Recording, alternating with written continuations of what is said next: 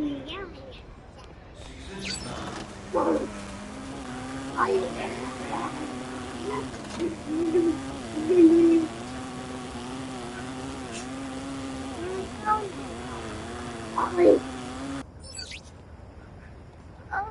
head was like that, Papa?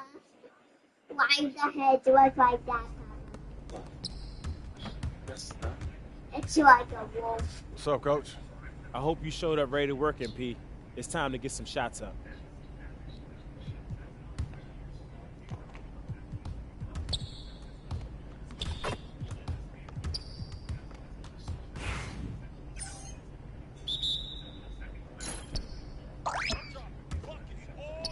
That's all you, MP. Come around. Oh, that's too easy. Oh, that's the win. Hey, give me that one.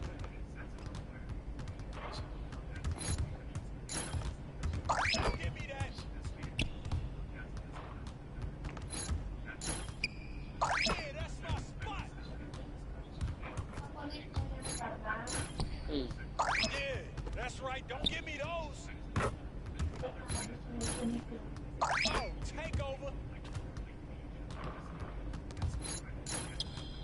Oh, downtown. Don't do silly jump. Play. Come on. That's you.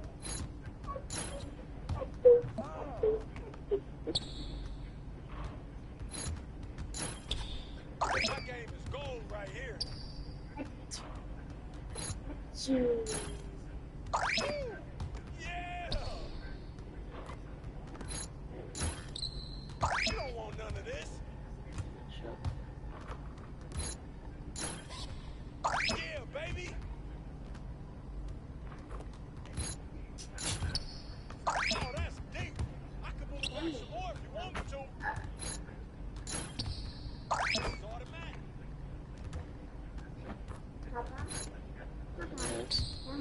Yeah, that was sweet. I don't know how to make this. What's up? Okay. Did you do it when you were kids? Let's go. Move around. Yes, sir. Look at that. It's all day. No, my phone. Brought your umbrella. Yeah, baby. Yo. Are you serious? You can hit it from anywhere. That was going in. Oh.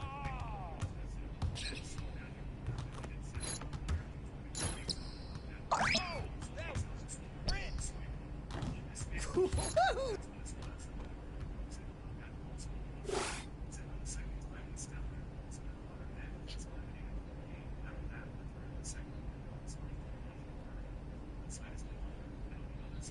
You see how you maintained your form despite your legs getting tired? That's what it's all about. Now that's great work. Thanks, Coach.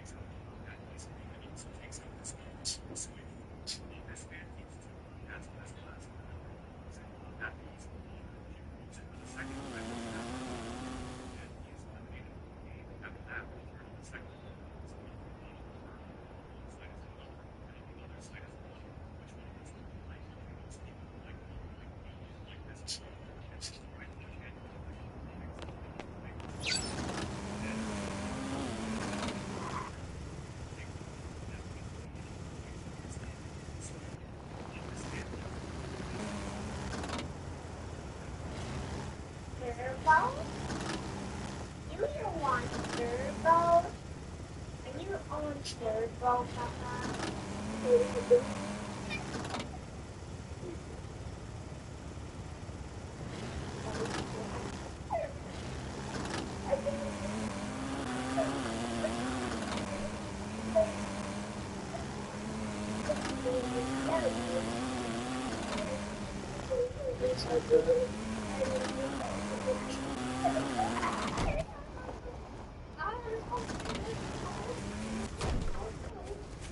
You're so fast. You're so fast.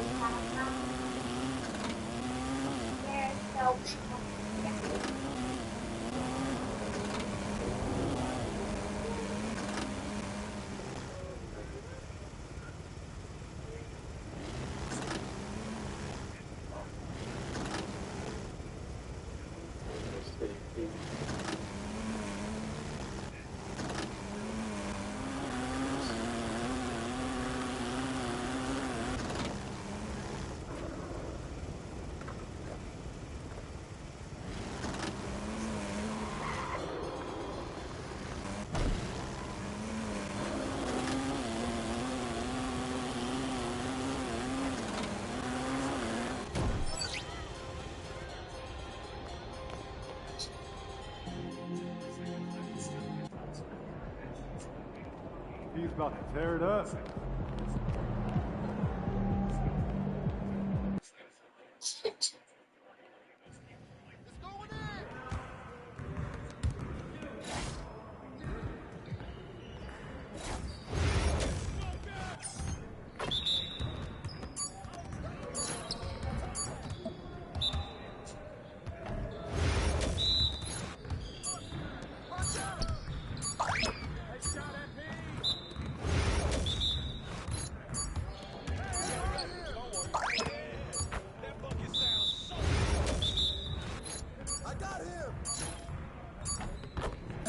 Should be like money in the bank.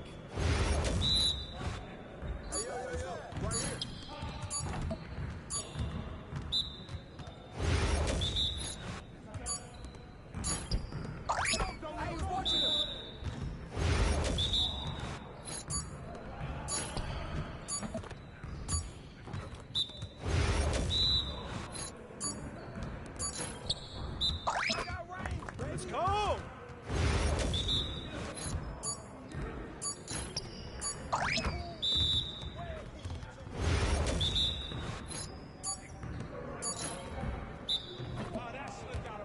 Come on, MP.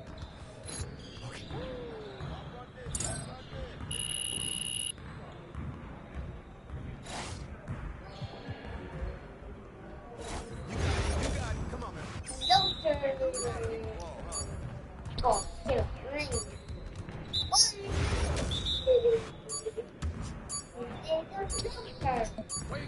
Let's go.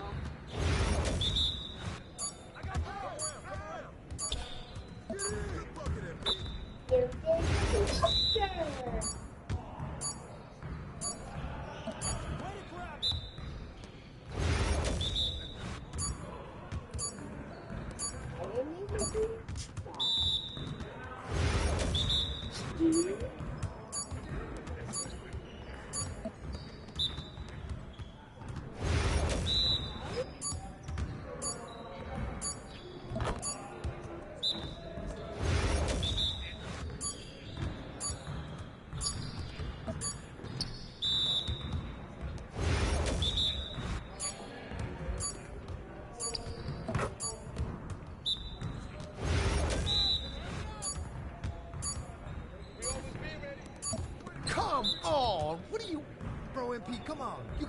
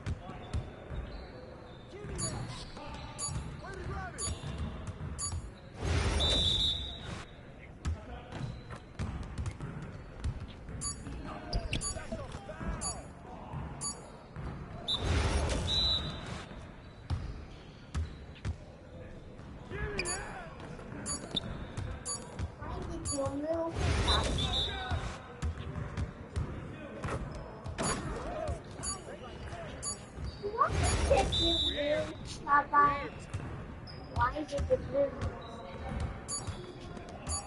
Papa, why did you lose? To be because what? Stories. Yes, sir. That's the way I back up my game.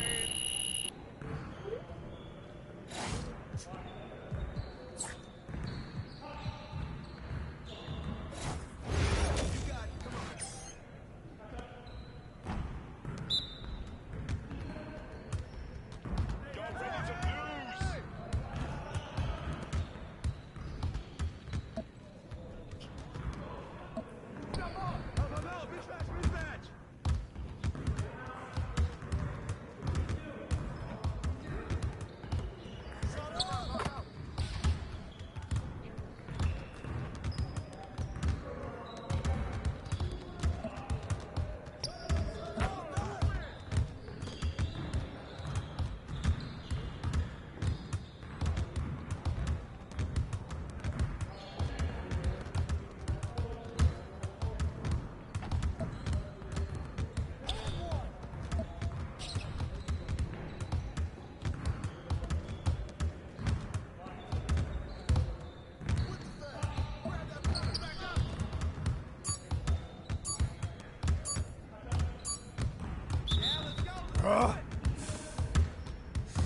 Your confidence is gone now.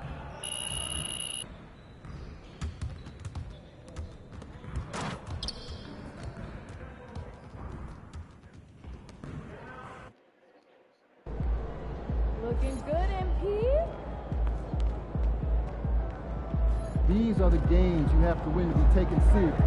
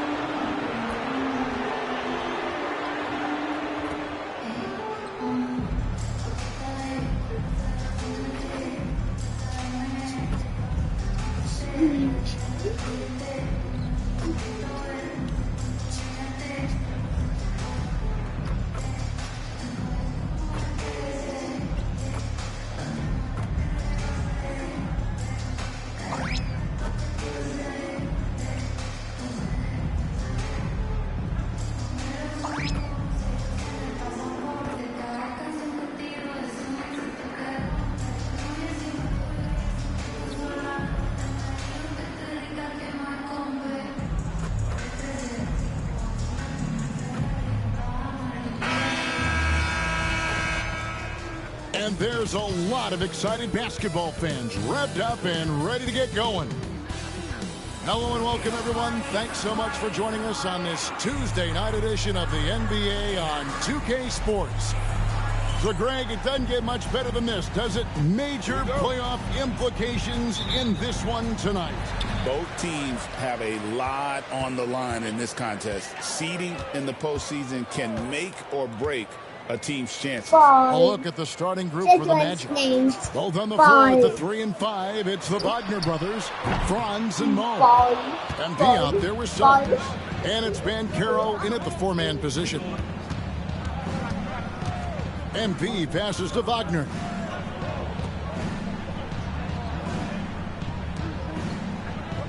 Some nice ball movement by the Magic. And now the fast break. Bridges with the ball. Yep, that one goes. Oh, it's exactly what you want to see from Miles Bridges. Assert himself, use that frame to convert through contact. Wagner passes to MP. Here's Banchero. From outside the arc. Wagner, and Wagner able to finish.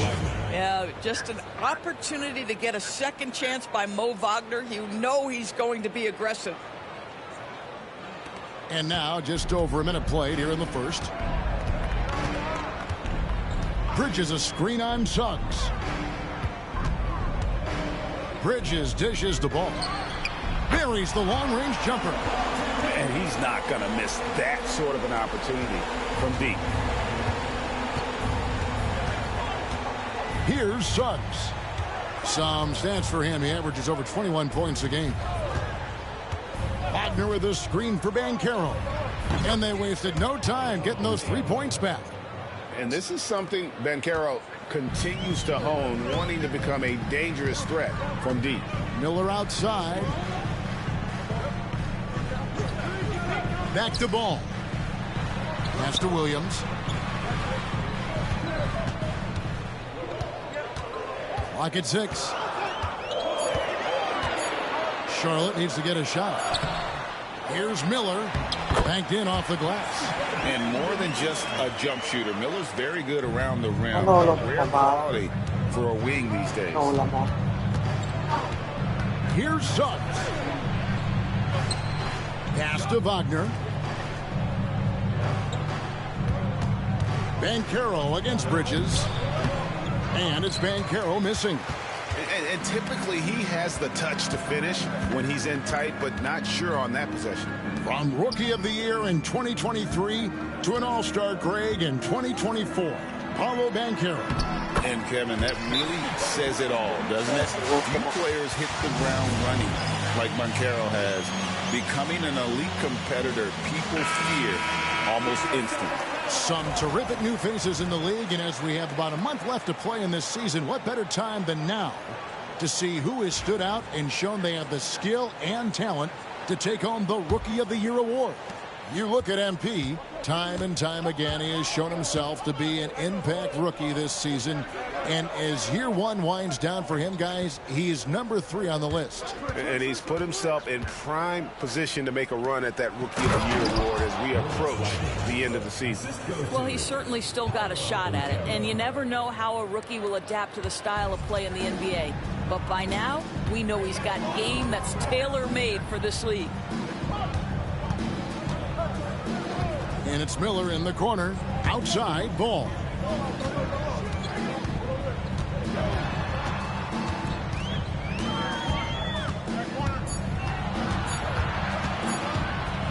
Puts up a deep 3. Rebound by the Magic. Their last game, a win against the Lakers, looking to carry it into this one. Yeah, torrid shooting in that one. Some of it was good play calling. Some of it was just making tough shots. Well, give credit to a couple of their guys for their complete locked-in nature. They were just focused, and they made everything they looked at. And I like to see this. They're calling his number early, and he's delivering. They know that if this guy goes off, their chances of winning rise exponentially. Pass to Miller. And here is Ball.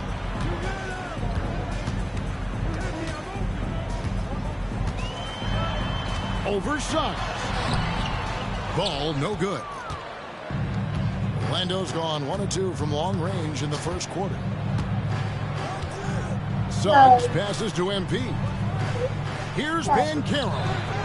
That doesn't go in. Had a chance, though, to take the lead. And here's Ball. They'll bring it up for Charlotte. Their last meeting was in Orlando, where they were unable to fight off the Magic. Yeah, and looking back at their last game against this club, they were badly out-rebounded. Banchero, a screen on Ball. MP, no good. And even without that 3-ball dropping for him, the defense should have done more on that last play. Miller kicks to Ball. From the high post. That one a tad offline to the right, but drops in for him. Ball's got 5.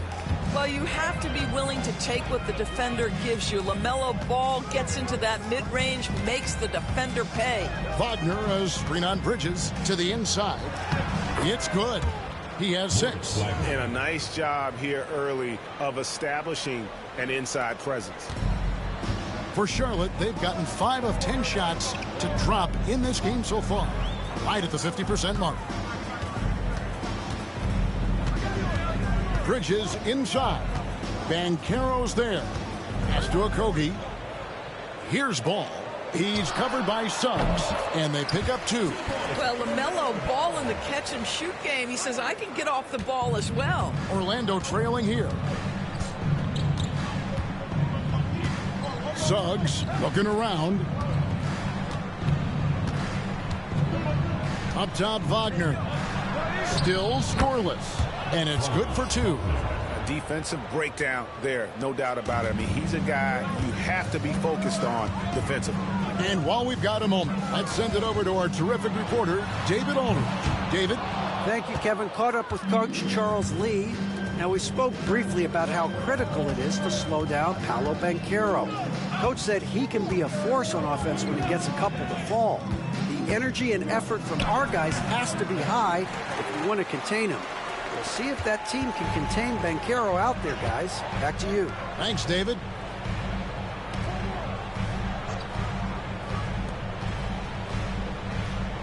Back to ball.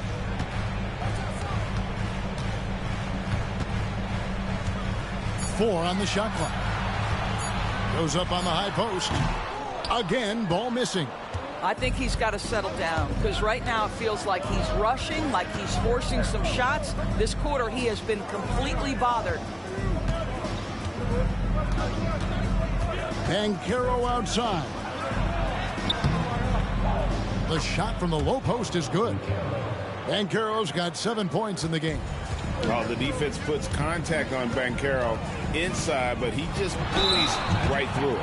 LaMelo Ball came in like a storm into this NBA, Doris, but hasn't been able to stay healthy since. It's so true, Kevin, and that's unfortunate because the skill is apparent every time he plays. He's a game changer with his size and his playmaking. The NBA is better off because of the flair and the style he brings when he is healthy. Catching up on the changes for Orlando. Jonathan Isaac, he's checked in for Wagner. Black comes in for Wagner. And Anthony subbed in for Jalen Suggs. Black dishes to Banchero. And he gets the whistle. 2 free throws coming up.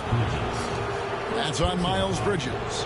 Looking at the Hornets, Greg, they're still in pursuit of their first trip to the NBA Finals. And, Kevin, I hope it happens soon because their fan base deserves it. They've stuck with this team through some difficult years. It's about time they get rewarded. Smith checked in for Charlotte.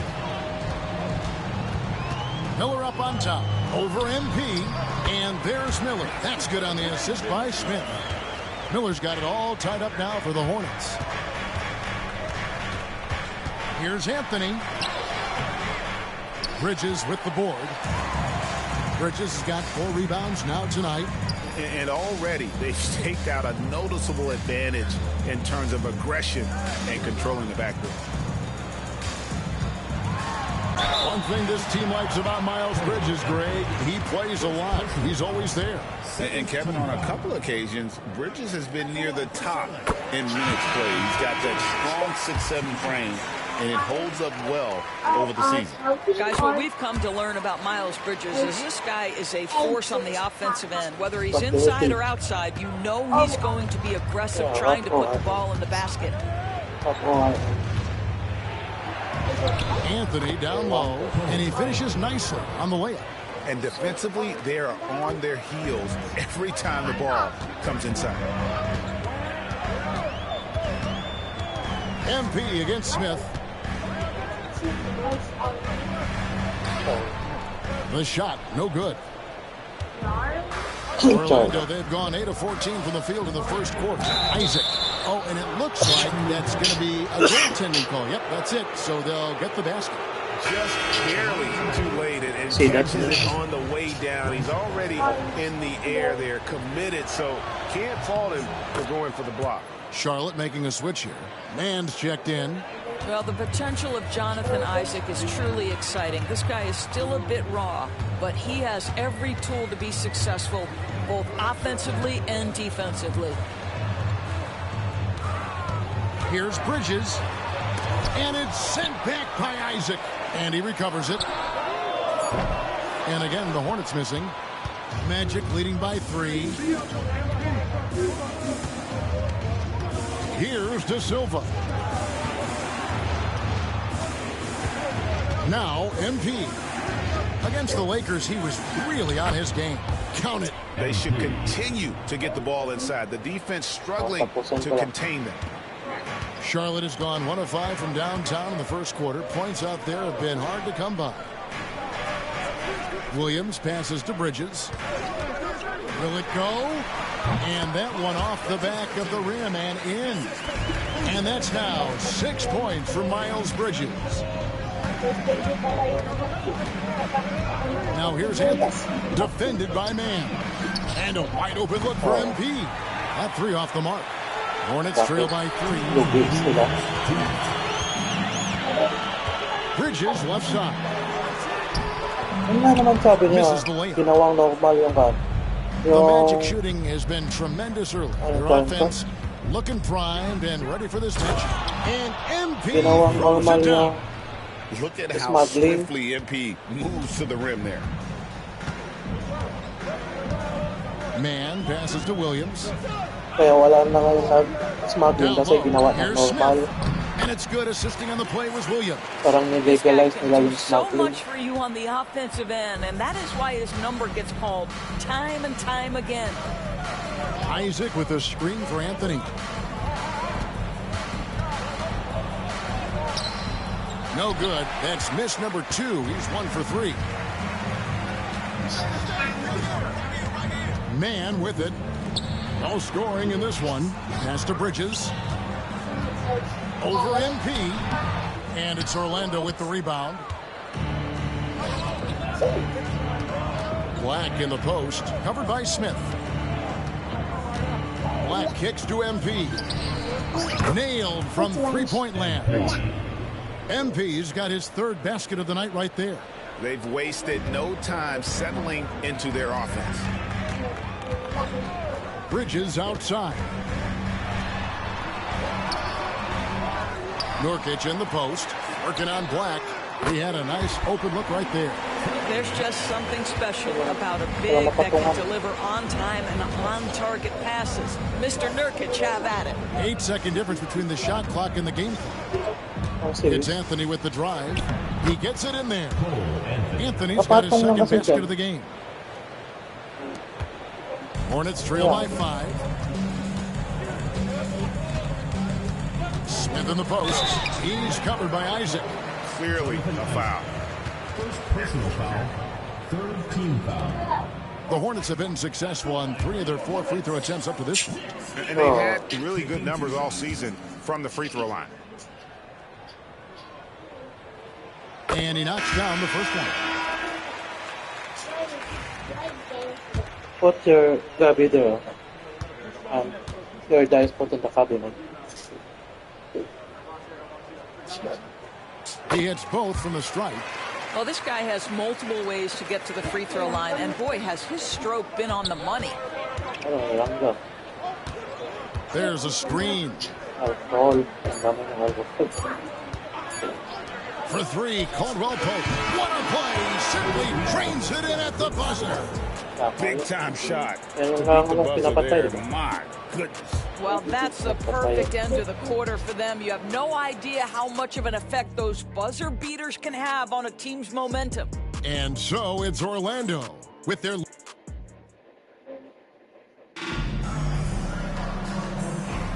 And for those of you just tuning in, the 2nd quarter of action is where we're at right now.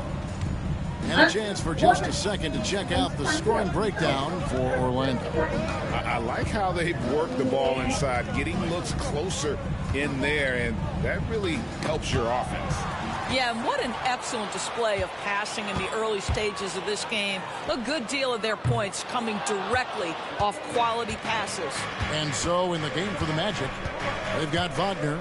Black is out there with MP. Then it's Contavious Caldwell-Pope. And it's Banchero in at the power forward position. And finished off by Banchero. When Banchero gets in tight, that's how he likes to finish. No layups for this big guy. He's all about the finish. Here's Smith. It's good for his 2nd make. He's made 2 of 3 so far.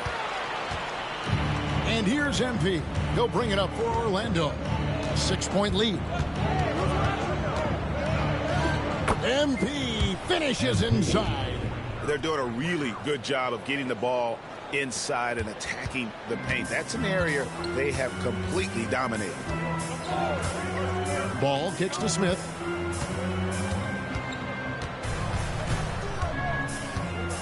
Back to Ball. Connects again from distance. And that last three now ties him for the franchise record for most in a season. You know he's looking for that next one. You talk about being locked in all year long. Next one sets the franchise record. What a season it's been for him. And with an update from the sidelines, let's check in with David Aldridge. Thanks very much. MP in the last game against the Lakers was tremendous.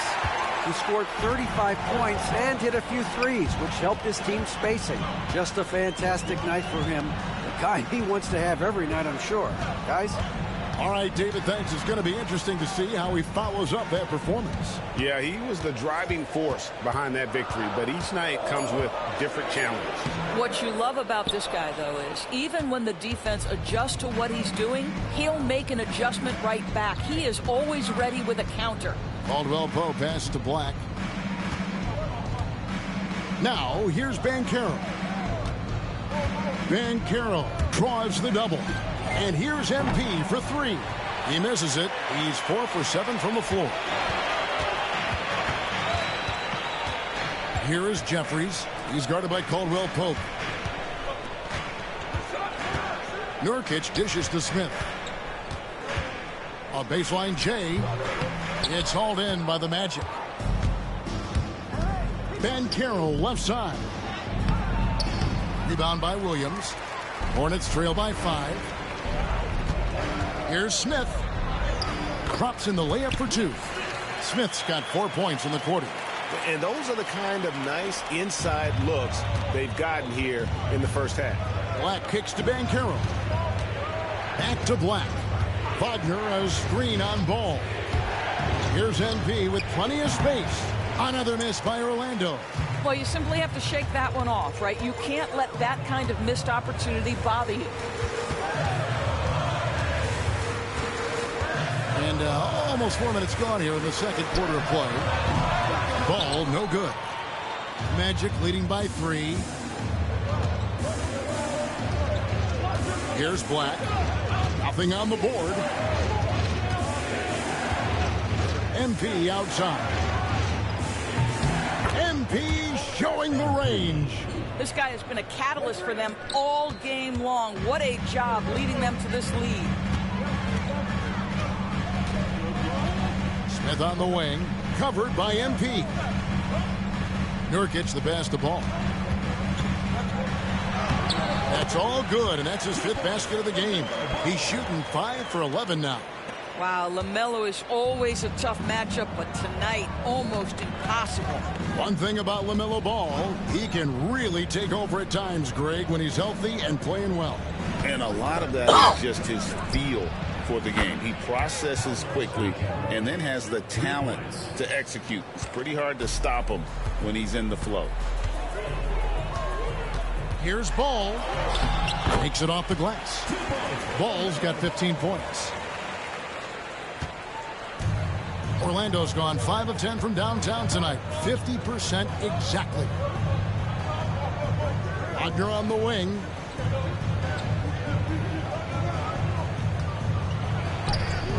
He makes another one. That's 4 up and 4 in to start this game.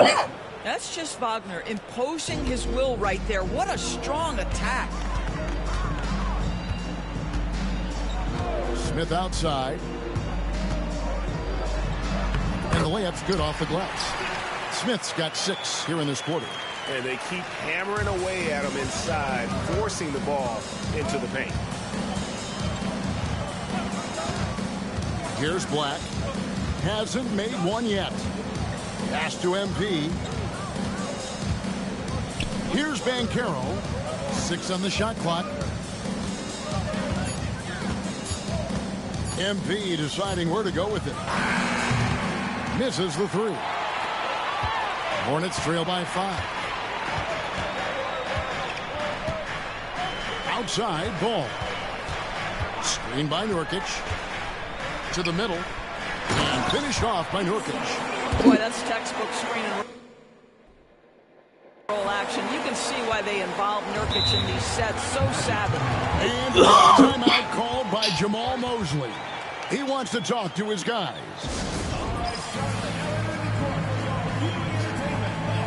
So it's both teams making substitutions here. Now a chance to take a look at some numbers for Jalen Suggs. And guys, for a measure of how he's performing offensively, look no further than the true shooting percentage. There's been a steady drop in his last 5 games, and he's got to be scrambling now to get that feel back. Wagner passes to MP. Hands it from downtown. MP's got 15 points. Yeah, the D with very little pressure on their perimeter shooters. 3 of the last 5 baskets they've allowed have been from beyond. Bridges outside. Inside, Williams passes to Okogie. Here's Miller. Another field goal for him. 4 for 6 shooting tonight. Not afraid to work on the interior. Mr. Miller, go ahead. And it's Banchero top the key.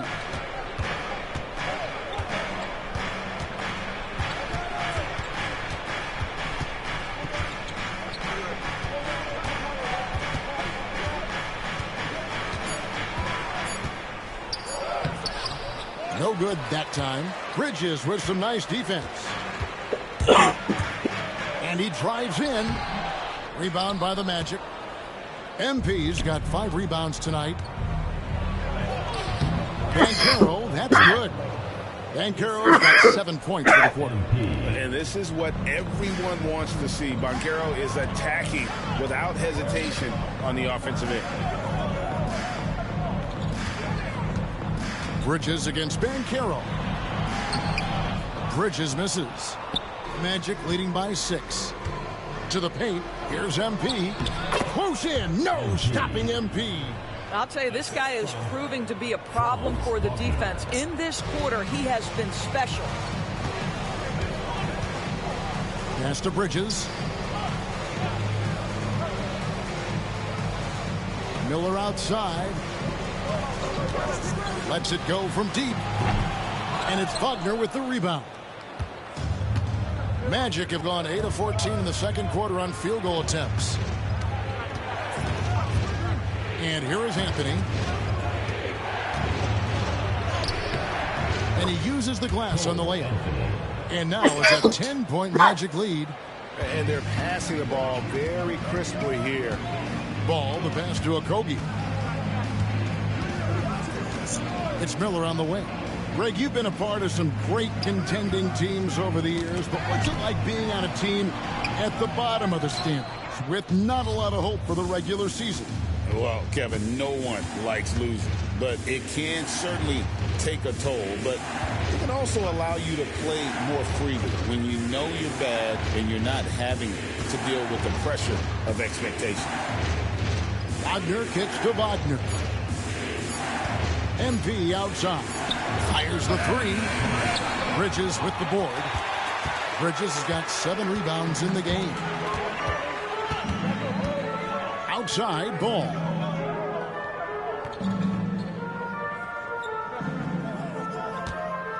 They need this one. And the shot goes down.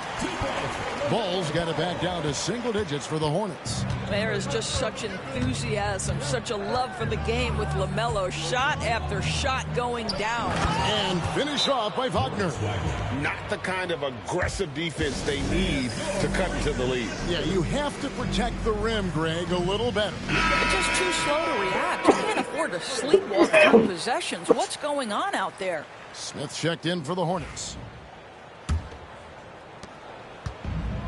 Charlotte's gone 1 of 4 from 3-point range in the second. Not a whole lot dropping out there for them. Miller kicks to Smith. Williams a screen on Anthony. Anthony against Smith. Down to 5 on the shot clock. Here's Bridges. Rebound by the Magic. Solid rebound there, and with the score like it is, that's an area where they can't afford to get lazy. Anthony, the pass to Wagner. The three-pointer, no good. And so Miller will bring it up for the Hornets, trailing by 10. Smith kicks to Bridges. 1:27 left in the first half. And a look now at the Hornets' upcoming schedule. On Friday, they'll tip off a road trip in Toronto where they'll take on the Raptors. Then on Sunday, they'll go up against C.J. McCollum and the New Orleans Pelicans. And for that game against Indiana, it's going to be a bit of a measuring stick for them. See just how they stack up with a team that most would feel has the edge. The Magic leading by 8. Pass to Isaac. MP outside. What a move, MP. And you look at this scoring outburst by MP. What's incredible is he still has room to grow. It's time now to hear from our Hall of Fame reporter, David Aldridge. What's the latest, David? Kevin, the new leadership in Charlotte has made it clear that it's not going in for quick fixes. The goal is sustained success, building with youth and development. Call it roster flexibility or a blank slate. But with some promising young players and more health, there's nowhere to go but up. Kevin? Health is huge. That's the hope. Hey, David, thank you. Isaac misses. That's too easy to miss, but somehow he finds a way to do it. And it's Smith penetrating. It's hauled in by the Magic. Wagner outside. Anthony finds MP. Orlando moving the ball around. Isaac. Rebound by Williams. Boy, against so little defensive pressure, you have to convert that. Smith the pass to Bridges. Miller against MP. Back to Bridges. And that one is good. Bridges has got 8 points. And so it's MP making things happen for Orlando. He's been a major threat from three-point range. Got 2 of them to fall in that quarter. He'll get you back to the action after this break.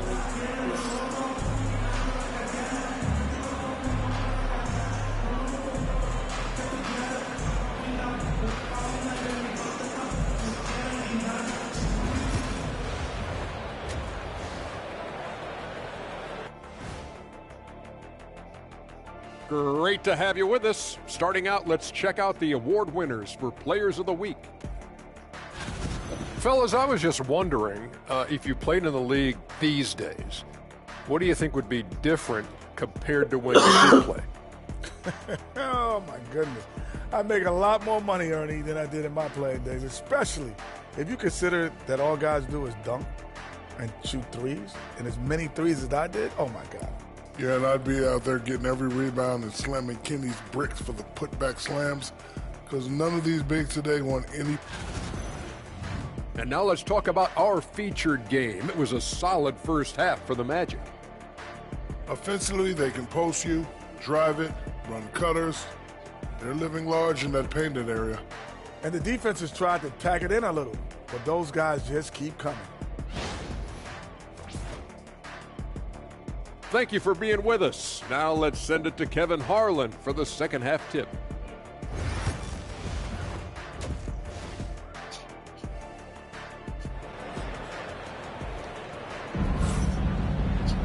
And if you're just joining us in this one, first half is in the books. 1 half to go. You look at MP in this one, he's been everywhere. He had a fast pass to the lane that first half. Got inside on demand. Now, this guy is such a good finisher on the move, and so far the defense has not been able to counter it. The guard spots filled in by Ball and Miller. Miles Bridges is out there with Mark Williams. And it's a Kogi in at the 3 spot. So that's the Hornets 5. Williams dishes the ball. And it's Orlando with the rebound. Suggs up top. He's covered by Ball. Here's MP. And MP throws it down. Oh, to have young legs. MP gets off his feet in a hurry for that finish. Bridges outside. Williams sets a screen for Ball. And again for three. And he shattered the franchise single season high for three-pointers made. Getting them up and connecting with high volume. He's been a flamethrower all season long. Suggs passes to Wagner.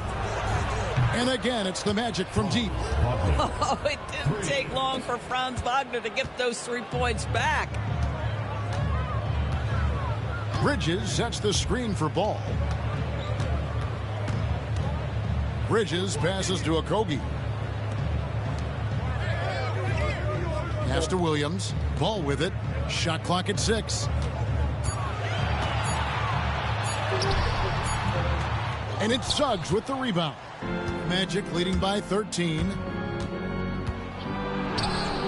And that one drops. And that bucket adds to what has been a big difference in points in the paint between the two teams.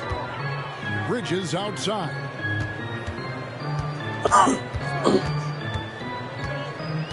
Outside Williams. Suggs against Ball.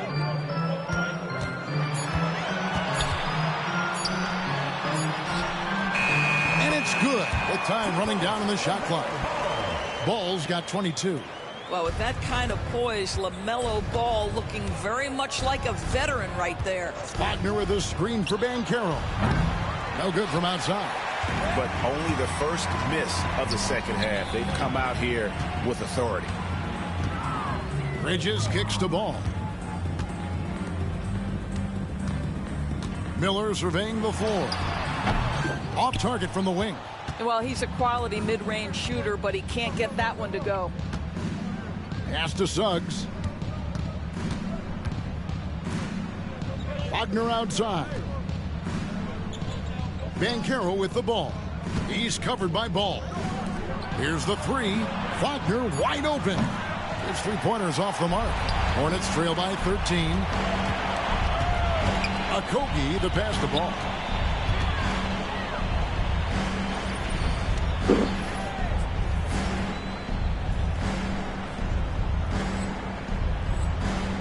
Here's Okogie. He has yet to score.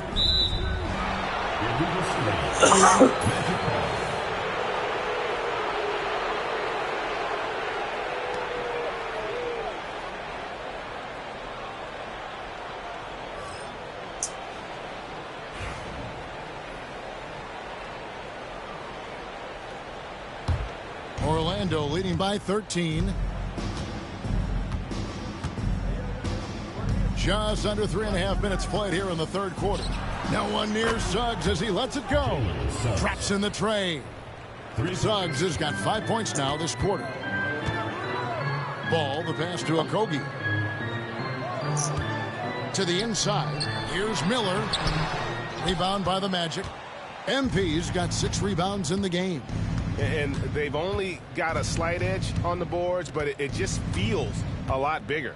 Banchero left side. Over Bridges. And it's Banchero missing. And being that close to the hoop, I thought he had enough room to finish that one. Outside, Ball. Wagner against Williams. Bridges, right side. Great defense that time from Banchero. Here's Orlando now. They're on a 13-5 run here. And despite his young age, we know Jalen Suggs has proven to be a tremendous leader. His teammates love playing with this guy. And a moment here to take a look at the scoring breakdown for the Magic. The three-pointers and how well they're able to shoot them. You wonder if they can keep it up, and boy, have they. I think tonight has also, guys, been about the lost art of the mid-range jumper. If you utilize that in-between game right, there's plenty of value in it. And Orlando making a change here. Black's checked in. Outside Williams. Ball against Suggs. Shot clock at 5. Bridges, no one around him. It's good from long range. Bridges has got 11. Miles Bridges getting more and more audacious from the three-point line. We see you, sir. Well, Doris, there's no question Miles Bridges is a talented scorer out on the wing. You are exactly right, Kevin. This is a young man capable of putting up 20 points per game on a nightly basis. Now I want to see Bridges take strides as a defender. He has to show more commitment on that end of the floor. Outside ball. Fires from deep. And it's Orlando with the rebound. They led by as many as 18 points. MP outside. Wagner with a screen for MP. Count that one. MP's got 26. The MP doing a great job letting the play develop, making the defense pick their poison. Miller outside. Here's Okogie. Still yet to score. Offensive rebound. Lost contact on the shot, and now a three-point play chance as he'll head to the line. You have to appreciate the doggedness and intensity on the glass. Wow. First trip to the free throw line for him tonight. Smith checked in for Josh Okogie.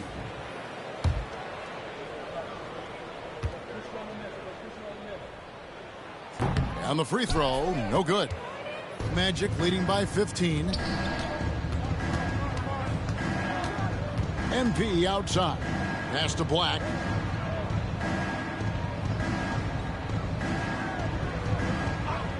Back to MP. Gets the three-pointer to fall. MP's got 10 points now just in this quarter. And he's on his way to putting up a big three-point total. Smith surveying the D. Now here's ball. Stolen by Caldwell Pope. Here's the break. Moving it up. Here's De Silva. Here's Black. He's averaging around 5.5 points a game. Good ball movement here by the Magic. Lets the three fly. The three-pointer is right on target. Black's got himself on the board with 3 there. The ball movement on this run has been fantastic and is a big part of why they've been able to get these good looks. On the wing, Bridges.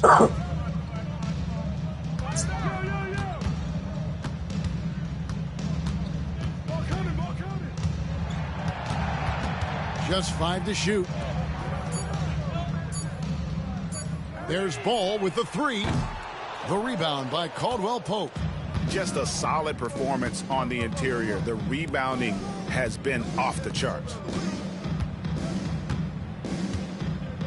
And here is MP. He's got 29 points.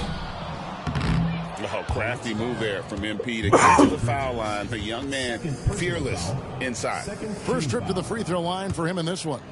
And he's shooting his free throws to the tune of 75% this season. Fairly standard numbers.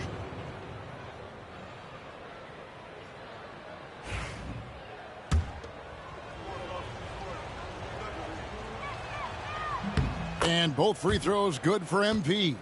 Impeccable from the line since halftime. Bridges outside. Looking to end the run. That's tipped. I'll tell you, this guy is doing absolutely everything he can to get himself going, but the team is struggling because he's struggling. De Silva with the bucket. Assists like that have typified their effort today. Terrific ball movement. Charlotte calls timeout.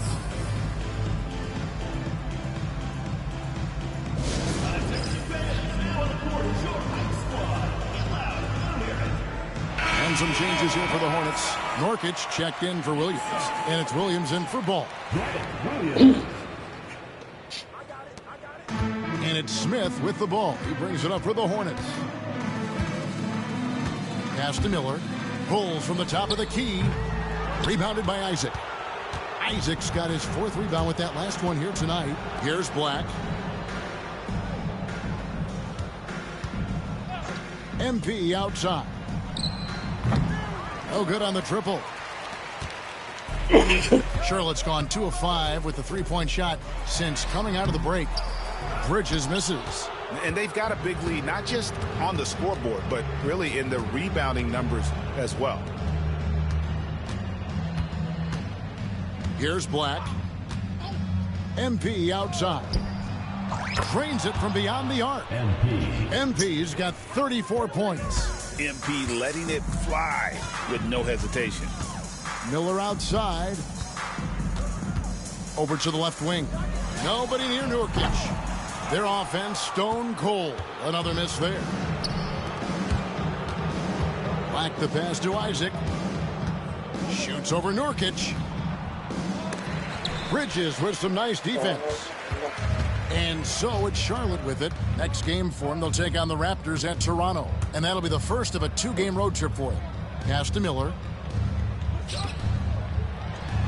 Score the basket, his 5th of the game. He's missed 6 shots against those 5 makes. And he loves that area. Miller can cause a lot of headaches for a defense with his ability from the mid-range. Here's De Silva. MP with it.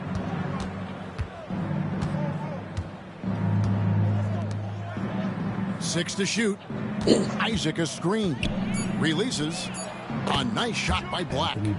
Black's got 5.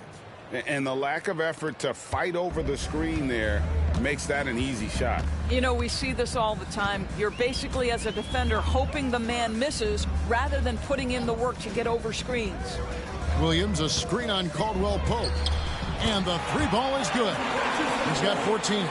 Capable of scorching you from the perimeter. When Bridges has a great look, he takes advantage. Pass to De Silva. Here's Caldwell Pope. Isaac a screen on Bridges. Here's De Silva. He's guarded by Williams. The 3 from MP. And it's Jonathan Isaac with the foul. That'll be his 2nd foul of the game. And the Hornets making a change here. Green's checked in. And a change for the Magic. And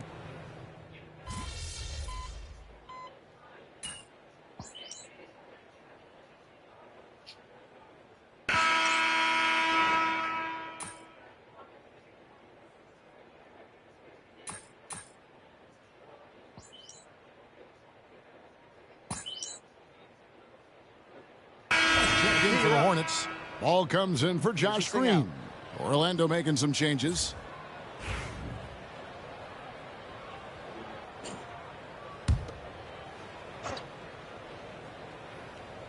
Around 3 minutes gone here in the 4th quarter.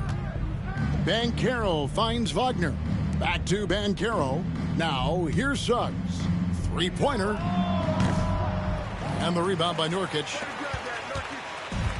The Hornets have gone 3 of 6 in the field so far in the 4th quarter. On the court for Orlando, Wagner and Banchero are the forwards. MP out there with Jalen Suggs. And it's Wagner in at the 5. Yeah, you love how LaMelo uses the contact to get to the line. This guy's IQ on the offensive end is something else. GA, what effect do you think the rule to limit flopping has had since it was put into place in the NBA? Well, I do think we're seeing less theatrics. And there were fines before, but a flop now might impact the game itself. So I'd say it's been a bit of a deterrent. A bit under 3.5 minutes have passed here in the 4th. Banchero is screened for Suggs. 5 on the clock. Nails the wide open jump shot. And with the lead, I like the strategy here. Continue to get the ball to guys who can do something with it. One thing we've learned in the NBA, the game is never over. So you've got to continue to score, continue to build your lead. You've got to find a way to get yourself going in some other way, because hoisting from 3 is not the answer. And the basket is good. Got it to go through on the contact, so a free throw coming up. A great opportunity for a 3-point play.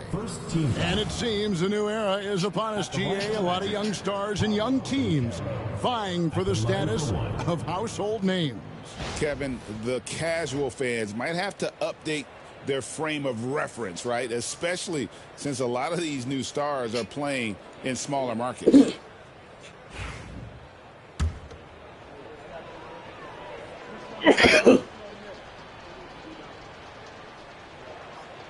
Paolo Banchero, a guy who not only has the frame, but he's got the mind and the work habits to be great in this league. Can't wait to watch.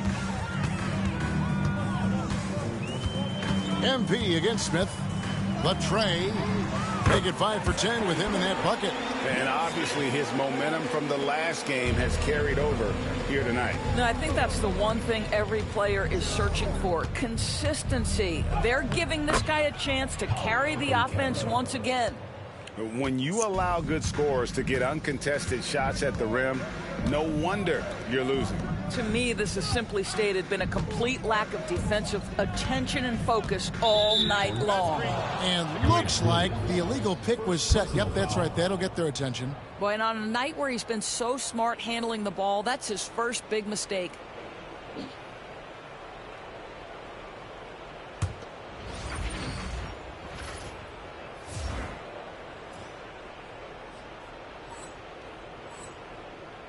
And Wagner's got the ball here for the Magic. Now, here's Wagner. Banchero has screen on Miller. Wagner with it. Now guarded by Nurkic. Wagner kicks to Banchero. And finished off by Banchero. Well, you watch Paolo Banchero and the offensive arsenal. This guy is just built to score the ball. Now Smith. Pass to Nurkic. Miller outside. And another three for Charlotte. It took a long time for him to get that first triple. Let's see now, though, if he can get going.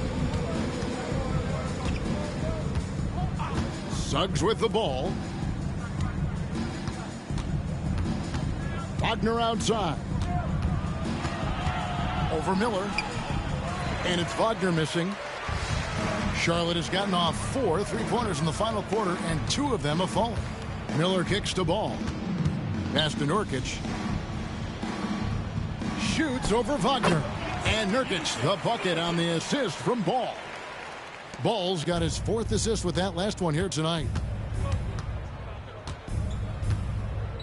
And here is Suggs. Wagner with a screen for MP. Bangs home the trifecta. MP's got 37. Well, you love that they've been able to rely on him time and time again. You love the effort here late. Smith dishes the ball. Pass to Nurkic. Outside, Ball. From deep. And it's Wagner with the rebound.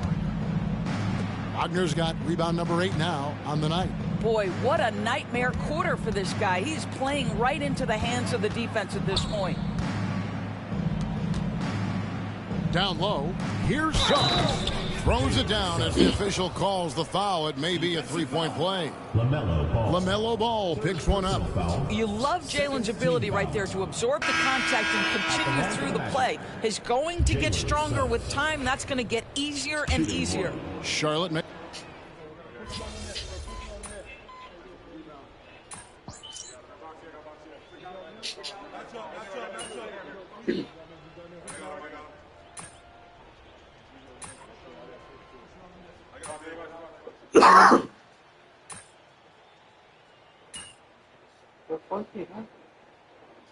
And so it's Orlando taking this one by a big margin. This one was over well before the final buzzer. The fans were waiting for something to get excited about, Greg, but they never got it. They sure didn't. I mean, they just...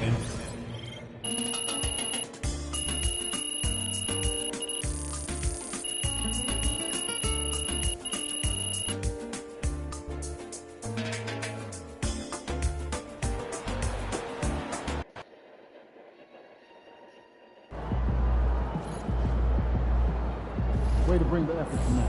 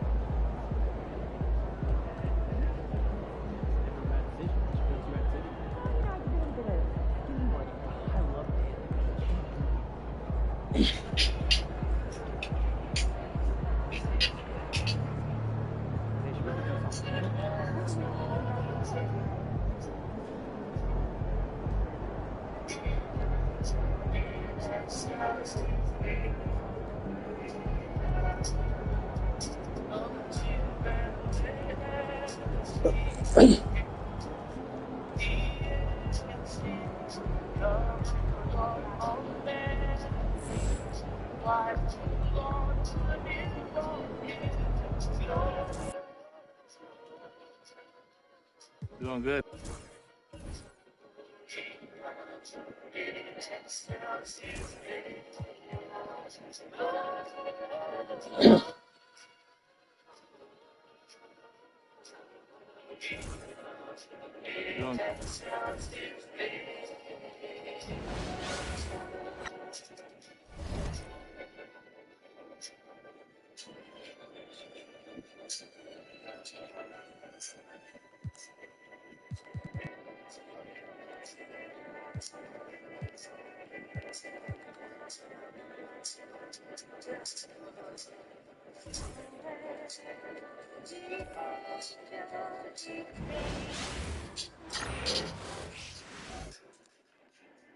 A quick peek into the locker room as the players get set for the game ahead, looking to make a big splash here tonight.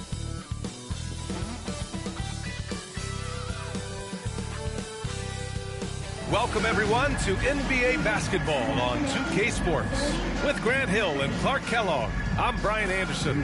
Allie LaForce is our reporter. And for an idea of how the league is shaping up right now, take a look at these latest power rankings. They're building some momentum right now and aiming for a spot in the top 5. Well, right now for the Pacers, they are showing some progress. Little by little, they're becoming a better team. Now, they just have to maintain this positive momentum. A look at Indiana's starting group. Nembhard and Mathurin, they're the wings. Pascal Siakam out there with Walker, and it's McConnell in at the 1. And for the Suns, Royce O'Neal is out there with Mark Williams. Then it's Dylan Brooks. Then it's Jalen Green, and it's Booker in at the point. You know, Grant, for players that move to a new team in the offseason, have they had enough time to get adjusted? Well, you know, B.A., it depends. Some guys blend right into a new squad, but for others, it takes a lot of repetition to get a feel for your teammates. Shot from the top of the key. Up again. Great positioning on the putback. Way to work the glass, buffet style. Second chance buckets. They can make a big difference. McConnell passes to Walker.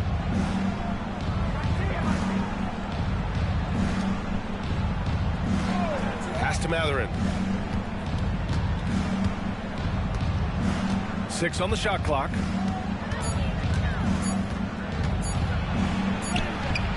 And it's good with time running down on the shot clock. Great body control allows Matherin to finish through contact. Brooks against Matherin. Williams, a screen on Matherin. Here's Brooks. Goes to the fadeaway. Interesting choice going for the fadeaway. An unnecessary flourish in that case. Pass to Siakam. Back to McConnell. And it's Phoenix with a rebound. That's exactly the look they wanted, guys. Right guy, right play, wrong result. Here's Booker. Misses, and you know he wants that one back. You got to move past that one. I mean, they'd want him to take that again. Well, you know, I hear you. That's a good look, but when you're that wide open, I think you got to knock it down. Now here's Siakam. His numbers are solid, putting up around 18 points a game. Nembhard outside, shoots over Booker. Brooks with the rebound. That's a shot he'd like back. He's usually going to make those. Outside O'Neal. They set the screen. Pass to Williams. It's Booker on the wing. What a terrific move that is. There's nothing you can do if you're the defense. Booker is so solid at muscling shots in through contact. Outside Matherin. Back to McConnell. Now Siakam. He's covered by O'Neal. Siakam looking it over. Ooh, and he took a hard foul on the shot. So he'll head to the line to shoot a pair. That one on O'Neal. And one thing that Siakam has always had a knack for, Graham, cutting to the rim and finishing plays. Yeah, he plays so well when he has space to move. He's just great off the ball, and that fits with any team. His ability to convert at the rim makes his cuts that much better.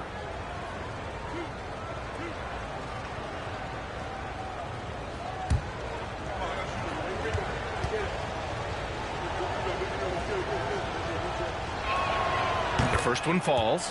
Yeah, shooting more free throws as his career is going on. Siakam wants to get that percentage up.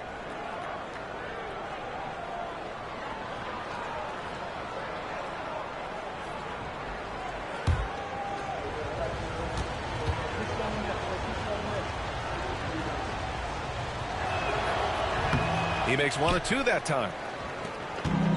The Suns have gone 3 of 5 here in the opening quarter. Siakam against Brooks. Now here's Booker. The D's right on him. Williams, a screen on Siakam. Brooks from outside. Walker pulls down the board. Pacers trail by 3.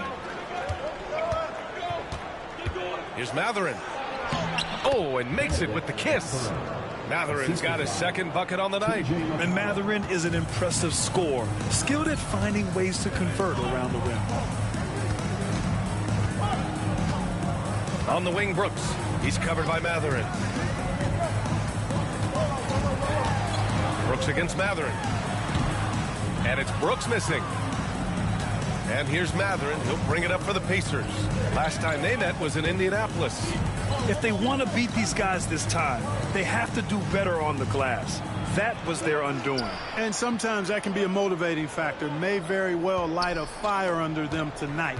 Nobody likes to be dominated on the glass like that. Now here's McConnell. No points yet, so they take the lead. And you got to defend better than that. I mean, that's a good look for him. And you do not want to let him get going early because that can get you cooked. Here's Brooks. He had a 12-point outing in their last game against Portland.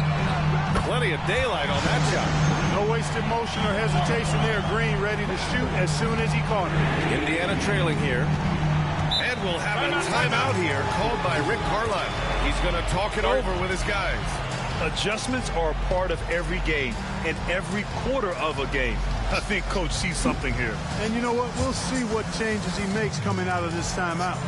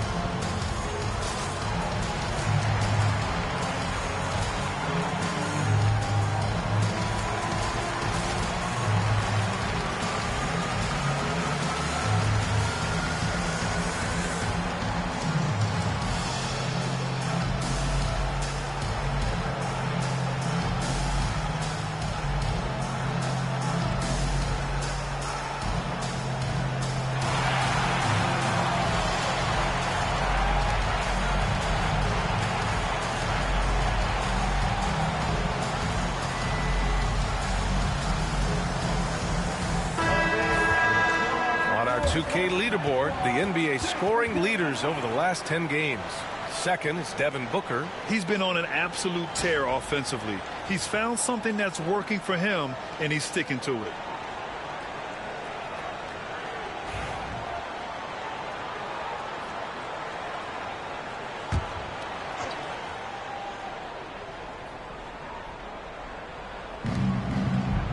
McConnell finds Walker. Kicks it out to Siakam. Good, and it's Walker who picks up the assist. And just so accurate off the pass. I mean, I love whenever Siakam decides to go right up with it like that. Outside, Green, pass to Brooks. Outside, O'Neal. Outside, Green. Clock at 6. For 3, Booker. It's rebounded by Indiana. Guys, this hasn't been his quarter. I mean, to me, he just doesn't look completely comfortable or confident. Well, there's no question. Pascal Siakam has raised the ceiling of this Pacers team. Yeah, absolutely. He complements Halliburton's up-tempo style very well. And defensively, he shores things up with his ability to guard 1 through 5. He's got his first free throws of the night right here. Yeah, guys, I mean, he's been a very steady hand for them when it comes to his free throw shooting.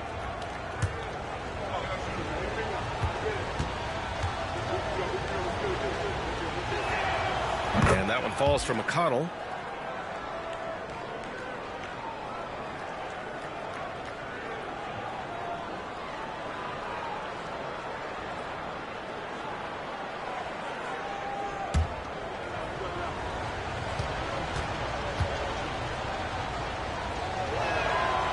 He's off on the second.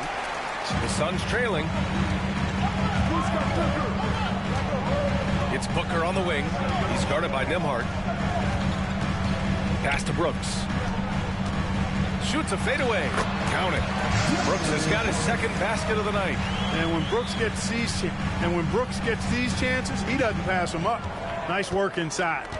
McConnell passes to Siakam. Williams grabs the board.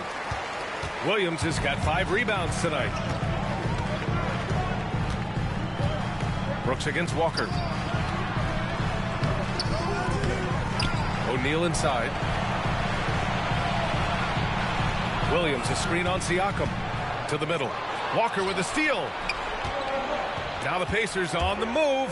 Siakam with it. Checked by Brooks. Yeah, sometimes I think the 6'9" length of Siakam surprises opponents. He's able to go through or over contact. Now here's Green. He's coming off a 10-point game against the Trailblazers in Portland. Pass to Booker. Screen by O'Neal. From downtown. Booker can't get it to go. Boy, just cannot buy a bucket, guys. And tell you what, that's a painful quarter for him, and it's painful for me to watch, too. It's just such a long and powerful player. I mean, once Siakam gets inside like this, he's ready to jam. Boy, they need something to go to regain some confidence. No question. Way too many empty possessions for them. Yep, that one's good. And they may have talked about shot selection coming into this. And we'll have a timeout here called by Rick Carlisle. He'll take the opportunity to regroup. They come into this one following the loss to Atlanta. There was just no sense of urgency to hit the offensive glass. They have to be disappointed in the lack of second chance points. Yeah, I agree. Hard to win games when every offensive possession is one shot, then a jog back the other way to play defense.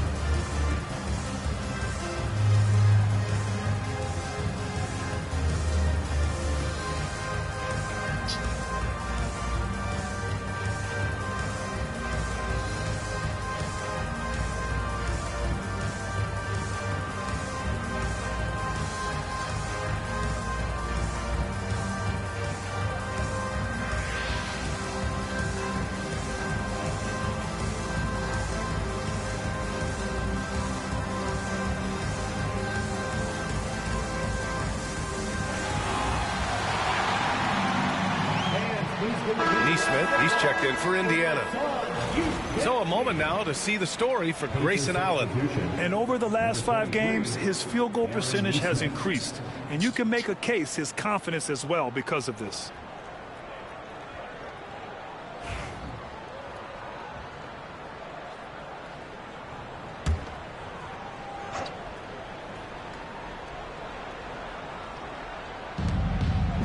Neesmith passes to Walker. Nembhard with it. So it'll be 2 free throws. He was fouled in the act of shooting. It's going to go on Jalen Green. And guys, let's get your take on the scoring breakdown for Indiana. To me, it's been the ball movement. That's been the key. I mean, going from good to great. Not settling for a good shot, making that extra pass, keeping the defense off balance, and taking great shots. You have to like the fact that they're not settling at all. I mean, they've really made a point to get the ball down inside and challenge that interior defense. And he drops a first. And you think about the value Andrew Nembhard provides. Clark, he really excels at running the offense. He's the quintessential point guard, B.A. Has a great feel for setting up his teammates for what they're trying to get done. Plays with tremendous pace and great confidence. Typically doesn't over dribble and is unafraid of any moment. And good on the second, so he makes them both. Suns trail by 4. Brooks outside. Down low. And the shot counts. He's fouled, and it's a chance for a 3-point play. First personal foul. First team foul. Phoenix shooting their first free throw of the night here. Those are good numbers for any team. I mean, they can feel extremely good about their free throw shooting percentage this season.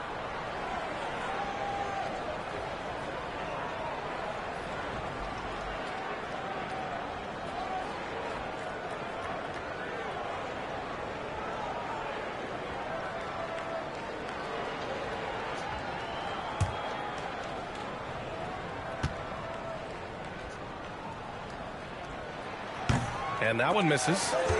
Here's O'Neal. Oh, a clear foul there on the missed shot. So he'll get a pair at the line. Second personal foul. Second team foul. Phoenix shooting their second and third free throws tonight. Taking 2 shots.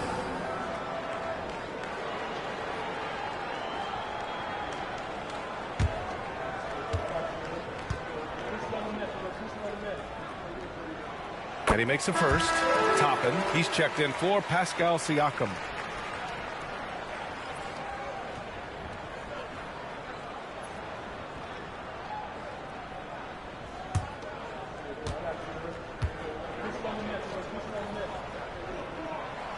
gets them both. McConnell with it. He's been a consistent contributor, averaging just over 11 a game. Oh, got a piece of it. It's stolen by Green. And now the Suns fast break. And from the sideline, let's catch up with Allie. The Pacers have a star tandem with Tyrese Halliburton and the newly re-signed Pascal Siakam, who set his all-star point guard. His knowledge of the game and his desire to win and get better, that's all you can really ask for from a young player. Out there on the floor together, I think it's naturally just a fit. Brian? Okay, Allie, thanks. Boy, they dodged one there, guys. I mean, he got the wide open look that he wanted, just didn't knock it down. Booker. Again, the Suns good for 2. Yeah, Booker sees how they're defending him and just takes what's there.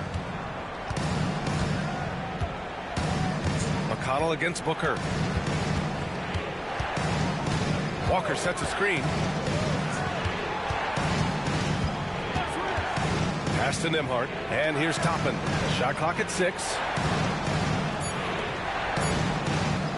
Walker for 3. Brooks with the rebound. Yeah, you know, he usually makes you pay from that range. And here is Green. He's guarded by Nembhard. Booker surveying the D. And he converts the layup. And now it's a 6-point Phoenix lead. Looks like we're starting to see a pattern here. Not afraid to get in the paint and get wet. Well, I agree with you. 4 of their last 5 baskets have been exactly of that variety. Now here's Neesmith. 11 points for him last game against Atlanta. And he didn't just put up big points. He beat everyone to the boards. Booker against McConnell. Booker, the pass to Brooks. Jacks up a 3. And there's Booker. That one's good. On the assist by Brooks. His efficiency has been a big factor in helping them capture this lead. Here's McConnell.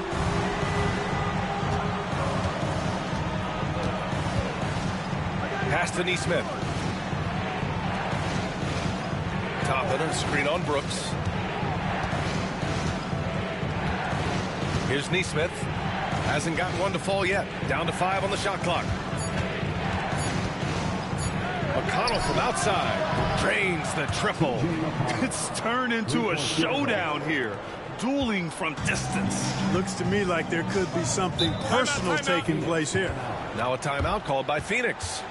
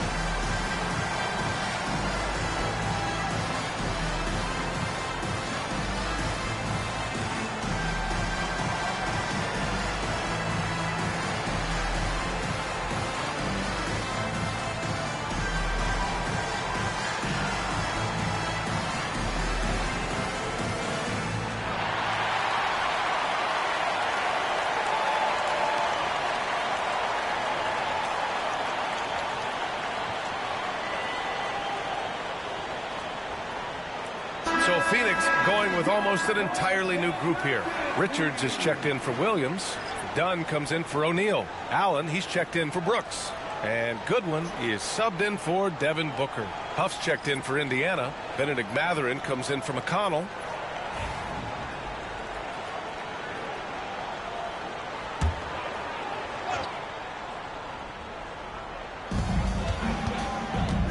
Allen, the pass to Green.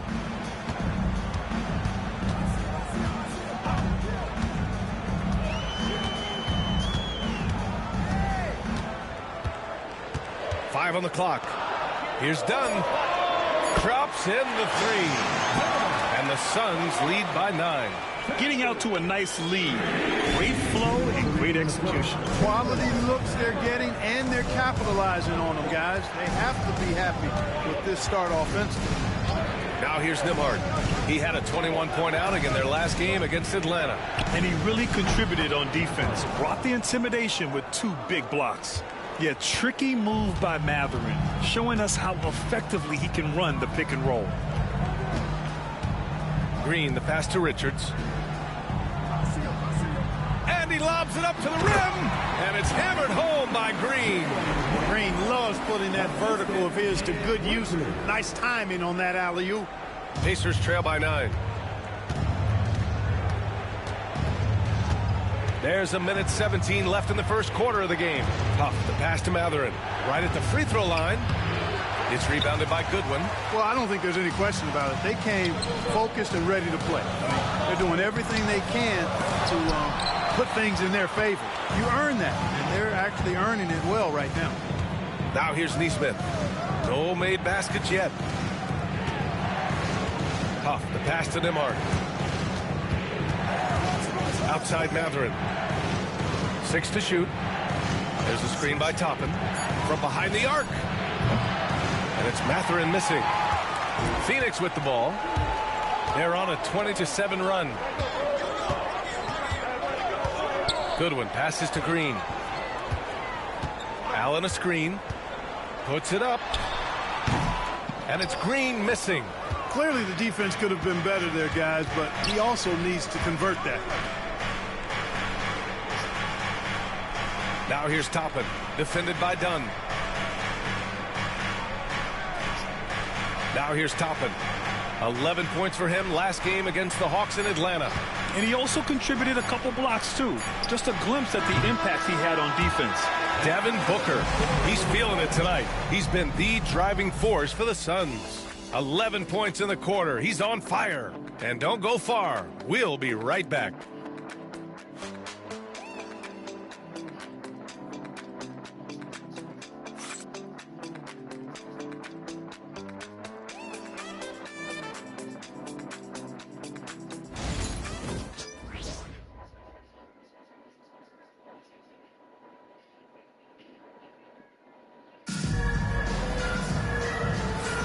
And so far through one quarter, it's been a lopsided game. We'll see if that changes here in the second. And let's take a moment to get your take, guys, on the scoring so far for Phoenix. They've done a great job facilitating so far. So moving the rock and finding the open man, just great selfless basketball. Something else they've been doing really well is shredding that defense by getting all the way to the rack. They've been absolutely fearless in attacking the paint. And Indiana looking at who they've got. Mathurin at the 2 with Nesmith at the 3. Then it's Obi Toppin, and it's Dennis in at the 1. And a slam dunk by Toppin. Getting elevated is something Toppin has no problem with. Give him airspace at your own peril. Booker with a screen on Mathurin. Here's Goodwin. He's covered by Mathurin. Goodwin, no good. Pacers trail by 7. Here's Dennis. Left side Mathurin. Pass to Huff. And that's good. His first bucket of the game. Well, Clark, playing time is so difficult to come by. So what's the best way to stay ready if you're on the end of the bench? Yeah, that's a good question, B. I never experienced that as a starter in the short career that I had in the NBA. With all the travel, I think you just got to make a commitment to get in the extra work between the few practices that you have. So it's really being self-motivated as an individual to be professional and anticipate that you're going to be ready if your number's called.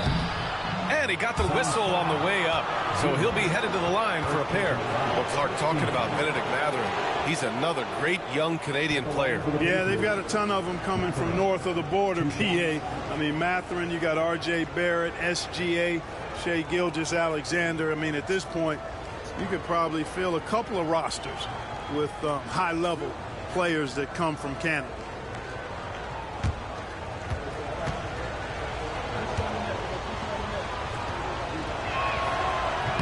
That free throw good from Mathurin. Pretty easy to get excited about Benedict Mathurin's potential. He's got a high motor and a terrific set of athletic skills. and the ability to knock it down. And the Pacers making a change here. Shepard's checked in. Both free throws good from Mathurin. Already a very confident player. Knocking down those free throws only fuels that. And just about a minute and a half has passed here in the second quarter. Hammers the lob through. Woo! I just love that alley-oop slam, B.A. Defense disorganized, defense pays. Boy, I tell you what, guys, this is really getting close to being real ugly. Outside Mathurin. Pass to Shepard.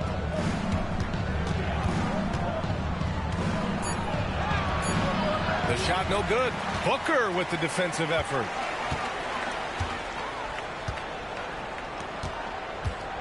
Dunn outside. Here's Goodwin. Lets it go from deep.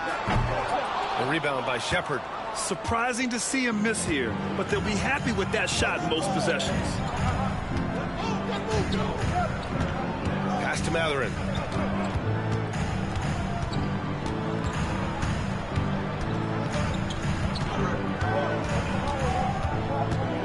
Toppin outside. Shoots. Can't nail the jumper. The Suns lead by 8. Here's Allen. And count that. 2 points and a chance for one more at the line. Yeah, great awareness there from Booker. A selfless team-first player. First trip to the free throw line for him tonight. At the line for Phoenix, Grayson Allen. One shot.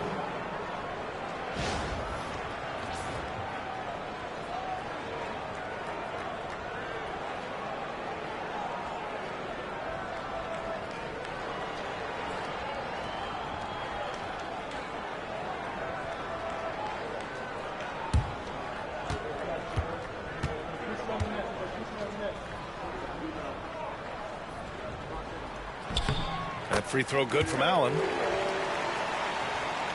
And we're now a little over 2.5 minutes into the second. And it's Rick Carlisle calling timeout here. I think right now he must be looking at some adjustments.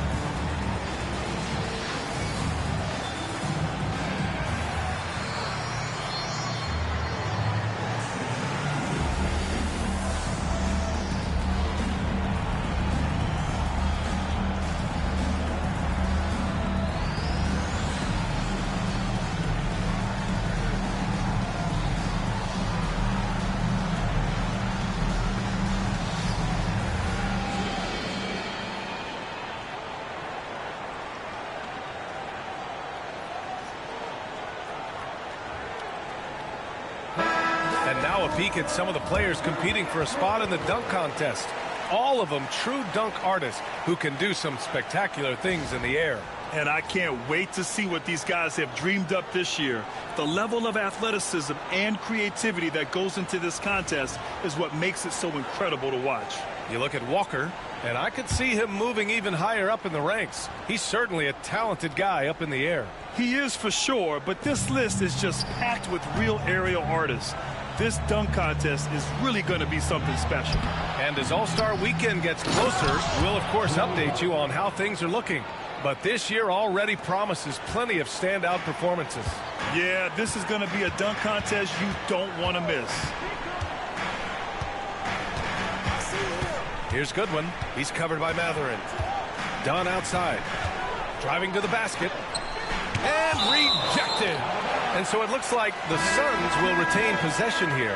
Phoenix making some changes. Williams is checked in for Richards. And it's Brooks in for Goodwin. And the Pacers also making a change. Jackson is checked in.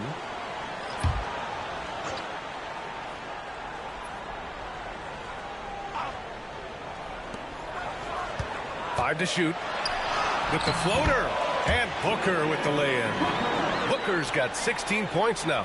If there's anything Booker can't do on a basketball court, I want to know all about it, because tonight he's doing it all. Pass to Shepard. They set a pick. Three-pointer. The Suns clear it. Williams has got rebound number 7 tonight. Booker, the pass to Williams. Back to Booker. Williams with the screen. The three. He can't hit that time. And he almost made them regret defending him so loosely. Toppin, a screen on Booker. Pass to Shepard. 4-3. Rebounded by Dunn. Brooks has got the ball here for Phoenix. They lead by 11, largest margin of the game. Next up on the schedule, the Nuggets, a home game. That'll be the second and last game of a quick homestand. Their ball movement on this run has been tremendous. It's led to a lot of good, clean, open looks. Booker against Jackson. Here's Shepard. That basket is good. Off the assist from Jackson. Gotta fight harder to get over those screens. Well, I'm going to credit the screen. I mean, that's a good, strong pick he lays there. Booker finds Williams. Here's Allen. Dunn outside. Pass to Williams. Brooks outside. Now here's Booker. Lets the three fly. Allen, right side. Williams with the screen. Second chance effort. Allen can't get it to go. Pacers trail by 12. Boy, they'd love if anyone could get a bucket. Yeah, their offense has been grinding to a halt. Back to Neesmith. Nice pass, nice catch, and a resounding dunk. I'll tell you what, it's good to be his age. Yeah, I don't have memories like that at my age, though. Yeah, it does make me look back a little bit, but I could never throw it down like that. But it sure does look good. Brooks, nice dish, and the layup goes down. Brooks has got 6. A throwback wing. Dylan Brooks is very comfortable working down low. Back to Jackson. Ooh, great D that time from Dunn. They've had a slight leg up on the boards and a big leg up on the scoreboard. Well, you take a look at all of the stats, the team stats, that is, and that's one of the many areas that they've had the advantage. As a result, they've got a big lead. Pacers trail by 12. Pass to Jackson. And it's good for 2. Jackson's got his first points of the night. And once more this half, they find a way to get great position inside. Dunn outside. Oh, plenty of contact on that shot. Officials call the foul, and he'll take 2 free throws now. It goes on Obi Toppin. The defense there doing whatever they can to protect the rim. Definitely saved the layup with that foul, and you'll make him earn them from the line, and that's what you want to see. Phoenix shooting their 5th and 6th free throws of the game.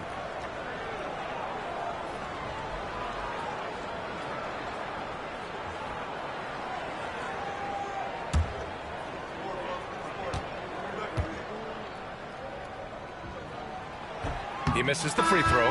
More and more we're seeing international players come into the league who are NBA ready, Grant. It really is a sight to see, BA. And some of those guys start playing pro ball when they're 16 or 17 years old. It toughens you up real quick playing against older competition at that age. And the Suns making a change here. Green is checked in. And he ends up missing both free throws. Pacers trail by 10. Pass to McConnell. Oh, Booker with a block. Green, the pass to Williams. It's good. Defensively, you just can't afford to give these easy looks up. Just asking to get burned if you do. This is his second trip to the free throw line in this one. O'Neal, he's checked in for Dunn.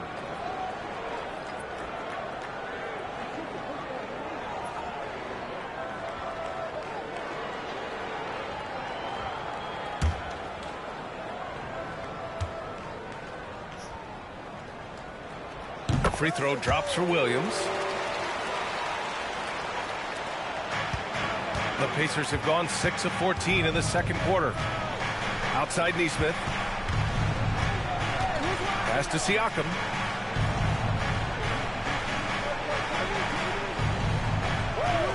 Nembhard with it. Green covering. Sinks it from distance. Nembhard's got 5 points.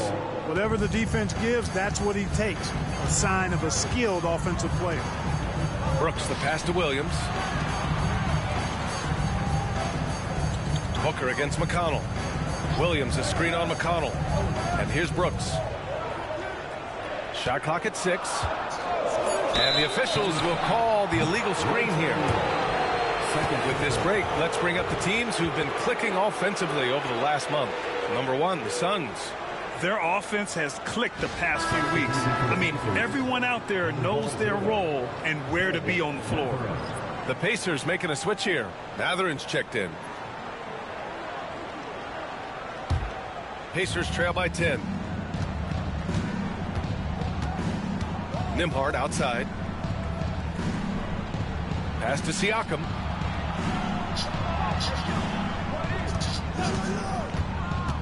Outside Walker for 3. It's good. And give the assist to Siakam. Back-to-back threes, making their defense work on the perimeter a bit. The Suns lead by 7. Booker, the pass to Williams. Here's O'Neal. He's covered by Siakam. For 3, Booker. Pacers with a rebound. Now McConnell. 6 points for him. Pass to Walker. The 3 is up. Another 3 for Indiana. Well, I think they're getting caught in that in-between zone, no man's land. Giving up 3 straight from beyond the arc right now. Now here's O'Neal. Tightly guarded. Now here's Booker. He's marked by McConnell. Knocks it loose.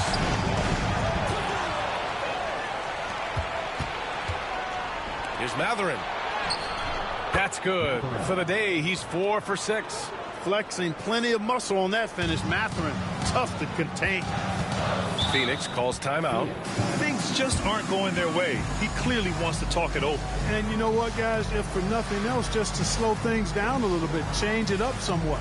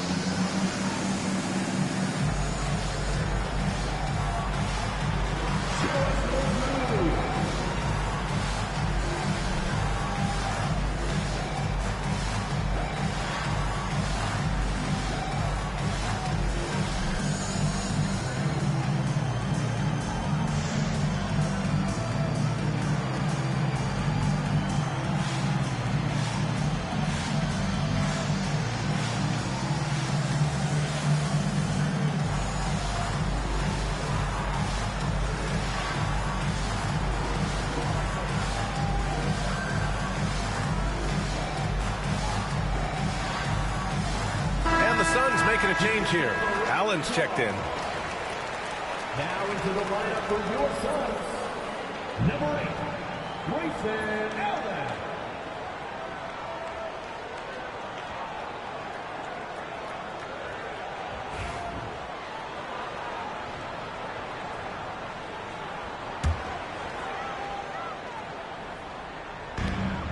Williams passes to O'Neal. Outside, Green. Back to O'Neal. Now here's Allen. He's guarded by Nembhard. Just 5 on the clock. Inside, here's Williams. Right side, O'Neal. Outside, Green. Allen with a screen on McConnell. And here's Green from the arc. Sends it home from 3-point land. Green's got got his third basket on the night right there. Clark, what catches your eye about Jalen Green at a fundamental level? Well, it starts with his pure explosiveness. That just jumps out at anybody because he's jumping over everybody, okay? The way he can get up and down the floor and hang and lift. And that's what stands out, his athleticism. And he's actually rounding off some of the rough edges in his game that makes him kind of scary as we go forward.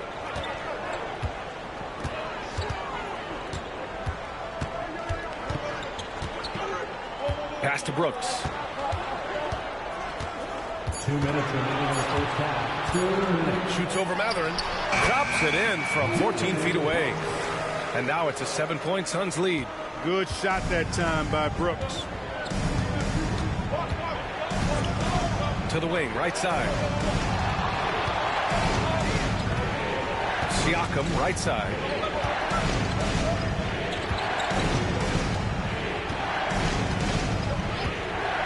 The three is up.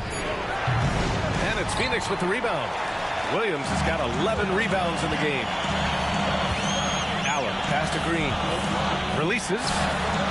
And it's in after a nice bounce off the right iron. Green's got 5 points in the quarter. Hey, Green understands you got to work to create your shooting opportunities. He knows that shots aren't just going to be given to him. Walker against Williams. Here's Siakam. Good, and it's Walker who picks up the assist. Siakam's got 10 points. Ooh, cooking it up down low. It's Spicy P. Allen outside. Outside O'Neal. Brooks from outside. The Pacers pull it in. And he probably thought he was going to bury that one. Nembhard outside. Walker sets a screen. Nembhard outside.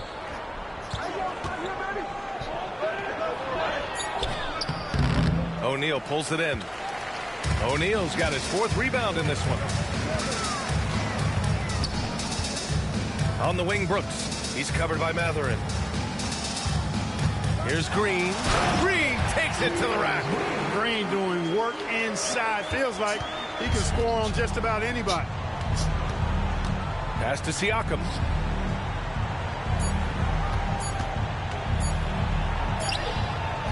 And that's not going to go. Misses at the buzzer. And so that's the end of the first half. Suns ahead, up 9. And time now for the halftime break with the third quarter soon to follow on 2K Sports.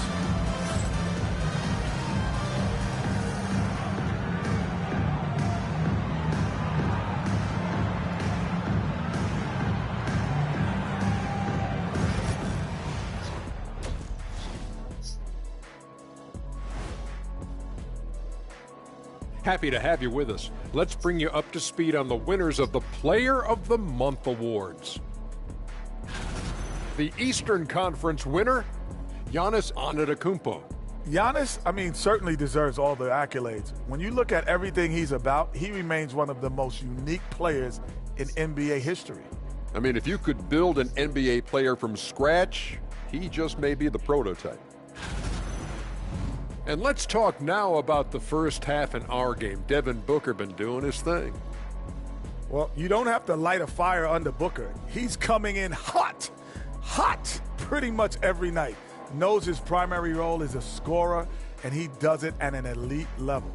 And he can make it look easy. Shoots the jumper the way it's taught. And that's it for halftime. Thank you for joining us. We send you back to Brian Anderson for the start of the third quarter.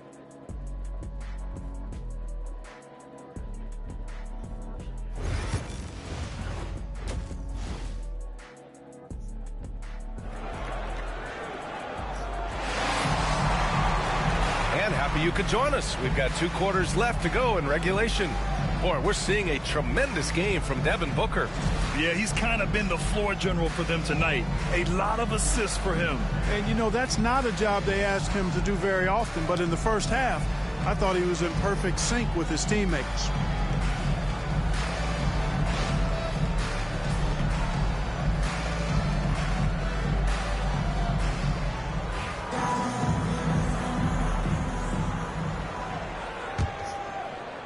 And here's Indiana now. They trail by 9. Next game against the Bulls at United Center. It'll be the 5th meeting of a strenuous 7-game road trip. Devin Booker out there with Jalen Green. Then there's Mark Williams. Then it's Royce O'Neal. And it's Brooks in at the 3. So that's the lineup on the floor for the Suns. And it's Green missing. Pacers trail by 7. Here's Matherin. Williams grabs the board. Williams has got rebound number 12 now. Tenacity on the glass. Brooks the pass to O'Neal.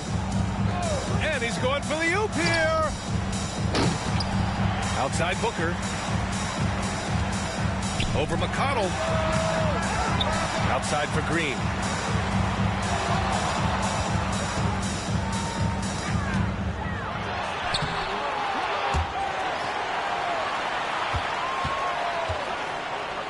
And there's a 3-second violation. And now in December, here's what the Eastern Conference standings look like.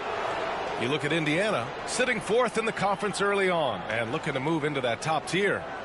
Checking out the Pacers. They've stayed within arm's length of the conference leaders. That in itself is an accomplishment at this point in the season. You know, I thought maybe they'd have it in them to actually join those leaders this season. But you're right, it's still nice work considering where they are. If they just continue to dominate the boards. Guys, I think they've simply been the more physical team, and that's why they're ahead. Booker against McConnell. Booker, the pass to Brooks. Yes, and it's Booker with the setup. Brooks has got 10 points in the game. A slight bump on that play. Brooks just kind of shrugs it off. Outside Matherin. Pass to Nembhard. Brooks against Siakam. Up and over Brooks. And Siakam gets it to go. 12 points for him.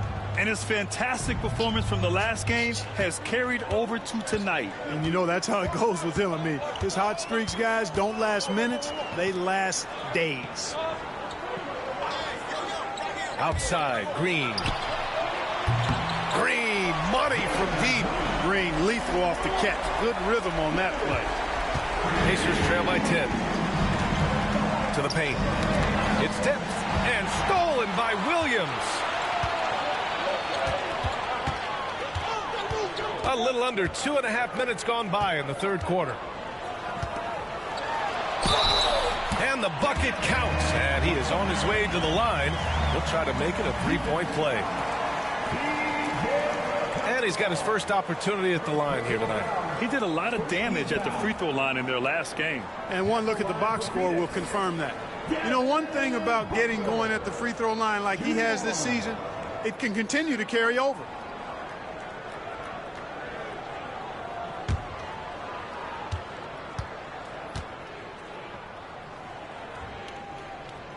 Yeah, just an offensive machine. Booker generates points consistently, night in and night out. And we'll have a timeout here called by Rick Carlisle. Coach wants to speak to his guys, maybe alter some of the game plan.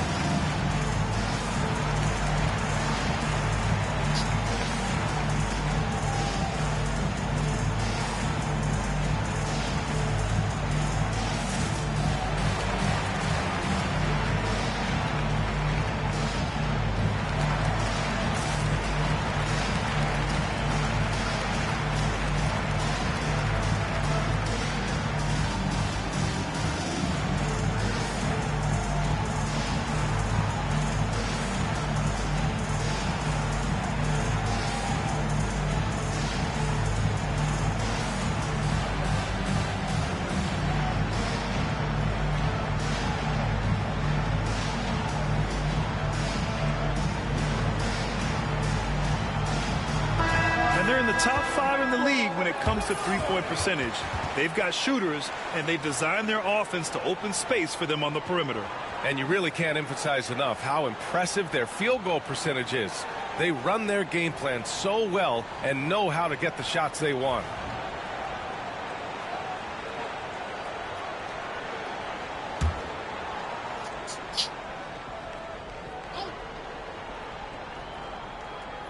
A touch over 2.5 minutes of basketball played here in the third quarter. Nembhard, the pass to Siakam. To the inside. McConnell. Oh, and there's the whistle on the shot. So 2 free throws for him coming up. He's made 1 and missed 1 so far at the line. TJ McConnell, 2 shots.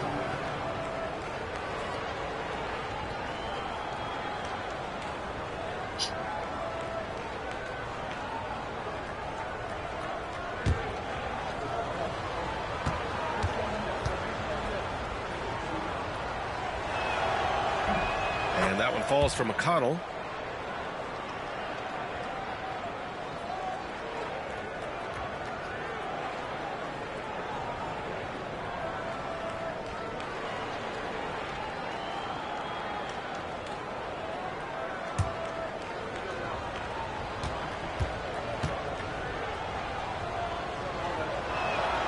And so he hits both.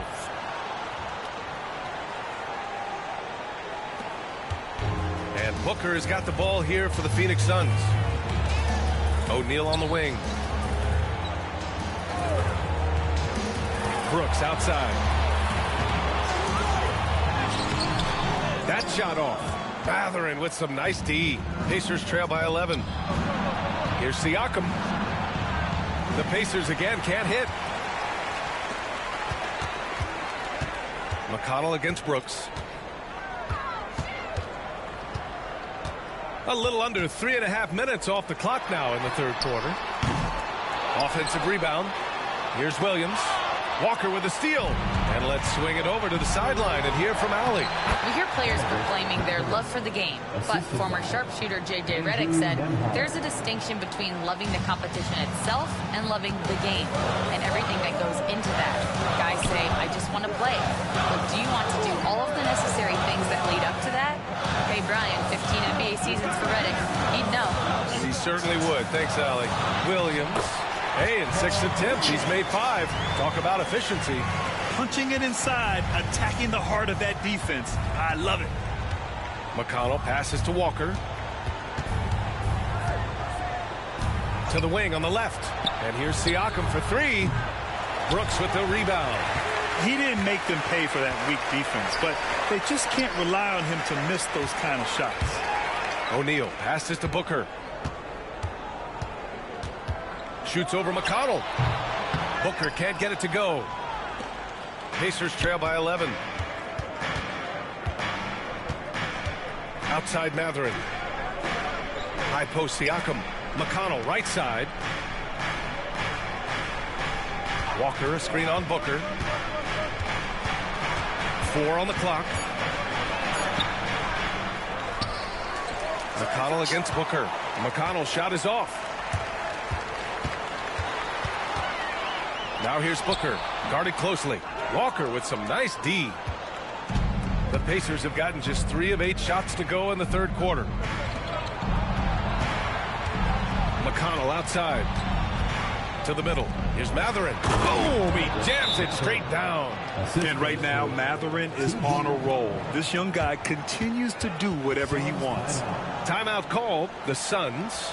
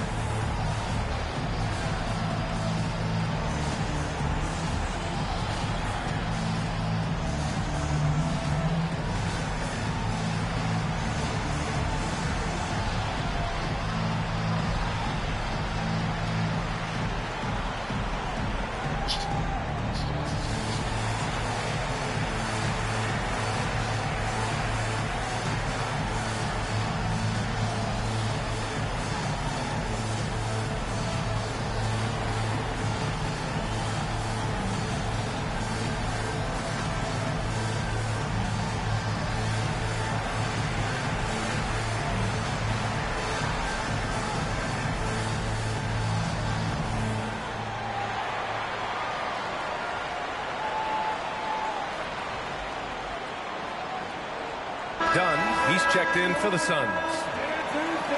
Let's take this time to see the teams who were picking the most pockets over the past month. Second, Indiana. They've really gotten after it at the defensive end, and that's been generating turnovers.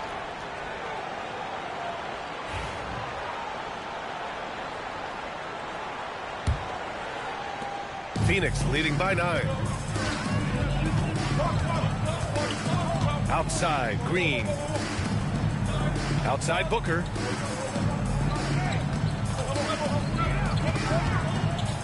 On the take, Booker. And Booker with the jam. Wow. Booker doing whatever it takes to get to the basket. Totally fearless. Now here's Siakam, defended by Dunn.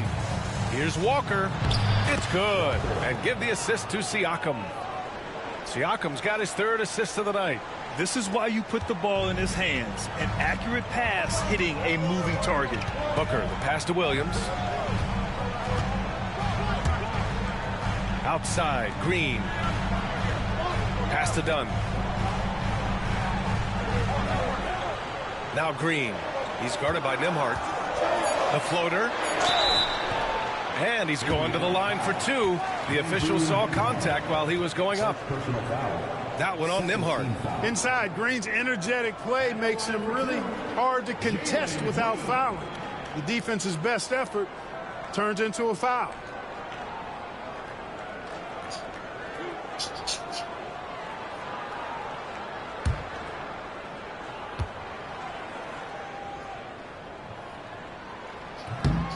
The first free throw is good.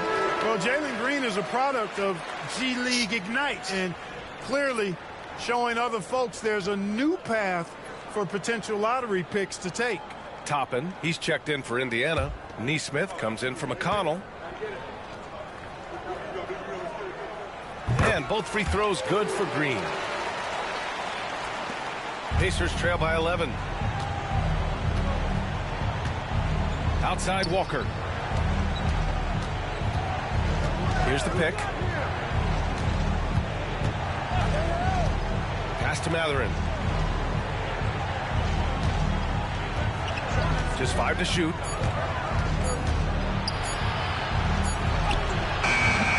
Rebounded by Green. They really have a commanding lead, not just in points, but in rebounds as well. And what I like about it, it's been a physical brand of basketball. It's had a little sandpaper element to it. Gritty and rough, but that's how you win games. Oh, even in a bad situation, Booker has finesse. Works around the foul with grace instead of power. And let's quickly check out the scoring breakdown here for Phoenix. Well, you love their unselfish play. Keeping that ball moving, good shot to great. That's winning basketball. And they've also been ferocious inside, really taking advantage in the painted area and making good on those chances. That free throw good from Booker. And really strong at the line since the break. No misses yet. You can't do much better than that, guys. Outside Walker. Pass to Matherin. Nembhard outside. Neesmith on the wing. No good on the 3. The Suns lead by 14. And here is Green. He's got 17. Back to Booker. Driving in. Fires from 14. And he hits the jumper for 2. Booker's got 26. Their success from mid-range has really set them apart today. Simply taking advantage of what the defense has given them, and they've really made the most of it. Toppin against Williams. Matherin passes to Neesmith. Toppin, a screen on Booker. Here's Nembhard. Nails it from beyond the arc. Nembhard's got 8 points. He really hooked the defender with that pump fake. It worked to perfection. Brooks outside. Back to Booker.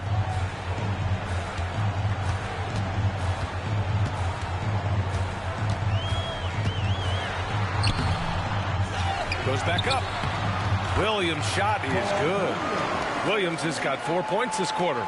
They've shown the power inside. Their rebounding effort has been sensational. Guys, that's putting it mildly. I mean, they've been absolutely dominant.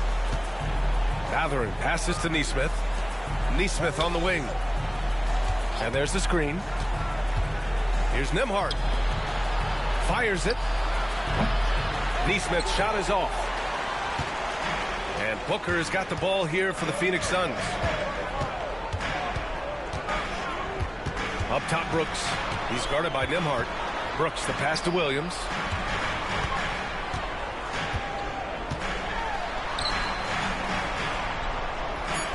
The Suns need to get off a shot. And he was camped in the lane there. He gets a 3-second call. And they got a spot in the top 10 when it comes to hampering the opposing offense.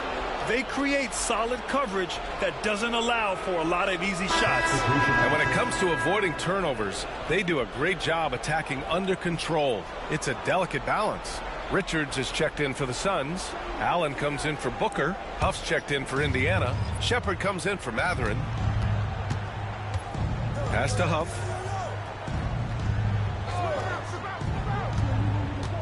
Here's Nembhard. Off with the layup. Allen with it. His stats right now averaging 9 points a game. Richards with it. And it's Toppin picking him up. And so he draws the foul. Headed to the line to shoot a pair. First trip to the free throw line for him in this one. And guys, this has not been a season to remember for him at the free throw line. Certainly to this point.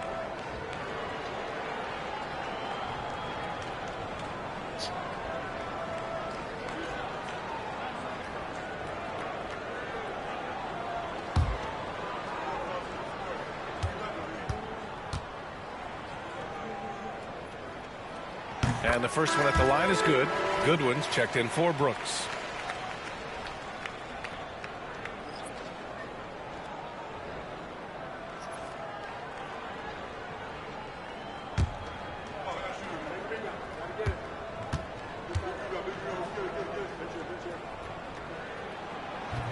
So he picks up just one from the line that time. Pacers trail by 16. And there's the lob. And a slam dunk by Toppin. Toppin, so much fun to watch. Put that on the highlight reel. Phoenix has gone 1 of 2 shooting from the perimeter since halftime. Green finds Allen. Now here's Richards. Defense right on him. And he'll take his 3rd and 4th free throws of the night. At the line for Phoenix, Nick Richards, taking 2 shots.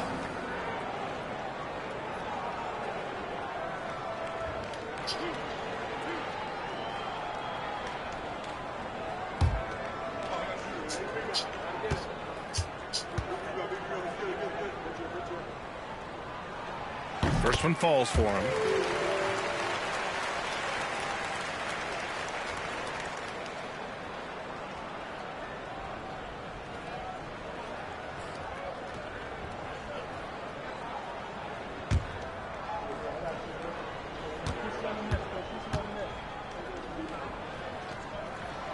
And he makes both free throws. Now here's Nembhard. Give him 8.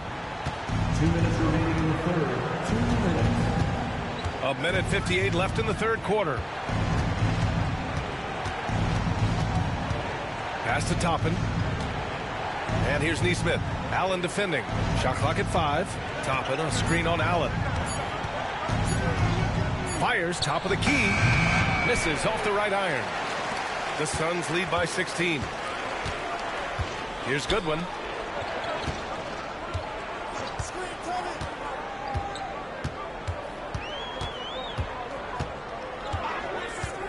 Now here's Dunn. Pass to Goodwin. Shoots over Shepard. And once again, off the mark by Phoenix. Pacers trail by 16. To the paint.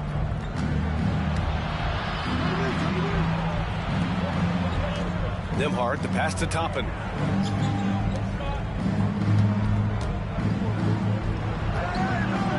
There's the three. And it's Phoenix with a rebound. Dunn's got 4 rebounds now. Phoenix has gone 7 for 17 from three-point range so far in this matchup. Green finds Allen.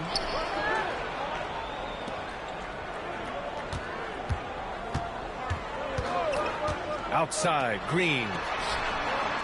Sinks the tray. Green's got 20 points. He's hit a pair of threes each half, making a significant impact. Now 8 seconds separating the two clocks. The trap by Nembhard. And the layup is good off the glass. Nembhard's got 10 points. They're really looking to that inside game here in the second half, getting away from taking a bunch of threes. Now here's Green. He's guarded by Nembhard. Now Green. Give him 20. Steps back and shoots. Oh, and he just knocked down the buzzer beater. Makes his selection just in time. Well done. What was really impressive there, though, guys, was that he could have rushed it and panicked, and yet he kept his cool and splashed it. And so it's Phoenix up 19 points as the quarter comes to a close. Their efficiency has been off the charts. They're running their sets well with patience and purpose. We'll be right back after this word.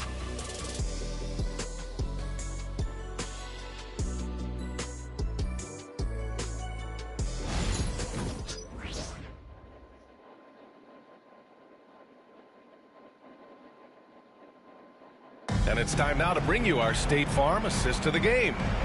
Talk about painting a magnificent picture with that dime. Just a great decision and a perfect delivery. And they'd love to see every possession end this way. True team basketball.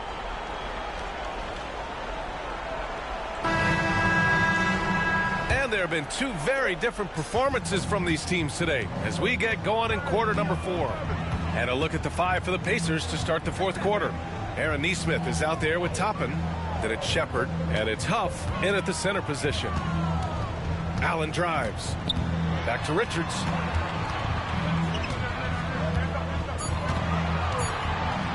Dunn outside. Off target from three-point range. Pacers trail by 19. And here's what Phoenix's schedule looks like. On Thursday, they'll be taking on Nikola Jokic and the Denver Nuggets. And then on Saturday, and for their matchup with New Orleans, that's a game where you'd be surprised to see them lose. They'd have to have a really off night for them to get upset there.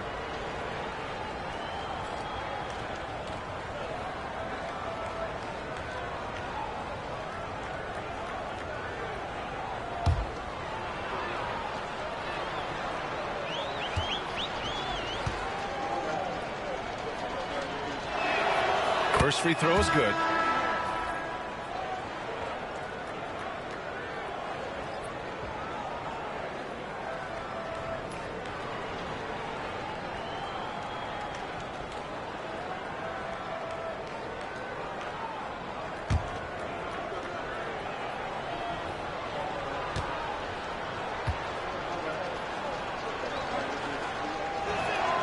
Both good from the line that time. And they've done well from the free throw line this half. No misses yet. And that efficiency, as you know, so critical when you're looking to overcome a deficit. You've got to be close to perfect and can't waste scoring opportunities. Allen inside. Nesmith covering. Here's Booker. Soft touch off the glass. Booker's got 28 points for the game. The easy money there for Booker. You can't let him get this close with the ball. Pass to Huff. Here's Shepard. We played just over a minute here in the fourth. That shot off the mark. Phoenix leading by 19. Here's Allen.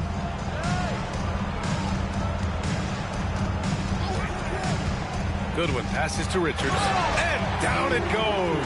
Dunked it through off a beautiful setup. It all started with the pass. That's what coaches love to see, ball movement. Pass to Shepard. Well, Clark, we're used to seeing a coaching carousel, but in recent years, even winning teams have changed coaches. Well, you know, that is true, and at least the profession is getting a pay raise overall. But for teams looking to break through, BA, changing the coach still seems to be the default button that most teams like and are more comfortable pushing.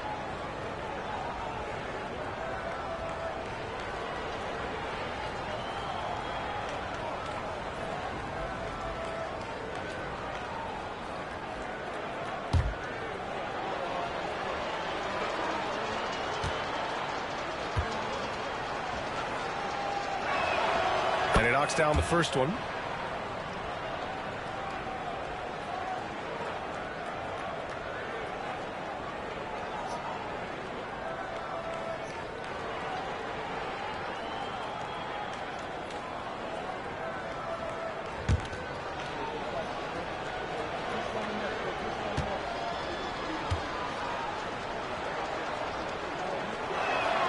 And so he makes both from the line. And so it's Phoenix with it. Here's Goodwin. We're about 2 minutes into the fourth here. Down low. And Allen gets it to go. And the Suns lead by 21. They are passing the ball around tremendously right now. Outside Neesmith. There's the triple. Knocks down the triple. Could have been much better defense. I mean, you can't give this guy any room to operate.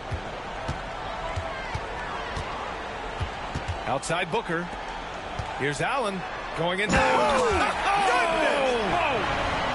Booker draws so much defensive attention as a scorer, and that really helps in opening up the passing lanes. Ooh, a great look there. Brought to you by the AT&T 5G Slam Cam. Pacers trail by 20. If you're just joining us, fourth quarter here. We're just over 2.5 minutes into it. And here's Shepard for three. Richards pulls it in. He's been ice cold tonight. And, you know, you look at the scoreboard, guys, they really could have used his contribution. Booker goes in. And Toppin pulls it down. Indiana's gone 1 of 2 from deep in this quarter. Pass to Dennis. The three ball. And it's Phoenix for the rebound. Richards has got his 4th rebound in this one. Now Booker. Inside. And he dunks it down. Willing passers, unselfish play. You have to appreciate this kind of offense. Here's Dennis. Booker defending. Out of bounds. It'll be Phoenix's ball. And even losing big, you have to maintain composure if you want to avoid embarrassment. And the Suns making a change here. Brooks is checked in. A little over 3.5 minutes in the books now in this fourth quarter. And here's Booker. Brooks outside. And Clark, we're seeing greater parity league-wide, but there's still those teams wandering the wilderness. Yeah, and some of that is due to teams failing to draft well. You've got to be a little lucky, but you also have to be good in your draft selections. It's not enough to have a high pick. It's really what you do with whatever picks you have in getting it right.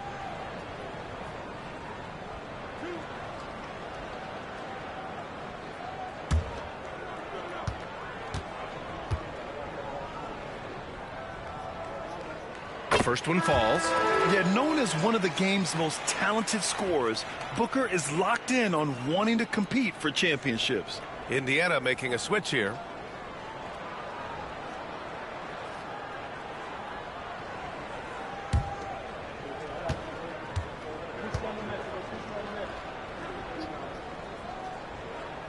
And he can't hit the second.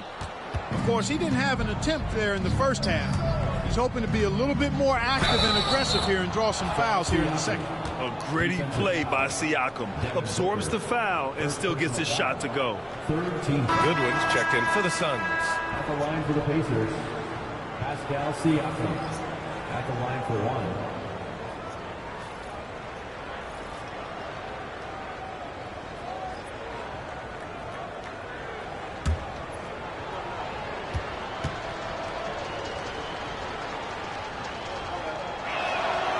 That's good from Siakam. Here's Booker. Grant, some rookies come into the league with a ton of height. You've lived through that. How does it affect a young player? Well, BA, it can be overwhelming, and certainly it's a lot to endure. You're the focus of so much attention, and there are so many expectations. And with all the media these days, it's even more magnified and intense. Pacers trail by 20. Pass to Siakam. The shot comes out. Good work defensively by Richards. And Booker has got the ball here for the Phoenix Suns. Earlier they held a 23-point lead. It's hauled in by McConnell. For Indiana, they've gotten only 2 of 6 attempts to drop in the fourth. And here's Nesmith. Right side, Walker. Here's Siakam. And there's a whistle. He'll head to the line to shoot 2. You can see the length come into play, whether Siakam's facing up or back to the basket. For Indiana, Pascal Siakam taking 2 shots.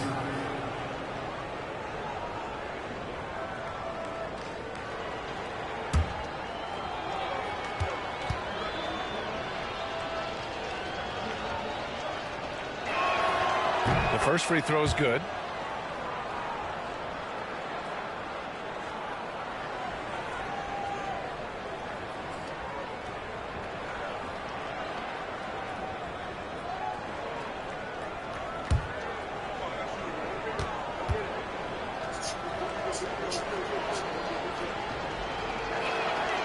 And he makes the first, but misses the second. Phoenix leading by 19. Brooks outside. Pass to Goodwin. Outside Booker. Just 5 to shoot. Siakam with the defensive effort. Indiana's gone 1 for 3 in the fourth quarter from range. Shoots from 12. Oh, he gets it to go. 7 of 13 now. Using focus and balance to convert jumpers. Wow. Siakam has really improved his shooting. Down low. Here's Richards. And he jams it after taking the nice feed on the run. Terrific accuracy on that pass. That's how you lead your teammate. McConnell passes to DeMar. Outside Walker. Siakam with it. Richards pulls it in.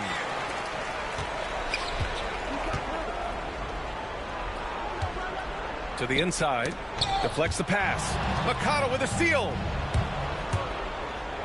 Here's Nembhard. And he buries that one. Back rim and in. Boy, he's been a different player here in the second half. Looking much more comfortable on the offensive end. Here's Goodwin. He's guarded by Nembhard. Booker for 3. On target from range. Booker's got 16 points here in the second half. This is someone that can really hurt you from long range. He did that to a degree in the first half, and he's doing it now. Walker passes to McConnell. And the league has made it clear, Grant, it sees streaming at the forefront of basketball viewing going forward. Well, BA, it's a no-brainer. The internet is the future after all, and streaming opens a lot more options for engaging with fans while they watch. Phoenix leading by 20. Pass to Goodwin. There's a screen.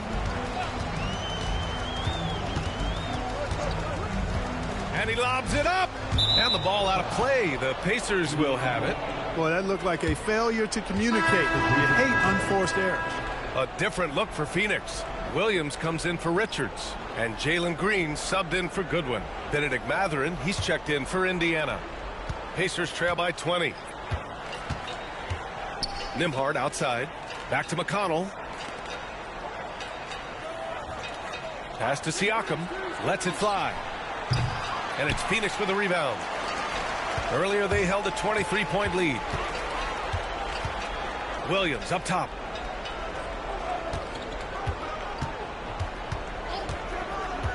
Brooks outside. 6 on the shot clock. Williams with the screen. The three-pointer off the mark. Ooh, that's a tough break. After poor communication defensively, it leaves him all by himself. Outside Matherin. Pulls up. Oh, that bucket gives him his 7th field goal in 12 tries. He's got that guard quickness. Matherin showing off his catch-and-shoot ability. Outside, Green. Back to Booker. Pascal Siakam with a rebound. Siakam's got 4 rebounds in the game. It's good. And he drew contact on the shot, so he will go to the line. A 3-point play opportunity. O'Neal, he's checked in for done. Shooting for Indiana, Pascal Siakam at the line for 1.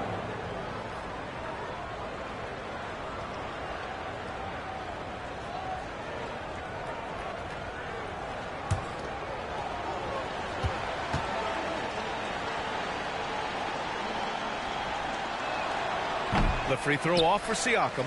The Suns lead by 16. Green, the pass to Brooks. Physical play finds Dylan Brooks, but he also looks for it. He gives it and takes it. Second team foul. At the line for 2, Dylan Brooks.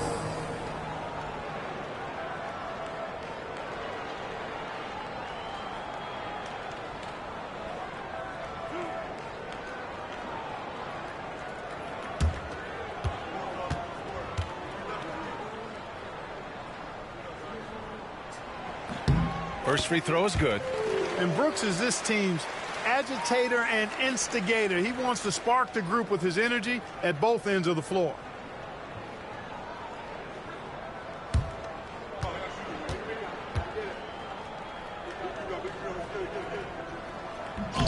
And Brooks drops them both.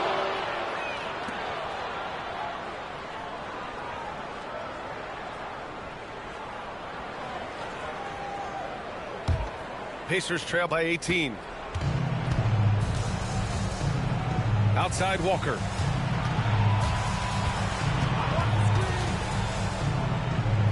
And the foul is called. He missed it, so he's got a couple of free throws coming his way. That's on Mark Williams. I mean, you just have to deny Walker getting the ball in deep because he's way too strong to get off his spot without fouling.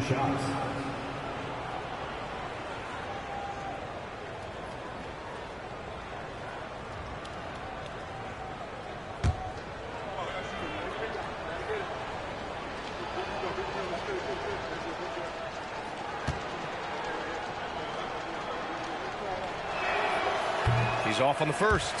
You know, between his skills, his motor, and his physical ability, Walker came into the league more ready for the NBA than most first-year guys.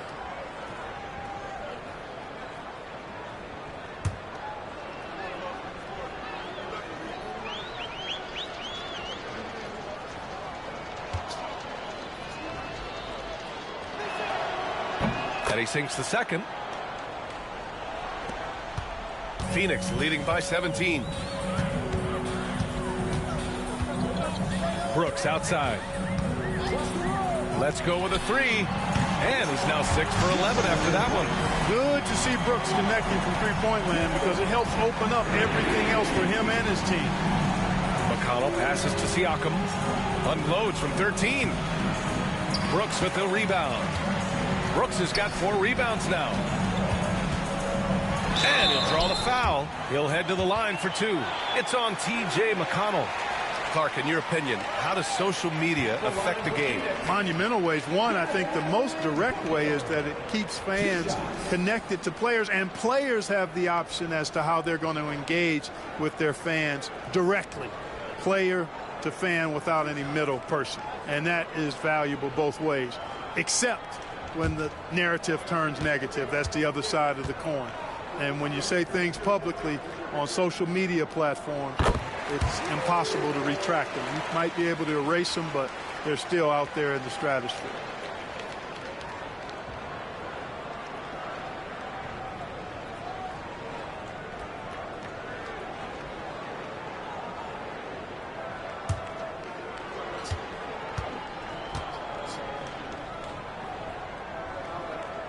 That's also good, so he hits both free throws. The Pacers have gone just 6 of 14 in this final quarter. Walker sets a screen. Nembhard outside to the middle and stolen by Williams. Booker, the pass to Williams.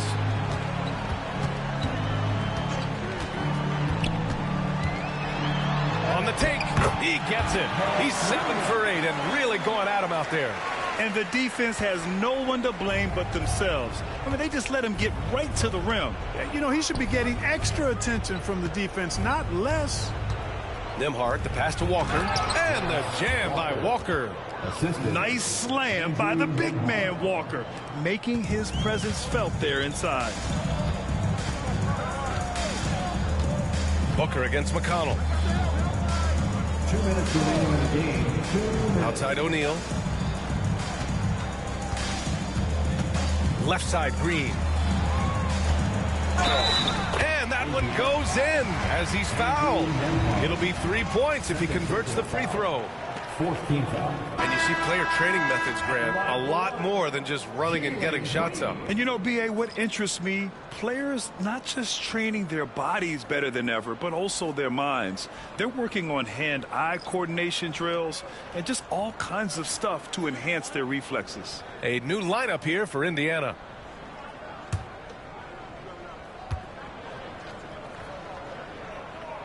Free throw good. Green.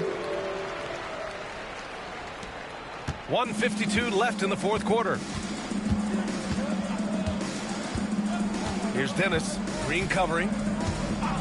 Toppin outside. And there's a pick. And a slam dunk by Toppin.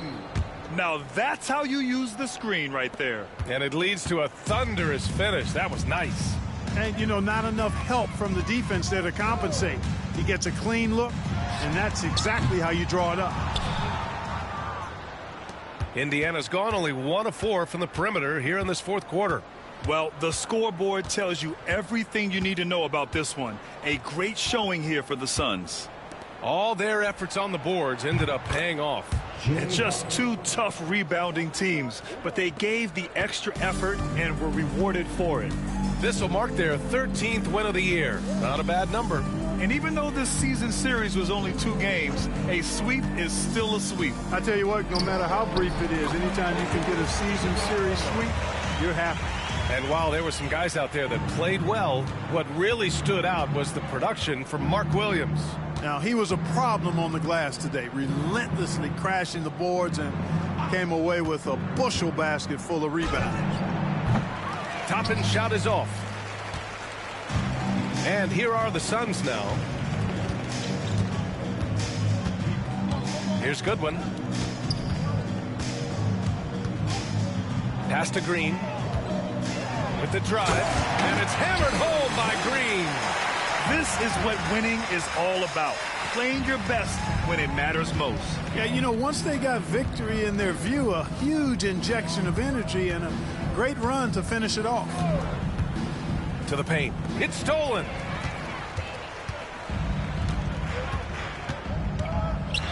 Here's Goodwin.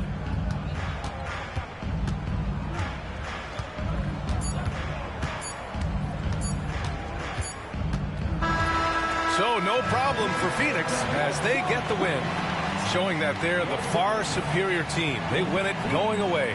I'll tell you what, give it up for their fans. They love to watch this team dominate. You best believe they're all going home happy tonight. And that's going to do it tonight, folks, for our broadcast. For Grant Hill, Clark Kellogg, and Allie LaForce, this is Brian Anderson thanking you for watching.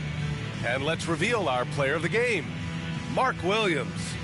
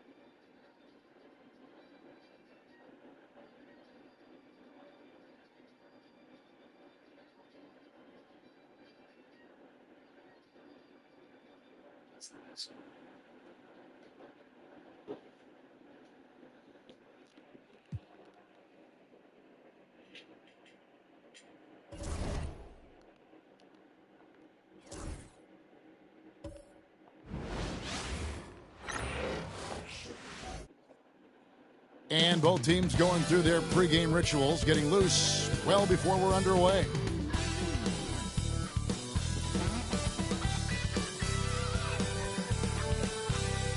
Welcome, everybody, to another presentation of the NBA Live on 2K Sports. This is Kevin Harlan alongside Greg Anthony as well as Brent Barry. And we'll be catching up a bit from the sideline with David Aldridge. And checking out some numbers for Bradley Beal. And you can see the surge in his level of confidence lately just by looking at that true shooting percentage. It's been moving straight up in the past 5 games. I think he's feeling it. And the starting lineup for the Timberwolves. Edwards on the wing. He's joined by McDaniels. Reed is out there with Randall, and it's Conley in at the 1. And for Los Angeles, they've got Collins. Harden out there with Bradley Beal. Then it's Ivica Zubac, and it's Leonard in at the 3, the small forward. Greg, we know these teams among the best defensive squads in the NBA, and this figures to be a low-scoring affair. But it should be an entertaining one, Kevin. And if you're a fan of high-intensity, high-energy defense, there's a lot to love about this matchup. Now, here's Collins. Poked away. Edwards against Beal. Over Edwards. Beal the pass to Harden. Harden draws the double. Rebounded by the Timberwolves. Coming into this having notched to win against the Rockets in their last game. Yeah, let's give a shout out to their defense in that one. The intensity, the shot blocking, just a dominant performance. Yeah, last game was pretty impressive stuff on that end of the floor, just getting up near shooters and blocking as many shots as they did. Harden kicks to Zubac. Beal against Edwards. Beal the pass to Leonard. Here's Collins. Some nice passing here by Los Angeles. Reed with the block. For 3, Edwards. Good on the three-point shot. And this is big for Edwards' confidence, wanting to keep hitting from downtown and stretching that defense. Now here's Harden. Scoring-wise, he's definitely making his mark. Right now, he's averaging about 19 points a game. Zubac kicks to Beal. Pass to Collins. Jacks up a 3. And it's McDaniels with the rebound. And they had some botched coverage that turned into no coverage. Now, here's Reed. And here's Harden. To the middle. Here's Leonard. Los Angeles with another miss. They are 0 for the game thus far. 0 of 4 here, still looking for their first make. Edwards dishes to Conley. Reed with a screen on Harden. Here's Conley. 4 on the clock. Inside, Reed. Good work there as it goes. Reed's got his second bucket tonight. And this is right around the time when one team might start to pull away. Yeah, this team is looking to add to the lead, trying to put the other team away, and threatening here. And Tyronn Lue calls timeout. He wants to regroup and go over the strategy.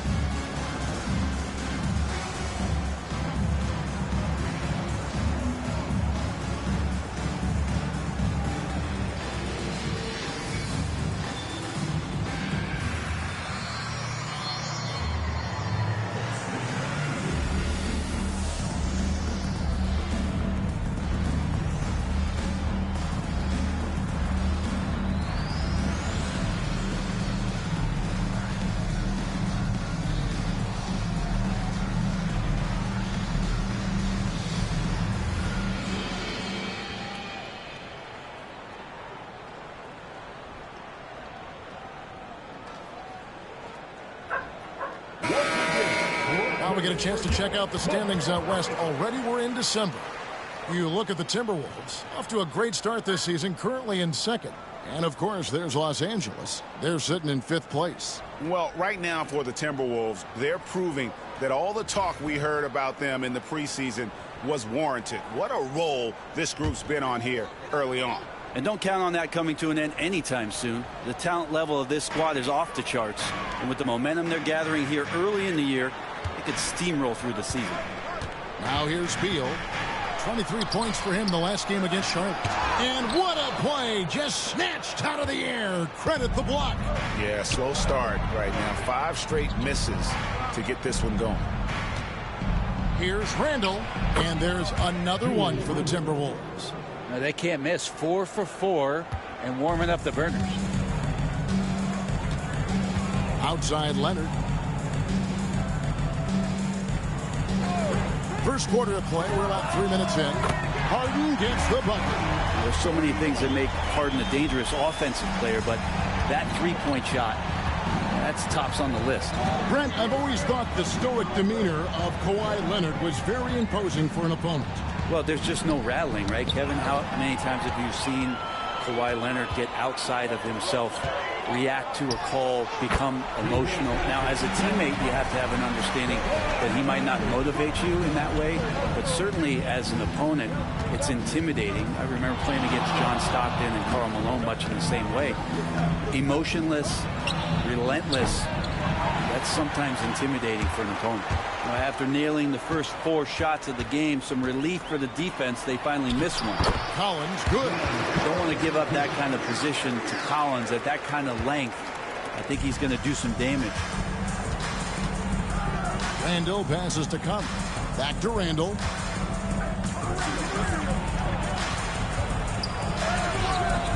Offensive struggles continue, missing again. The Clippers have gotten 3 of 8 shots to fall for them here in the first quarter. The shot by Beal, no good. And even though he didn't get a piece of that shot, you love the pressure he puts on the shooter. Yeah, that's the kind of energy that you want to see on every possession throughout the game. The Timberwolves again can't hit. Yeah, and you could tell he thought that triple was going to fall. To the middle. Here's Zubats, and the dunk by Zubats. Doesn't get any easier for Zubats. He'll take those anytime he gets it. And so Conley will bring the ball up for Minnesota. Last time they met was in Minnesota. And the last meeting of these two teams, they were really sharp defensively, disrupting the flow of their offense and causing a ton of turnovers. It was definitely that defense that carried them to that huge win that night. You have to figure they'll be primed to wreak even more havoc here in this one. Here's Leonard. Anthony Edwards making his last shot. Shoots over McDaniel. And it's Leonard missing.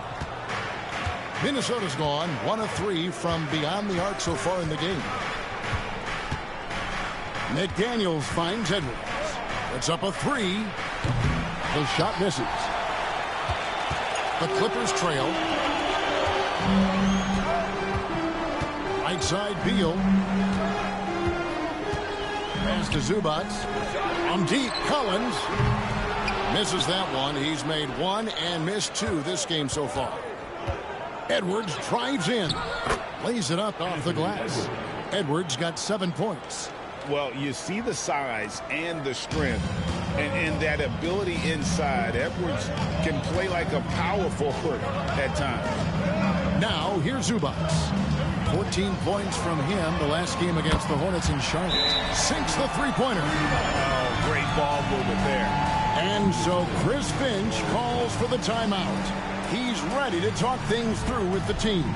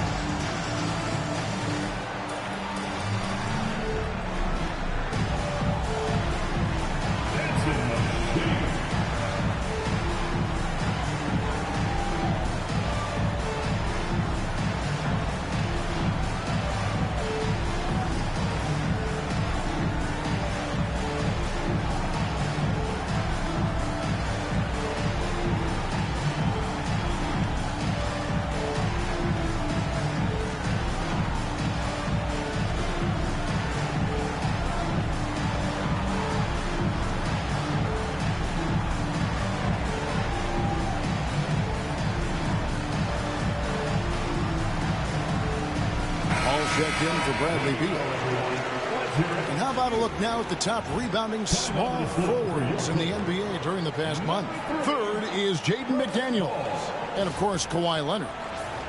You know, the work they do on the boards is such a big part of all these players' game. I mean, they play much bigger than the grand majority of small forwards in our league. Well, these are the 18-wheelers right here. Bigger and tougher. They are fearless when it comes to crashing the boards. And I'll tell you what, it really lightens the load on your bigs when you've got two rebounders like these guys at the small forward. Now, here's Reed. He's coming off a 13-point game against Houston. The other part of his game was the outstanding D. Shot blocking is a huge momentum shifter, and his two blocks really turn the game in their team's favor. Well, you have to like their work on the boards, Kevin, particularly here to start the game. Time now to turn to our sideline reporter, David Aldridge. David. Kevin, thank you very much. The Timberwolves have become a rough and rugged team. Swingman Jaden McDaniels said, "We don't let nobody push us around. We're always being physical defensively. I feel like we're a tough team, super tough." And Kevin, they certainly have the size to hold their own. Always being physical. But David, that's their identity. And we thank you for the report. And the rejection by Zubats.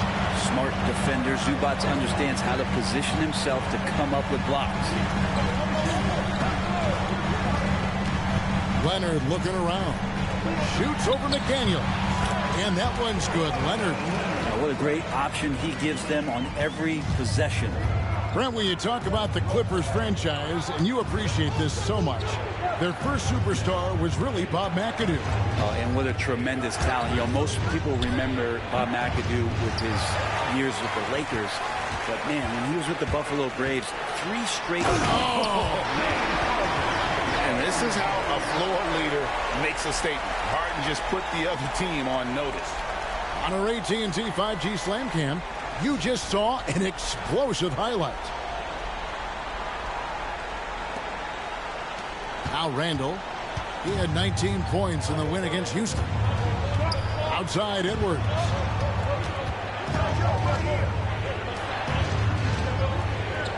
McDaniel sets a screen for Edwards. To end the run, a fader. And it's off the back rim, no good. Yeah, my expectations were that he was not going to miss that one. He handles that kind of defense, especially on the inside. And he gets the basket. Officials blowing the whistle, so a chance at the line for one more. So it'll be James Harden shooting. It's on Anthony Edwards. The Clippers shooting their first free throw of the evening. And they've done some really nice work at the foul line, knocking down 80%. Lopez is checked in for Zubats.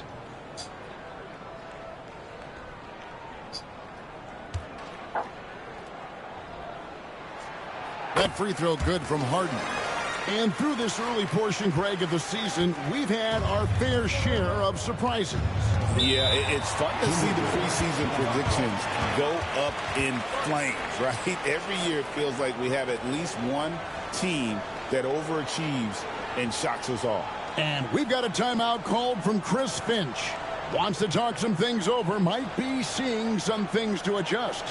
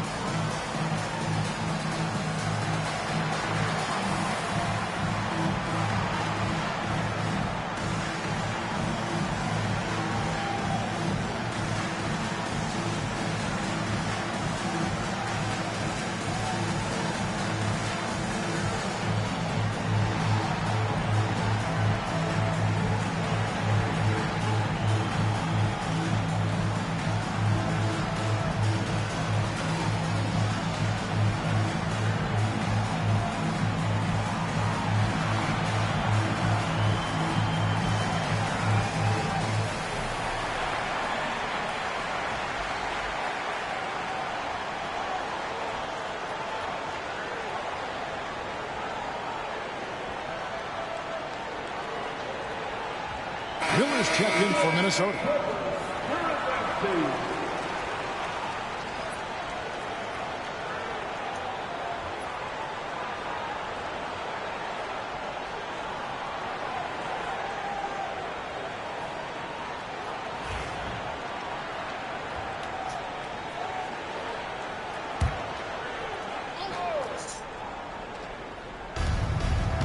Pass to Dillingham. Now here's DiVincenzo. He's coming off a 10-point game against Houston. Here's Randall. Pocket 6. Another miss, and they've really hit a rough patch here. His touch has left him in this quarter. Nowhere close to the kind of output they need from him. Ball outside.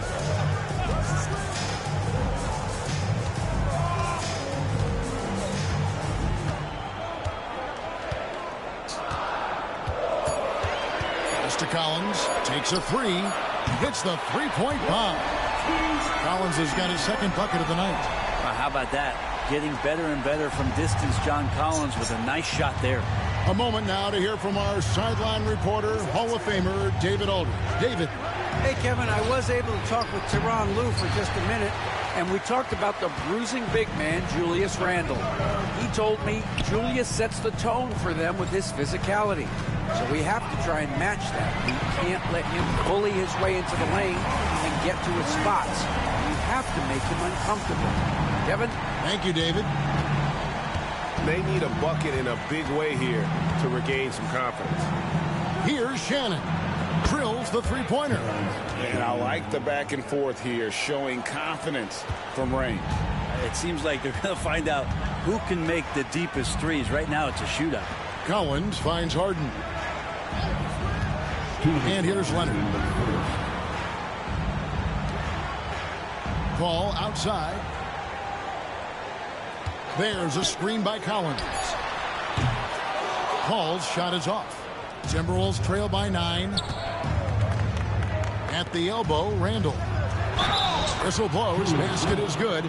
So a chance here for a three-point play. Heady play there from Randall. He knows that contact is coming, so he gets himself into position, draw the foul, and still score. Catching up on the changes for Los Angeles. Zubac is checked in for Lopez. Derek Jones comes in for John Collins. Bogdan Bogdanovic, he's checked in for Leonard. And Chris Dunn subbed in for James Harden.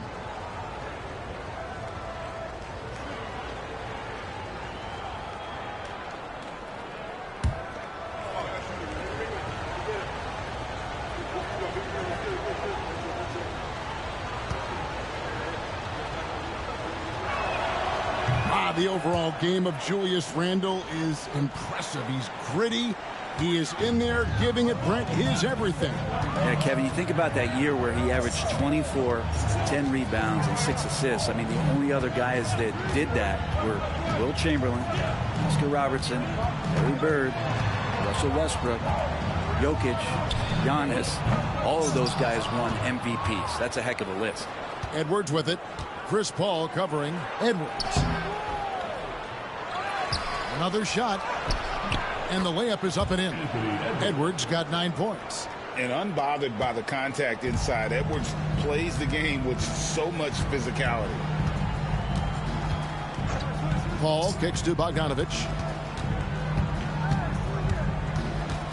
Zubac a screen on Edwards. Down low, it's stolen.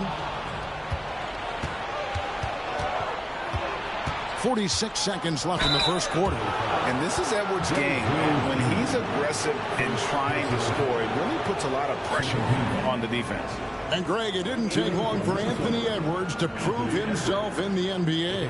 There's so much to like about his game. As outstanding as his offense is, his defense cannot be overlooked. He is a lockdown presence when he needs to be. Free throw good, Edwards. And what you love about Edwards is how intense he is. Guy plays hard every minute he's on the floor.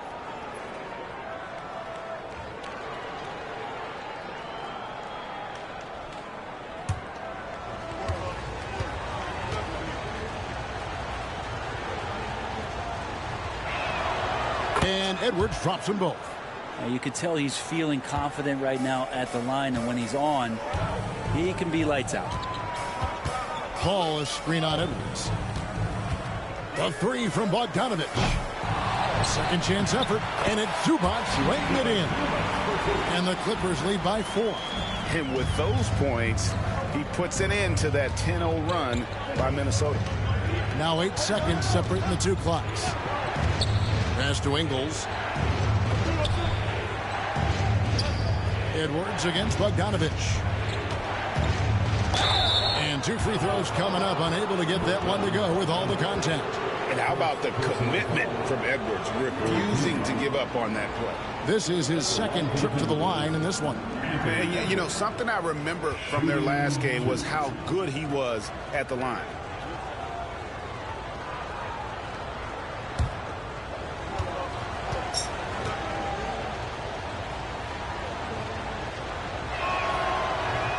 No good on the free throw.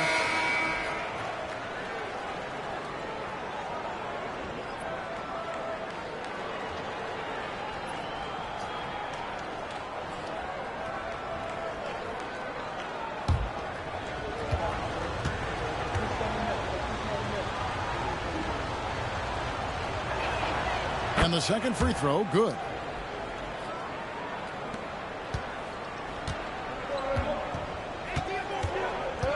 Paul looking over the floor.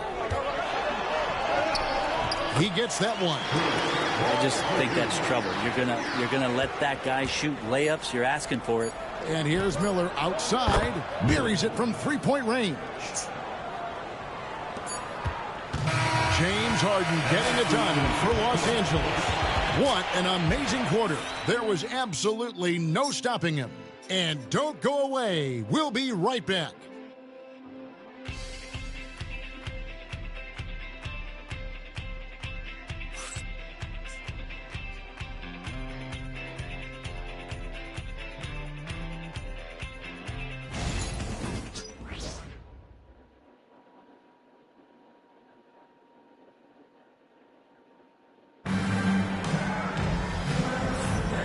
It's been a pretty even game here after one quarter of play. And a chance to catch up on some numbers here. The scoring breakdown for the Clippers.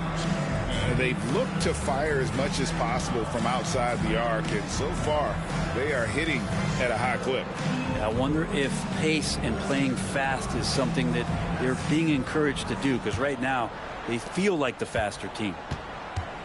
So with Leonard on the bench, here's who Tyronn Lue's going with. Jones and Zubac make up the 4 and the 5. Chris Dunn is out there with Paul, and it's Bogdanovich in at the small forward position.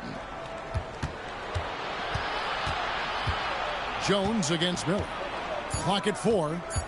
Minnesota needs to get off a shot here. DiVincenzo can't hit it. And it's Paul with the ball for Los Angeles. And following this game, they hit the road to challenge the Bucks in Milwaukee. That'll be the first half of a 2-game trip. Pass to Jones.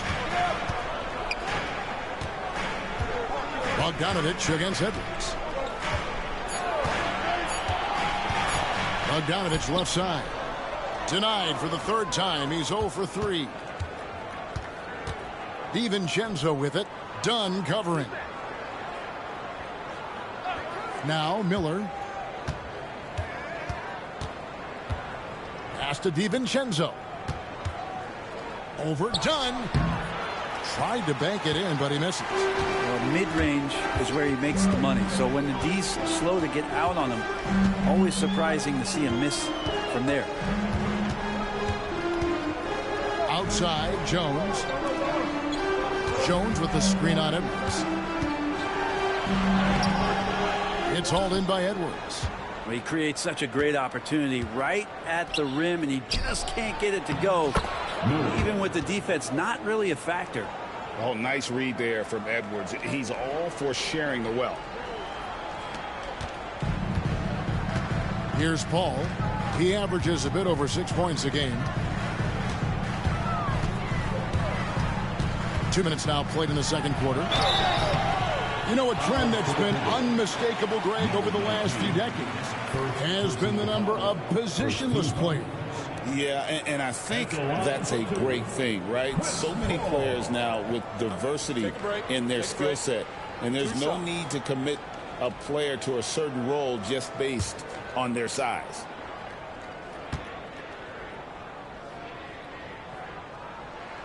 First free throw is good.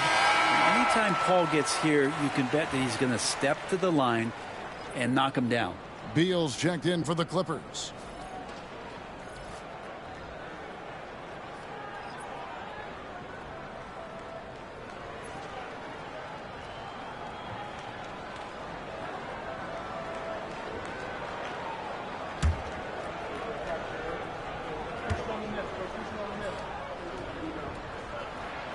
And so Paul nails both of them. One of the things through the years that you respect about Chris Paul is that competitive fire, that competitive edge he brings to every game. He really does care only about winning.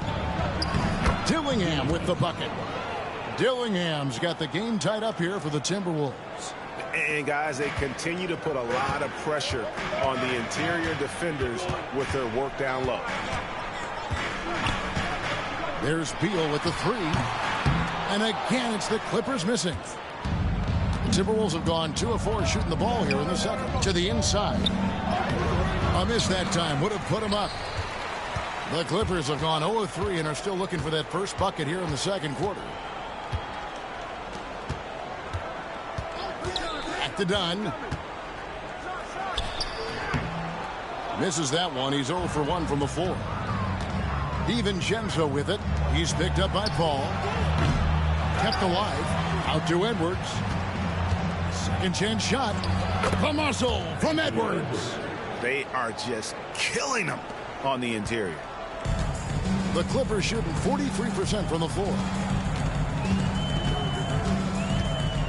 Down against DiVincenzo. And the Clippers making a change here. Harden's checked in.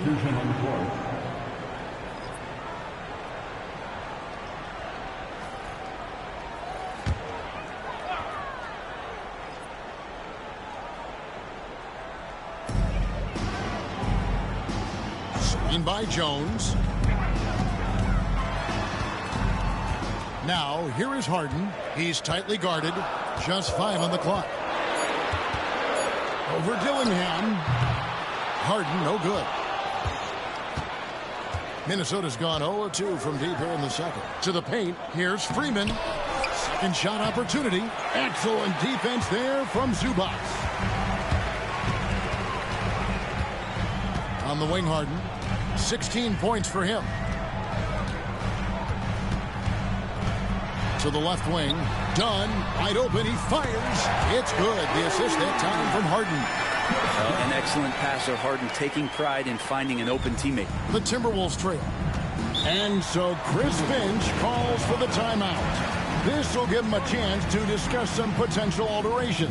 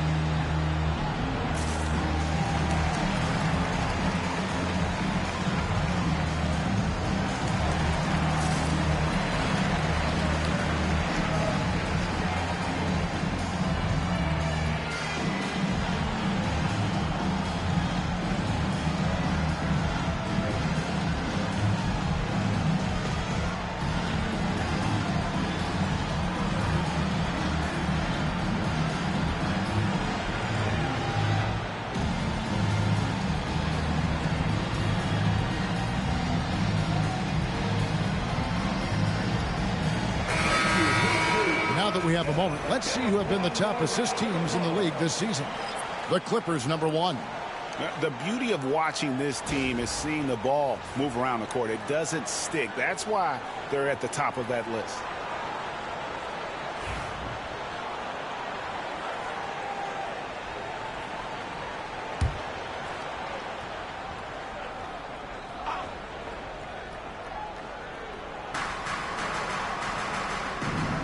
Here's Dillingham. Dunn covering. Outside Edwards. And it's blocked. And he keeps control of the ball. Reed against Harden. Zubac, a screen on Reed. Harden pass to Zubac. Back to Harden. just 4 to shoot. Great D that time from Edwards. Minnesota's gone 0-2 from deep here in the second. And Zubats has proven that, Brent, there's still a place in the league for old school centers. Well, I think he plays, Kevin, with a combination of talent around him that allows him to situate himself right where he needs to be. Impactful around the basket, a huge rebounding presence, a guy that brings some physicality, and he's been in a perfect slot to show why it is he's such a valuable NBA player. Oh, why, dunk you very much. He can really fly, and you combine that, Greg, with some nice penetration, too, and you've got 2 points. Here's Harden. That's in, coming off an assist from Jones. Harden's got 18 points in the game. Oh, one of these monster nights from James Harden. Outside Conley. Pass to Reed. To the middle to stop the run. Whistle blows. Bucket is good, and he'll have a chance at the line to make it a 3-point play. And boy, he's really in a groove. Dominant performance last game. Same thing this time out. Seems to be nobody standing in his way. No roadblocks for him to get to his spot, capitalize, and continue to be aggressive. Leonard, he's checked in for the Clippers. Minnesota also making some changes. Randall's checked in for Dillingham. And it's McDaniels in for Dante DiVincenzo.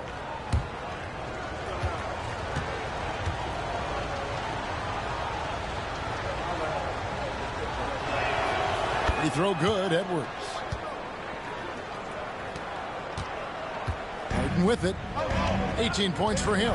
With a short break in the action, gives us a chance now to send it over to David Aldridge. Kevin, thank you very much. Jaden McDaniels has become an X factor for the Wolves. Mike Conley says, we know what he does defensively, but the offense that he can bring for us balances our unit. It's much needed. Guys tend not to think of him as an offensive player, but he does have that in his game. Kevin? But I love the reference to an X factor. He definitely is that. All right, David, thank you. Harden gets the bucket. And let's see, guys, if that triggers another little explosion from him after hitting 3 triples in that first quarter. Randall outside. Pass to McDaniels. Back to Randall.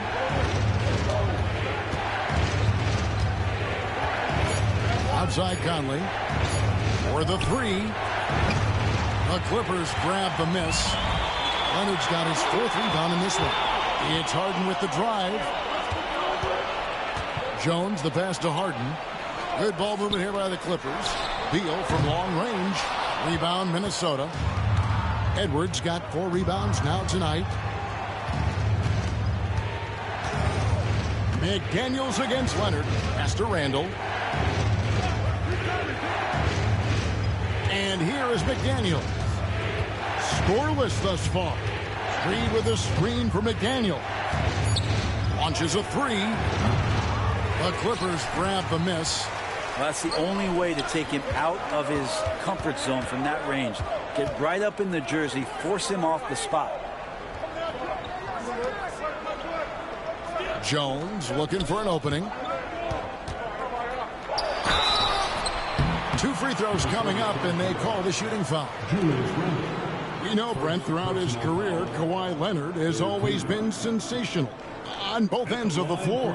It's a great point, Kevin, and it's sort of making me think about history. You know how history can sometimes be boring, but it's something you should study. Kawhi Leonard is that kind of player. Young guys should be studying what Kawhi represents in terms of his two-way prowess, dominating on the offensive end, and just a menace on defense. So, kids, history is important. Study Kawhi Leonard. And just think of how much of a difference Kawhi Leonard is for this team. When he's healthy, he is an absolute force.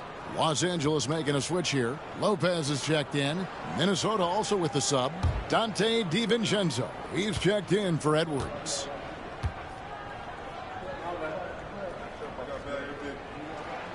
Both shots good from the stripe. Yeah, nice job of drawing the contact and creating opportunities at the line. Pass to McDaniels. Back to Conley. Now here's Reed. Lopez covering. Pulled the shot a little left, but the bounce goes his way. Reed's got his third basket of the night. Conley against Harden. Inside. And then Jones with the jam. Well, still such a prolific passer in this league. You expect Harden to make those kind of dishes. Timberwolves trail by 9. They've been looking out of sync offensively. Yeah, their offense has ground to a standstill. Reed with a screen on Leonard. Here's McDaniels. Shooting foul as the whistle blows. He'll shoot 2 free throws. It's on Kawhi Leonard. Really the right play defensively. If you can't block, force him to the line. He's getting his first free throw attempt of the night right now. And, you know, guys, he had a big game at the free throw line in their last outing.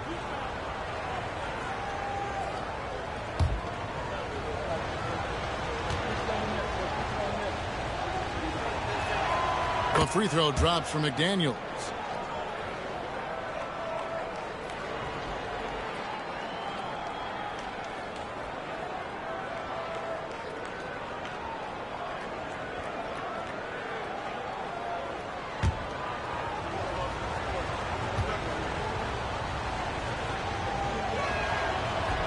And McDaniels drops them both. And guys, this is the way to stay in the game. They're doing a masterful job from the line. Perfect this quarter. Outside Beal. Harden against Conley. Beal from long range. Julius Randle with the rebound. Timberwolves trail by 7. In the corner, it's DiVincenzo. Reed. And Reed throws it down.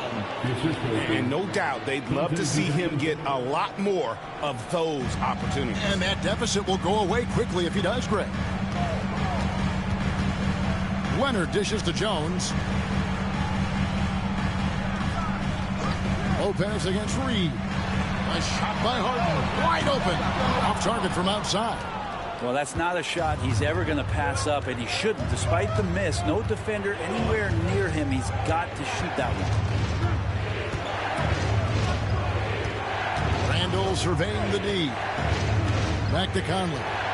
Shot clock at 6.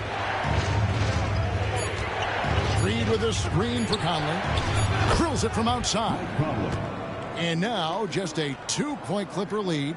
I'll tell you, you give Conley the ball and trust him to make the right decision. Outside, Jones. To the inside. Oh, and the jam by Leonard. Kind of fun when you see his personality come out in his game like that. Timberwolves trail by 4. Now DiVincenzo. Still without a basket. Down low.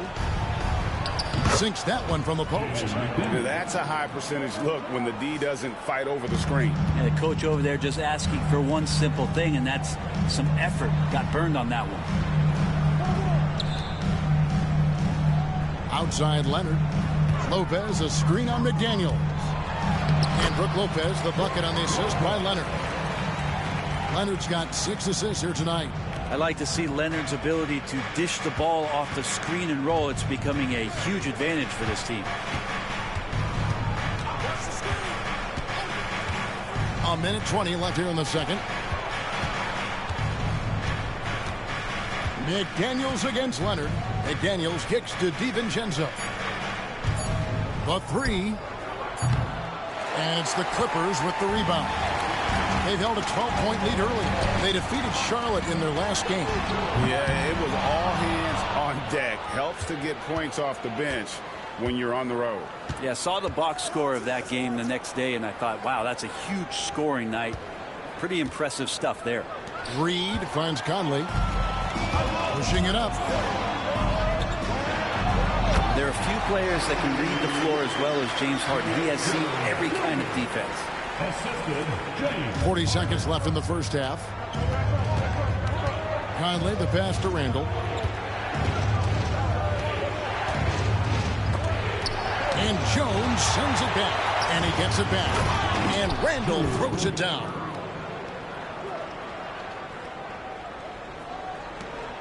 Los Angeles leading by 4. Now here's Beal. Nothing on the board. We've got 13 seconds left now here in the second. 6 on the shot clock. Reed with the block. And that's it for the first half of action. What's been a very close game here. Los Angeles on top, up by 4. And now let's catch up with David Aldridge, who's standing by from the sideline. All right, Dave. Hey, Kevin, thanks. Hey, James, we know that scoring seems to come easy for you. How do you create that mentality out there? I just like to have fun. You know, it's all for the kids. It's all for the fans. You know, I think that's what we're here for. And so, you know, guys, just go out there and compete, have fun, and just play hard. My family doesn't think it's all for the kids, but I appreciate your sentiment. Back to you, Kevin. Thanks for the great interview, David. And we'll be back for the third quarter of basketball following halftime. Fans, please direct your attention to center court. And get ready for the fan half-court shot. Drum roll. They're measuring up the shot.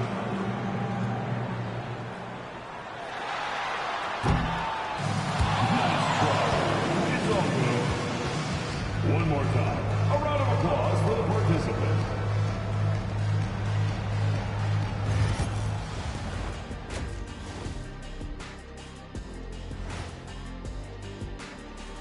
Thanks for tuning in. The story tonight with the Minnesota Timberwolves, they're in a close game.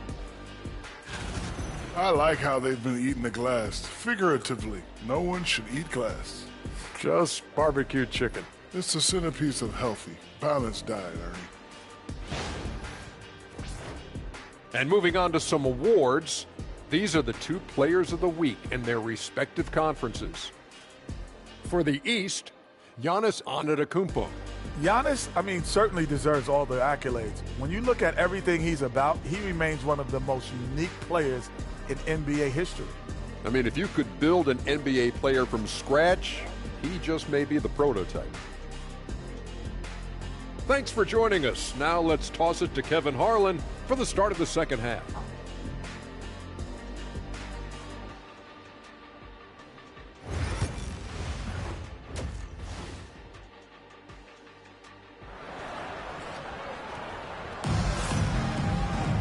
And we've got second half action for you. Thus far, a pretty evenly contested game.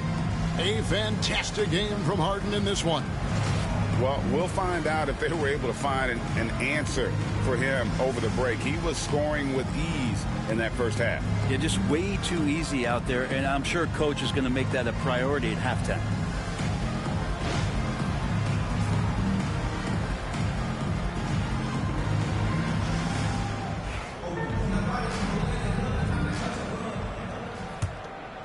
Here is Conley. And so in the game for the Timberwolves, Conley and Edwards are the guards. Jaden McDaniels is out there with Julius Randle. And it's Reed in at the center. Beal the pass to Harden. Reed with the rebound. Reed's got rebound number 5 here tonight. Nice ball movement by Minnesota. Stolen by Collins. Outside Leonard. Good. It's Harden with the assist that time. Harden's got 5 assists tonight. And seeing Leonard hit the corner 3, I'm reminded of his Game 7 dagger when Toronto beat Philly and went on to win it all. And that's out of bounds. Minnesota will retain possession. And a quick review, looking at some numbers here for Kawhi Leonard. He's putting up about 20 points per game, 6 rebounds, and 4 assists. And guys, he can just explode for points anytime he steps on the court. Well, he looks to score, and he looks to score often. Bucket Edwards slotting home the 3.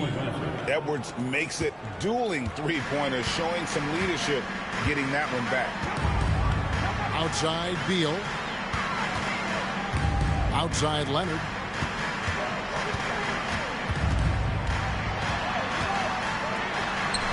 In the paint, Kawhi gets it done. For the performance on the offensive end, he's making the defenders pay right now for all of the mistakes they're making. Here's Edwards. It's hauled in by Zubats. Zubats has got 9 rebounds in the game, getting it done. To the middle. Kicks it out to Harden. Pass to Leonard. There's the 3. Rebound, Minnesota. Their next game is in San Francisco, so a road game with the Warriors. That will conclude their brief 2-game road trip. Randall is doubled. Edwards finds Conley. Reed with a screen for Conley. Here's Reed. Here is Edwards. He's guarded by Collins. Edwards can't hit. Well, they're going to try to search out for somebody that's got a hot hand right now. 1 of 4 to start the half. Harden with a screen on Reed. Here's Leonard. And they'll get another chance. And yes, it's good. Zubats has got 8. That's what Zubats is here for, making plays in the trenches. And so Chris Finch calls for the timeout. Looking for a breather and maybe just 1 or 2 things to talk about.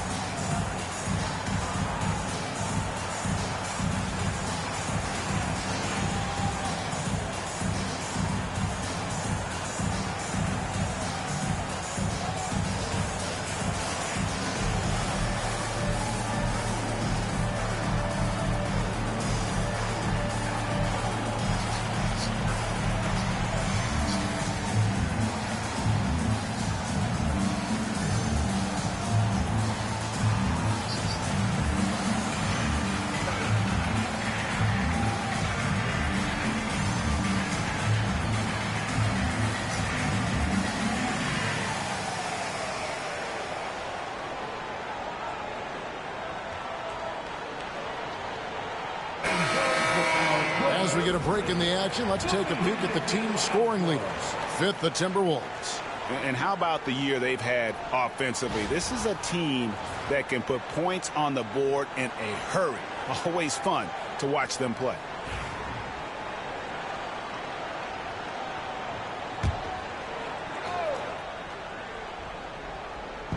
Just over 2.5 minutes gone by here in the second half. Leonard against McDaniel. And then jammed down as he goes right over Ivica Zubats. And I got to say, sort of surprising he goes for a slam that difficult when they're trailing. But still a magnificent move to the rim. Nice job capturing the moment on the AT&T 5G Slam Cam. Zubats against Reed. Collins dishes to Harden. Zubats a screen on Conley. Harden. And the dunk by Zubats. That gives him a double-double in this one. 10 points and 10 rebounds. Well, just shredding the D here on the pick and roll. Harden, a true maestro. When you think about James Harden, he's had such an effect on the game. Brent, they changed the rules because of him. Well, it's interesting, Kevin, because you can think about it a couple of ways. There was a system change for James Harden to try the system, and then, as James has said himself, he became the system. So leaning into all of the analytics of basketball, you have to have somebody who can represent all of the things that that system would require, and it came in the form of the beard for many years. And that kind of offensive output is something that is going to be we'll be hard-pressed to see that again, Kevin. And Leonard gets it to go. I love the patience, the tactical mindset of Leonard. He's so good at picking his spots, especially on the pick and roll. Randall outside. Nice ball movement by Minnesota. And that one, good. Conley's got his second basket of the night. And you got to love the big bucket in the paint in this sort of a grinded-out game. Harden surveying the D. Over Conley. And he gets it to go. Hitting off the back of the rim. Harden's got 23. Well, a master from the mid-range. Harden's so good at finding available space from that distance. Edwards drives in. A power flush with a long hang on the rim at the end of that. That could be a catalyst for him. It really could. Harden kicks to Zubac. Pass to Beal.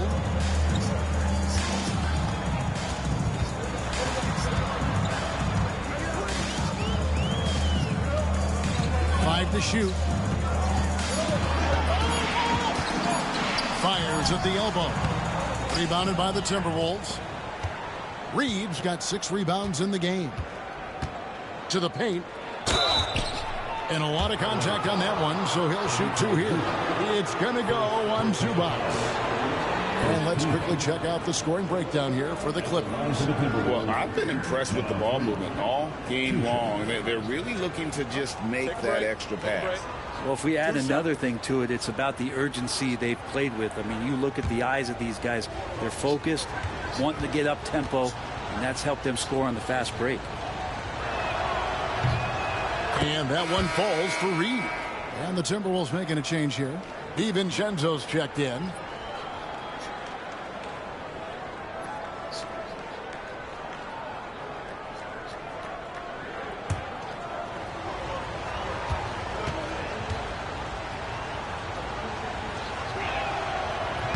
Both free throws good from Reed. Makes it pretty tough on the defense. Who you going to pick to send to the free throw line? And he's hitting the free throws right now. Form looks good. Harden the pass to Collins. Beal against DiVincenzo. The shot by Beal, no good. And he's missed every single shot he's attempted today, but somehow they're still in the lead. Clippers leading by 4.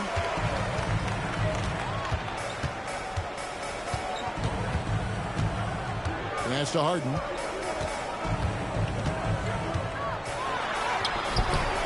He doesn't hit that one. Great D that time from Edwards. Randall finds Edwards. Edwards through the physical coverage. Well, that basket must be widening out right now, and he's making almost every shot he's putting up this quarter. Outside Collins. Pass to Leonard.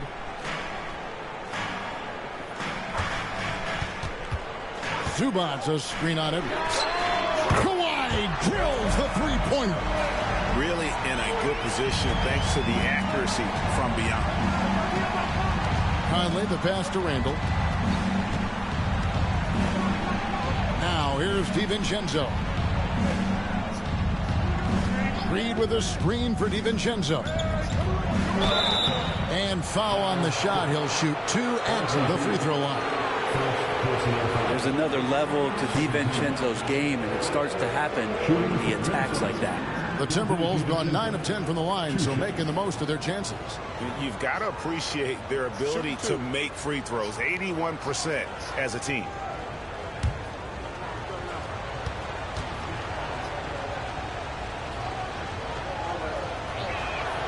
Free throw drop for DiVincenzo. And DiVincenzo, I think, is starting to take a lot of pride in the fact that he could do a lot of little things for the basketball team that add up. He scores, he can get some rebounds and get some assists. He's a weapon. All checked in for Bradley Beal. And so DiVincenzo nails both of them. Wow, they've made every free throw here in the second half. Harden kicks to Collins. Outside Leonard, beyond the arc, and another 3 for the Clippers. Wasting 0 time. Kawhi Leonard knew what he wanted to do. Timberwolves trail by 6. Outside Edwards.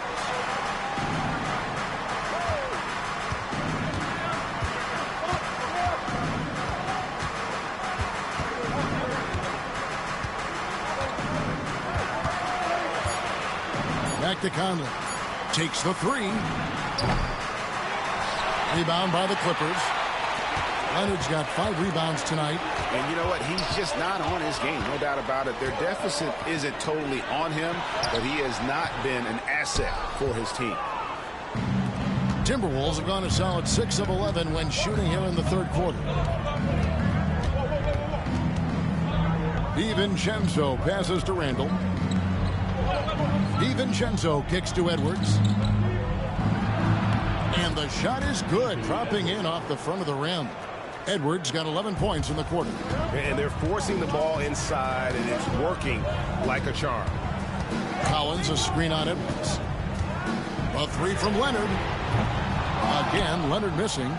You know what, though? Sometimes you can be too open. I think it may have surprised him, and that's why he missed. Pass to Edwards.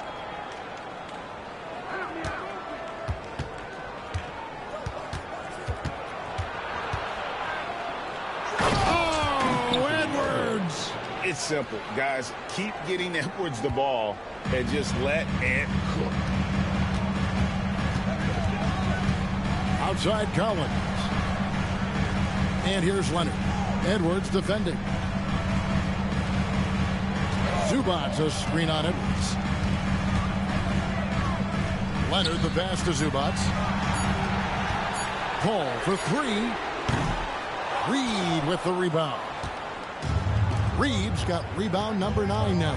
What an effort here tonight. Pass to DiVincenzo. Conley with the screen on Harden. For the tie. And he could not get that one to go. Out of contact, and he'll go to the line for 2. DiVincenzo's decision that time, pretty solid there. Taking the initiative and then taking the contact. On the night, he's gone 2 for 2 at the stripe. And his average at the line stands at about 79% right now. So solid numbers in that department.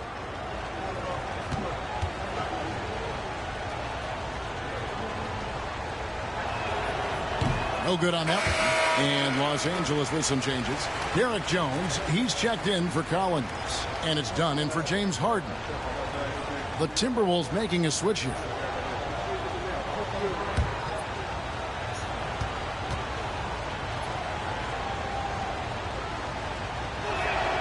Good on the second free throw. Here's Paul.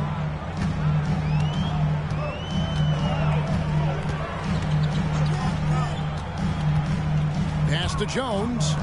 Here's Leonard. Rebound, Minnesota.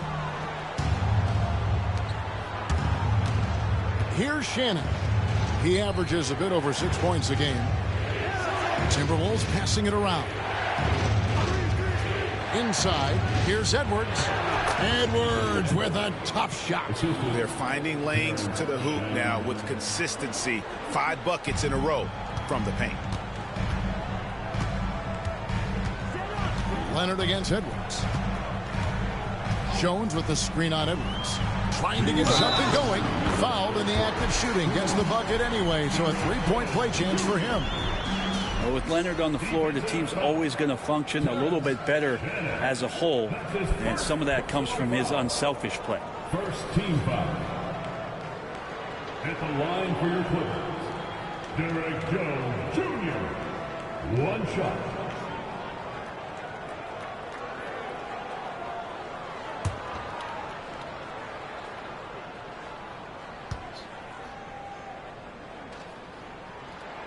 And that one falls for Jones.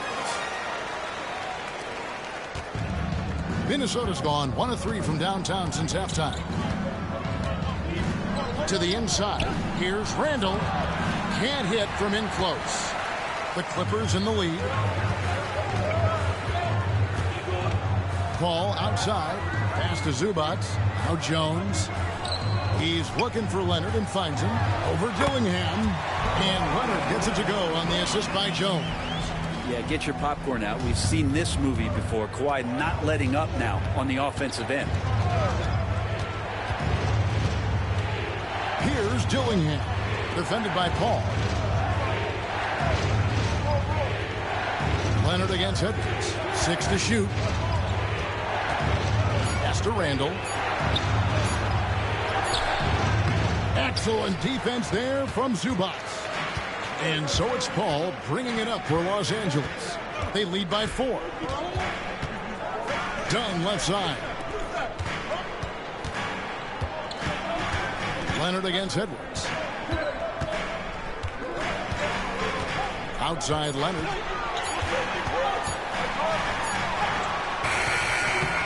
Tries again. Zubac, that's good. Zubac has got 12 points in the game. And after really leaning on that three-point shot in the first half, seeming like they're just getting away from it here in the second. More of the shots coming from the interior. Here's Jones. Can't cash in from close range. Timberwolves trail by 6. Randall passes to DiVincenzo. And the call on the shot that sends him to the line. Chris Dunn picks one up. I'll tell you what, he earned his money on that foul. 3 trips to the line so far for him in this one. At the line for 2. Take a break. Take a break. 2 shots.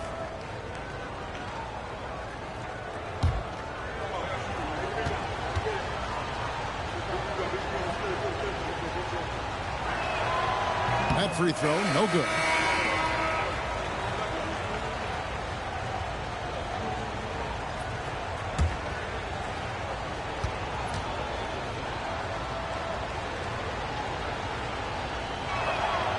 And he's good on the second. Los Angeles leading by 5. Here's Beal. And he makes good on the layup. Beal's got his first points in this one. And Beal finds a way to the bucket. How'd he do that? Outside Edwards. Randall from outside. God, what a play! That is fun to watch. Lets it go at the very last second. Oh, man, that's got to be frustrating for the defense, too. You just give up momentum like that at the end of the quarter. And that's going to do it for the third quarter. Clippers lead by 4. And when we return, we'll get the fourth quarter rolling right here on 2K Sports.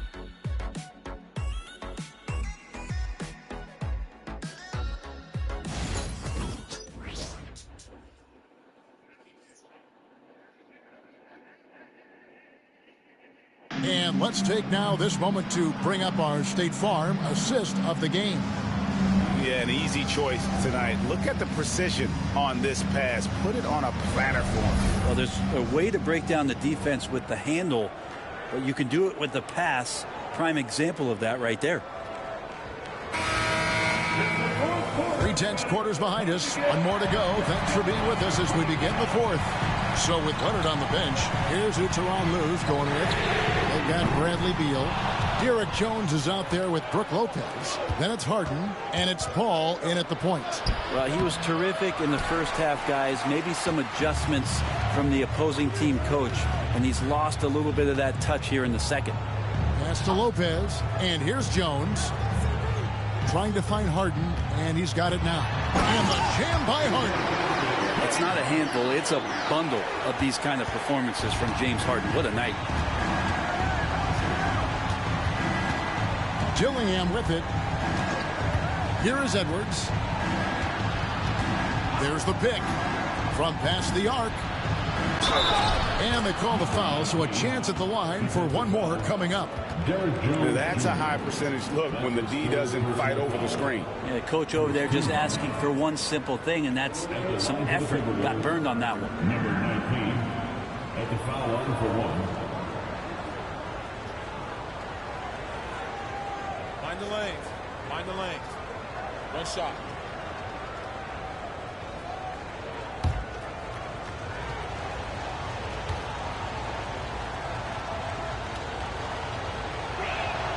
And that one misses. Los Angeles leading by 4 in the corner. Harden and stolen by DiVincenzo. And now the Timberwolves on the break. Shots good by Shannon. They start that play with aggressive defense, finish with aggressive offense. Well, a lot of times coaches will tell you that if you play great defense, you're going to get a reward. It's a good possession all the way around. Harden. Rebound, Minnesota. Fourth quarter now. We're about a minute and a half in. Here's Edwards to tie it up. And no good. Good D by Lopez. For Los Angeles, they've gone 1 of 3 from the field to start the fourth quarter. To the paint.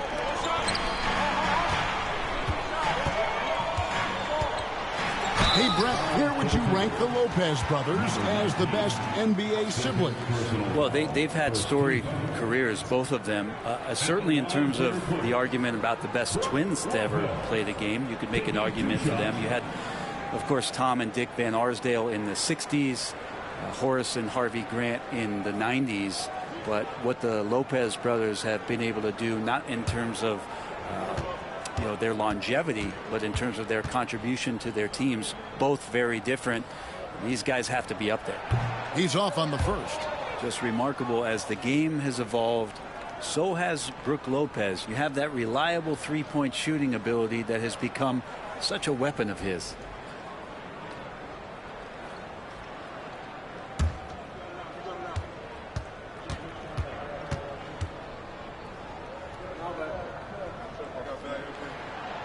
So neither attempt will fall that time for him. That's a strange trip because typically he's pretty much money for that. Very little resistance against that throwdown. Nope, not what they want to see in a game this close, Greg. On one side, inspiration. On the other, devastation. To the middle. And then Jones with the jam. An aggressive move and fantastic finish. Trying to send a message with that slam, I think. Edwards slashing in. And he drops in the layup off the glass. Edwards got it all tied up now for the Timberwolves. And we are seeing tonight why Edwards was selected first overall. Anthony has a special ability to score. Here's Harden. Pass to Jones. DiVincenzo against Harden. Shot clock at 2. Shoots over DiVincenzo. Harden, no good. And gotta like what they've been doing down low in the post. It's Edwards on the wing. He's covered by Beal. Edwards, no good. And so it's Beal. He'll bring it up for Los Angeles.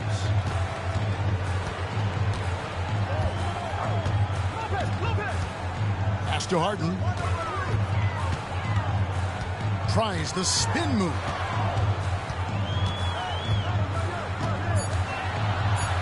Los Angeles needs to get off a shot here. The shot by Beal, no good. The Timberwolves have gone 4 of 7 from the field since the beginning of the fourth. Outside Edwards. To take the lead. Sinks the triple. Edwards got 37. He's played a huge role in this game to this point, but it looks like he just wants more. He wants to make sure that this lead holds up. Harden against DiVincenzo. And he lobs it up toward the rim. It's intercepted. And now Minnesota on the fast break. On up the court. Count the basket. And now a 5-point Minnesota lead. And they're scoring much more efficiently here in the second half. And they've gotten that field goal percentage above 50. And the timeout called here by Tyronn Lue. And he wants to see some changes out there right away and right now.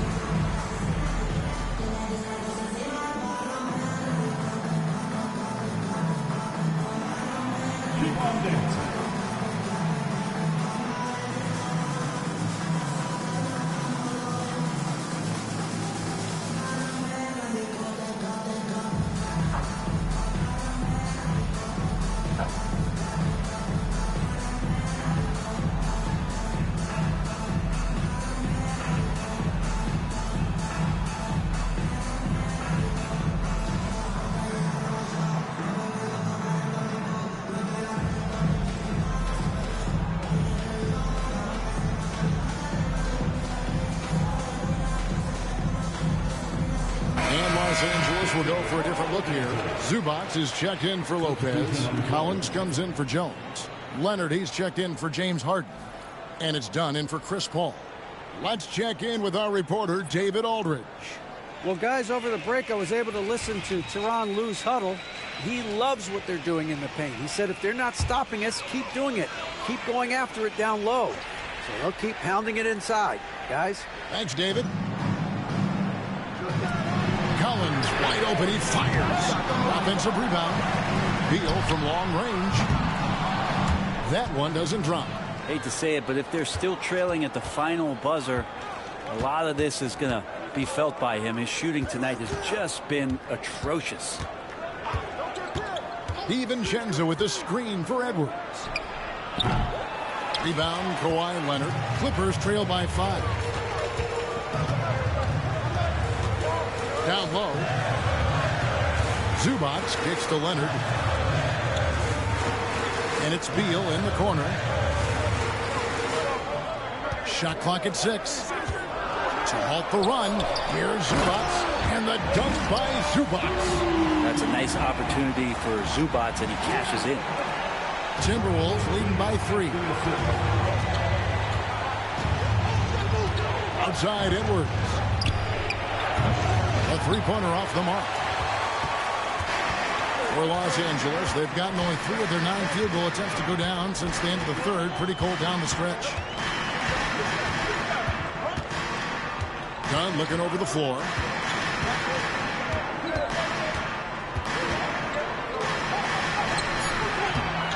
Here's Zubac, and it's in there. Zubac has got 4 points in the quarter. One of those nights where Zubac's extremely active on the offensive end. Dunn against Conley. Over to the wing. Pass to DiVincenzo. And stolen by Leonard. To take the lead. Nobody's stopping Kawhi on that break. Just a lightning bolt there in transition. No one can match up with Kawhi, especially at his position. That time they paid a price. Left side, Edwards.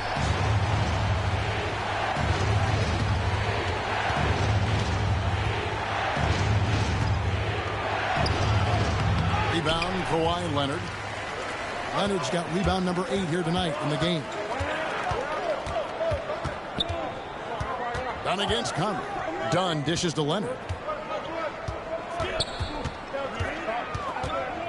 Back to Dunn.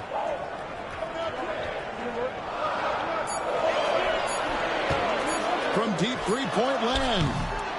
Minnesota with the rebound. Steps back. Pass to Freeman. Basket good. And the Timberwolves lead by 1. Guys, what a game. 8 lead changes here. And don't be surprised if it comes down to the last possession. Dunn passes to Zubac. Now here's Leonard. There's a screen by Collins. Here's the floater. And the basket is good, and he's got a chance here for one more at the line. That's where John Collins sets up shop down in the paint, quick and athletic, able to corral the miss. James Harden, he's checked in for Dunn. John Collins.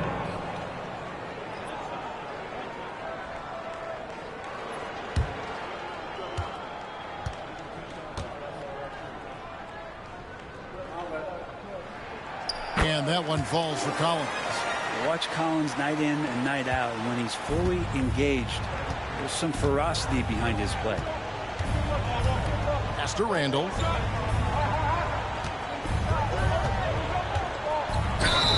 And that'll be 2 free throws coming up. Officials on the call with the foul. I mean, even from over here, you can see that one pretty clearly. And the line for the Timberwolves, Julius Randle. Shooting Take a break. 2. Take a break.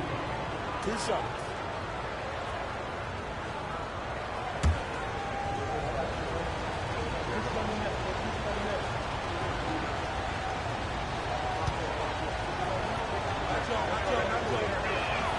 The first one falls. And yes, there's been growth in Julius Randle and his game year after year, adding little things, but this big man focuses on playing to his strengths.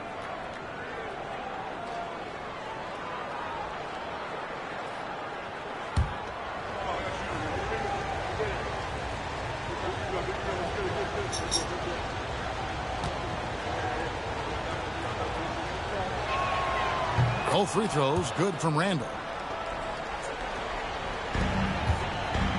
And it's Harden with the ball for the Clippers. Outside Collins. Pass to Leonard. Launches it. Knocks down the three ball. Leonard's got 5 points in the quarter. And by the numbers, Kawhi is one of the most efficient three-point shooters ever. And here's Edwards from the arc. Rebound by the Clippers. Zubac has got his 16th rebound on the night. Harden the pass to Collins. And finished off by Collins. I like it when Collins is cleaning up the glass and then just rocking the rim. Timberwolves trail by 5. Outside Edwards.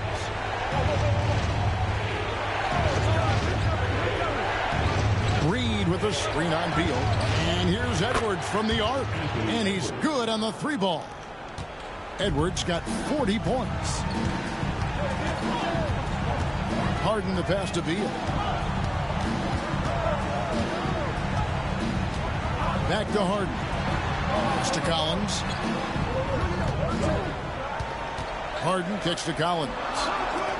Beal gets a wide open look. Trying to answer back, but that three is off the mark.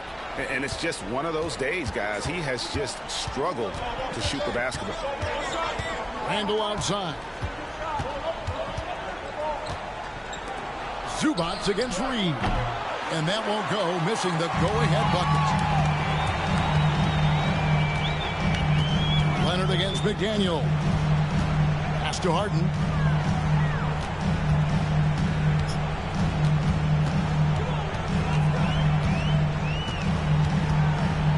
High, arcing shot. Conley grabs the miss.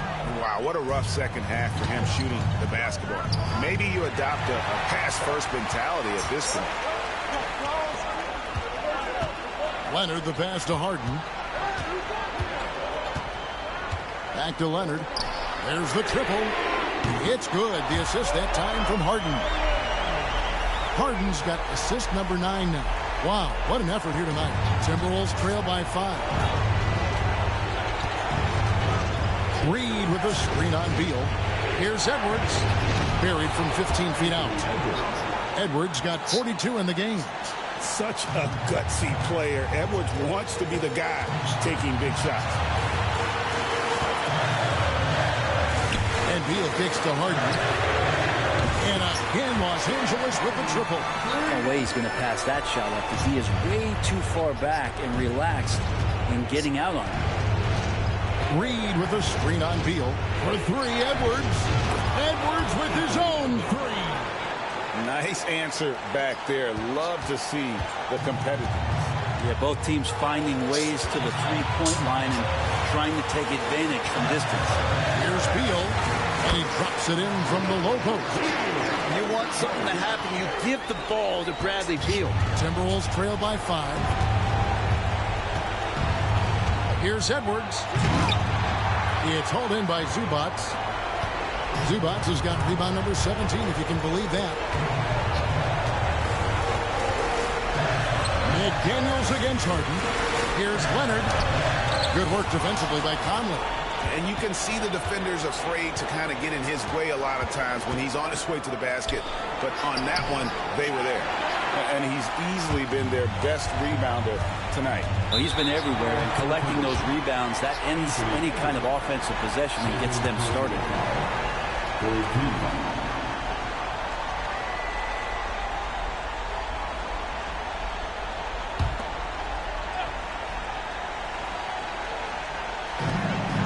And now they decide to foul intentionally. First personal foul. 4th team foul.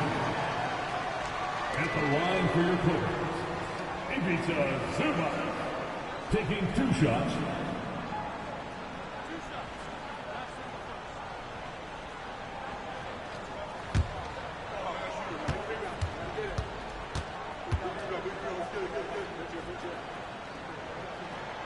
He hits the first one, and that increases their lead to 6.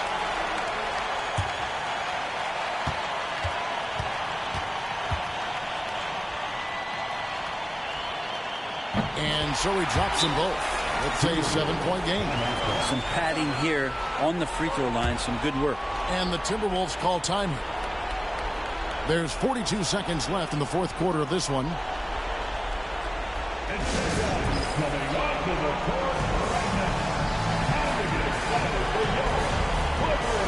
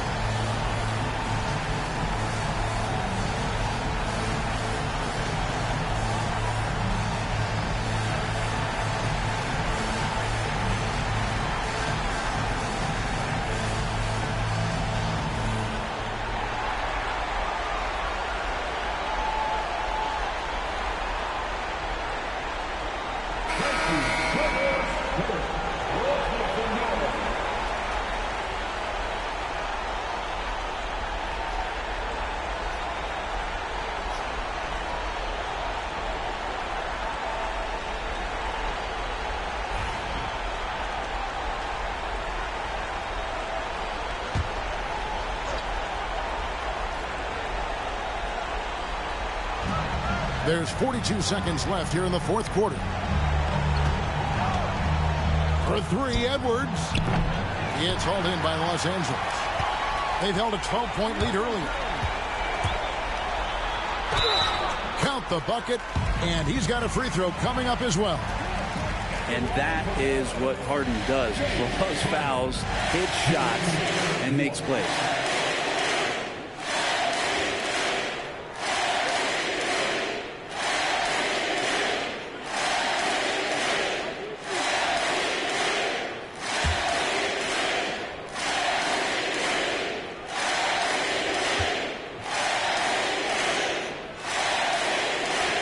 That'll ice it right there. Not everybody can keep their composure at the line in such a big situation. Here's Edwards. And he converts the layup. Edwards got 47 points. 20 seconds left in the fourth. And they can just let the clock run out here.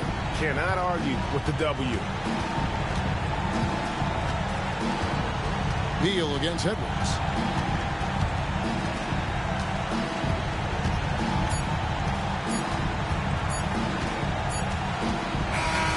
So the Clippers with the win.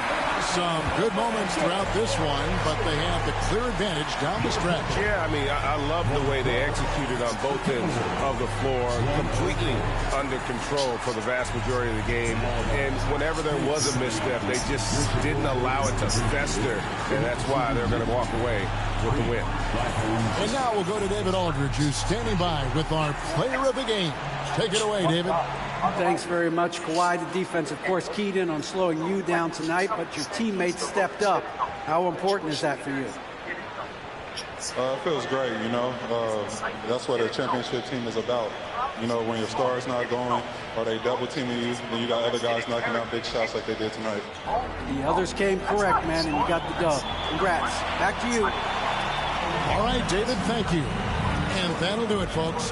For Greg Anthony, Brett Barry, and David Aldridge, this is Kevin Harlan. Thanks for watching the NBA, presented by 2K Sports.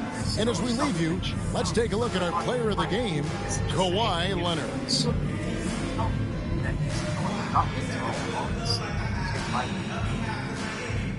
So somehow I'm supposed to believe that Allah saved Jesus and replaced him with a counterfeit on the cross. And everyone else who saw him, witnessed him, wrote about him, It's not including the Bible. It's all wrong. They're all wrong. And welcome to 2K Sports for another edition of NBA basketball. This is Brian Anderson. Joining me, analysts Richard Jefferson and Grant Hill, and reporter Allie LaForce. And a chance to see the latest edition of the Power Rankings. Always fun to see where everyone in the league stands. They're making moves up the standings, claiming that fourth spot. Well, right now for Chicago, they were hoping to begin the year better.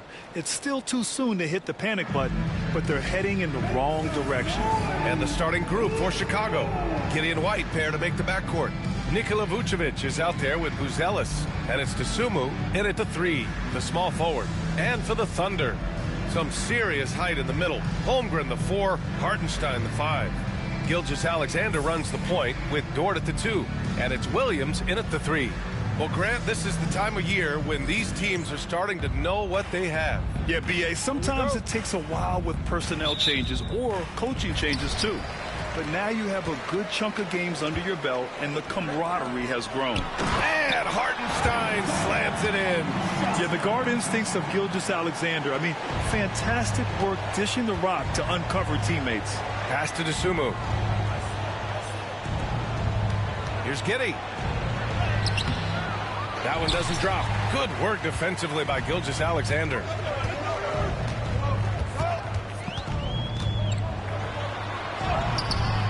And it's Giddey with a rebound.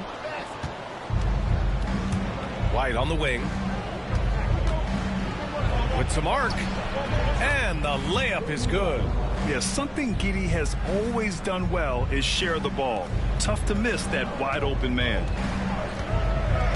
Gilgeous-Alexander passes to Holmgren. Outside, Williams. Now here's Holmgren. Not a lot of room. Giddey against Gilgeous-Alexander. Laid it in with a nice touch off the window. Yeah, and Gilgeous-Alexander is a fighter. Someone that challenges the defense and bullies his way through contact. Let's check in with our reporter, Allie LaForce. A bit ago, Mark Dagnall and I were able to chat. And one of their main defensive focuses, Nikola Vucevic. Coach telling me that Vuce has the big body, plus he can really shoot it. But they really emphasized boxing him out. Nikola is great at converting misses into second chance points. Boxing out. It's back to the basics, guys. All right, Allie, thanks once again. Here's Gilgeous-Alexander after the basket by Chicago. White against Gilgeous-Alexander.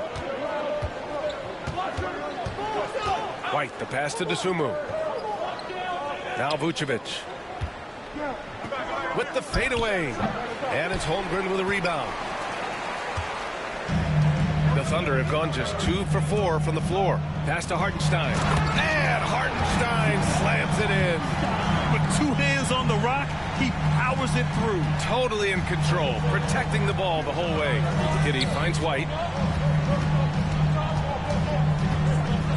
And just under 2.5 minutes elapsed here in the first. Vucevic, a screen on Williams. Dosunmu, the pass to Giddey. 5 to shoot. Picked by Vucevic. And no good. Had a chance to take the lead. Gilgeous-Alexander against Giddey. Gilgeous-Alexander's shot is good. And the D can't allow Gilgeous-Alexander to get this positioning, because once he does, he makes you pay. Richard, when it comes to the Bulls, they have one of the most committed fan bases in the league. Yeah, the Chicago fans are for real. The Bulls are routinely at the top of the list for total attendance. Even on the road, they're usually Bulls fans sprinkled in every crowd. Oklahoma City leading by 4. Inside. Count it. His 3rd and 5 attempts. An outstanding first quarter from the field. First quarter of action, just under 3.5 minutes played. Giddey passes to Dosunmu. Giddey with a screen on Williams. Now here's Dosunmu. Williams defending. Dosunmu outside. Over Williams. Dosunmu can't hit. See, that miss right there. It's why teams try to avoid the mid-range jumper these days. Oh, got that one up quick. Gilgeous-Alexander's got 8. And adding to this lead right now. Riding a wave of momentum. Yeah, they've locked in during this stretch. If they keep it up, their lead will only continue to grow.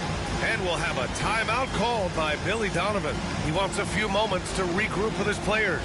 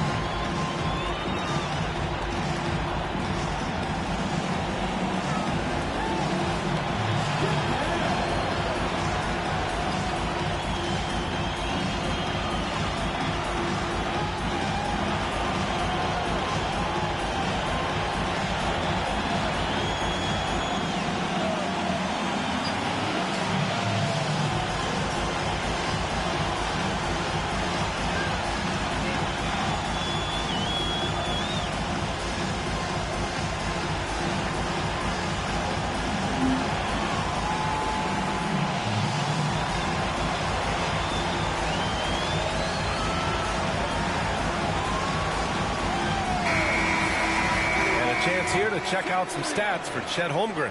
And over the last 5 games, his field goal percentage has increased. And you can make a case his confidence as well because of this.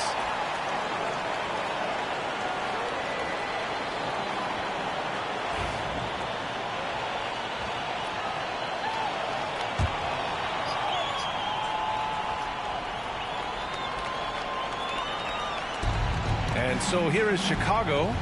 8-point game. It's Giddey on the wing. Gilgeous-Alexander defending. And that one drops. And so much fight in Josh Giddey. He showed it on the interior that time. Gilgeous-Alexander passes to Holmgren. Dort outside. Giddey against Gilgeous-Alexander. Clock at 6. The teardrop. It's hauled in by the Bulls. Their last encounter was in Chicago. Defensively, they weren't up to the task. Didn't play as a cohesive unit, and it really hurt them. Boy, they looked like they were asleep on that end of the floor. No one was talking. No one was paying attention. Yeah, it was rough. Williams from long range. And he's missed his first 2 shots of the game. And Giddey has got the ball here for the Chicago Bulls. They trail by 6. Oh, throw it down. Wow. It's like he's doing pull-ups on the rim. Looked like a schoolyard playground right there. And that was our AT&T 5G Slam Cam, bringing you the sauce. The Thunder have gone 6 of 11 so far. Pass to Holmgren.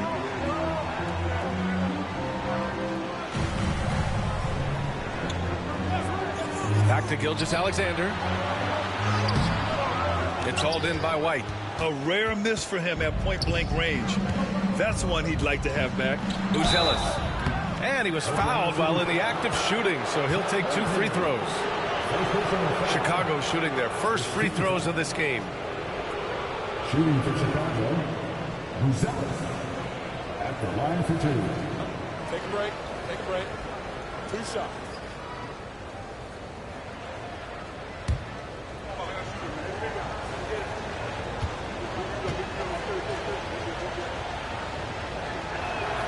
First one falls for him. Caruso, he's checked in for Oklahoma City.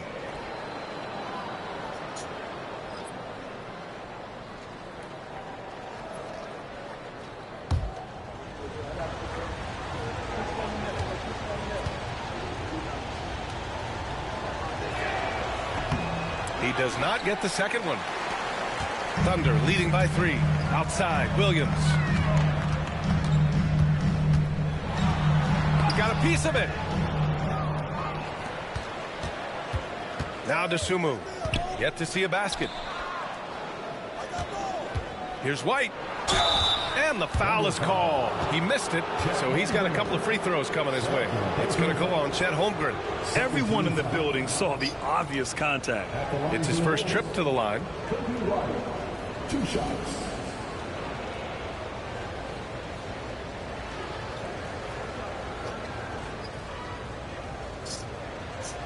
Take a break. Take a break. 2 shots.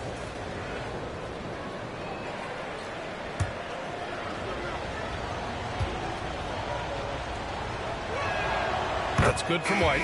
Joe's checked in for Holmgren.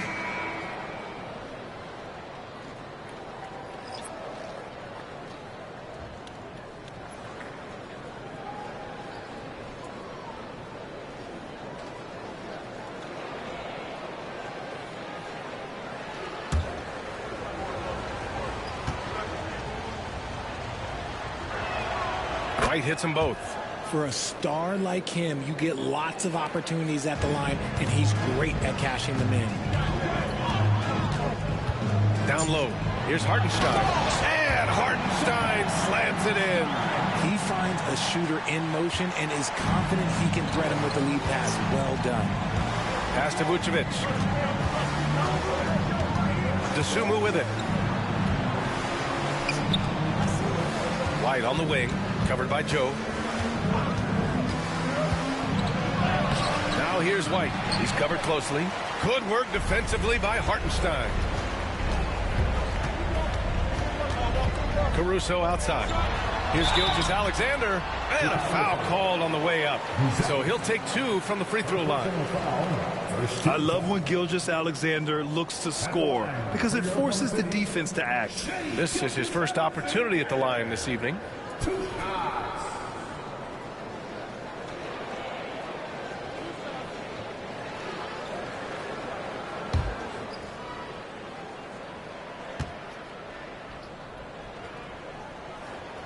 And the first one at the line is good.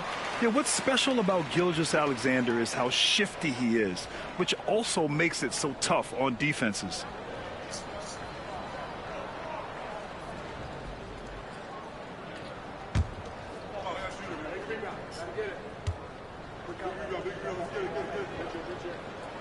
Both free throws good from Gilgeous-Alexander.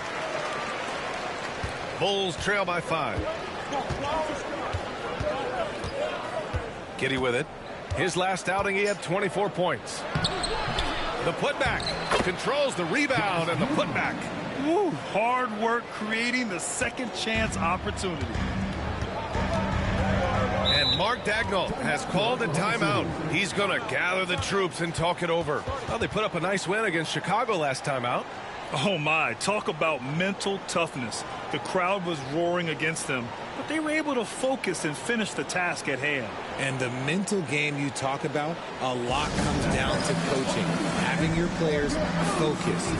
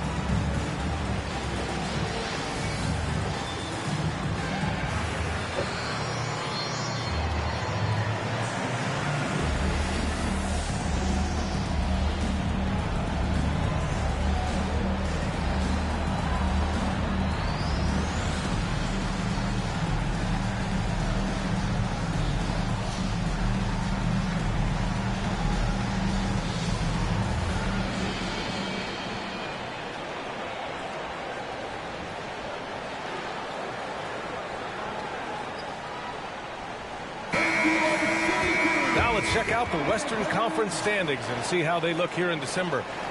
You look at Oklahoma City, they're in a solid spot right now, 5th place. Right now for the Thunder, when you think about it, everyone expected them to be an elite team.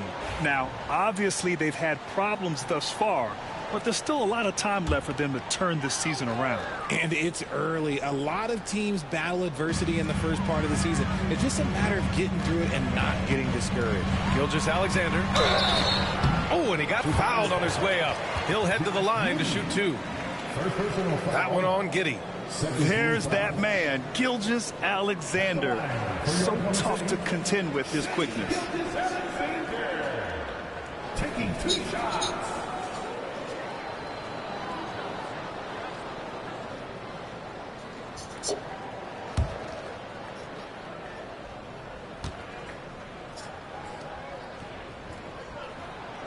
And he can't get the first one.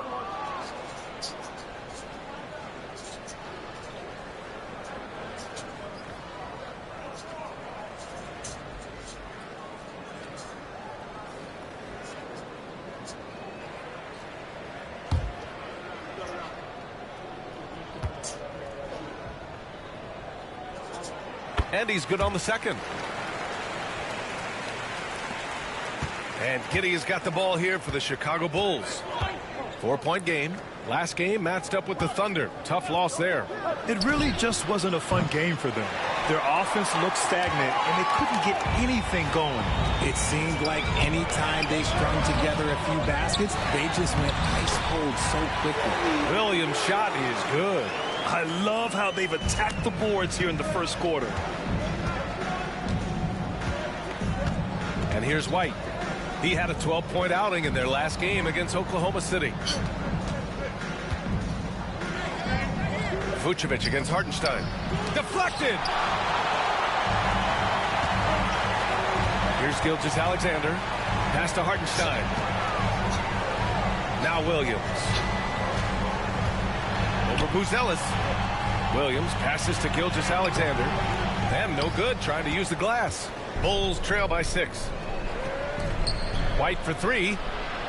The shot's good on the assist by Giddey. Giddey's got 3 assists tonight. And for the Thunder, they're shooting about 47% during this first quarter. Now here's Gilgeous-Alexander. 20 points for him last game against Chicago. Here's Hartenstein. And Hartenstein slams it in. And Shea's playmaking is really exceptional. Highlighted there with the perfect pass. Now here's White, covered by Joe. White, the pass to Vucevic. And Vucevic slams it in. He gives up a bit of size at the center position, but his leaping ability, well, let's just say that makes up for it. Caruso outside. Pass to Williams. To the middle. And Hartenstein slams it in. Woo! Defensively, you can't afford to let him get to the rim that easily. Well, that might be why their deficit is what it is right now. Yeah, it's going to take better rim protection than that if they're going to climb out of this hole. And we'll have a timeout called by Billy Donovan. He wants to review the game plan.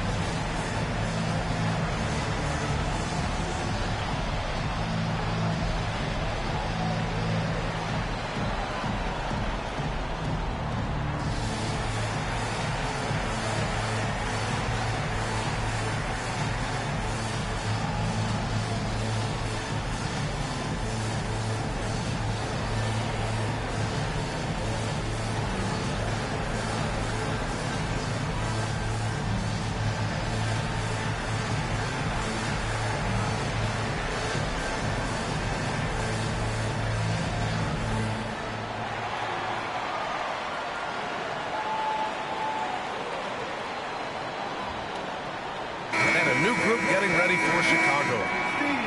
And let's take a quick peek at the point guards who have been extremely disruptive defensively. Second is Shai Gilgeous-Alexander. Yeah, he's a pest. He gets under your skin. I mean, All these players have the combination of quickness and intelligence you want in a point guard. Yeah, it's just not their quickness or their hands that have them at the top of the list. It's their defensive instincts that set them apart. Now here's White. He's got 9. Ooh, it's stolen by Gilgeous-Alexander. And that basket makes him 5 for 10. Steady production so far. Yeah, their defense is starting to wear down. That's 3 straight buckets at the rim. To the inside. And stolen by Caruso.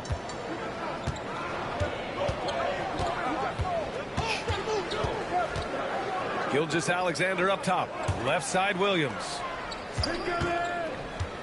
To the paint. And Hartenstein slams it in.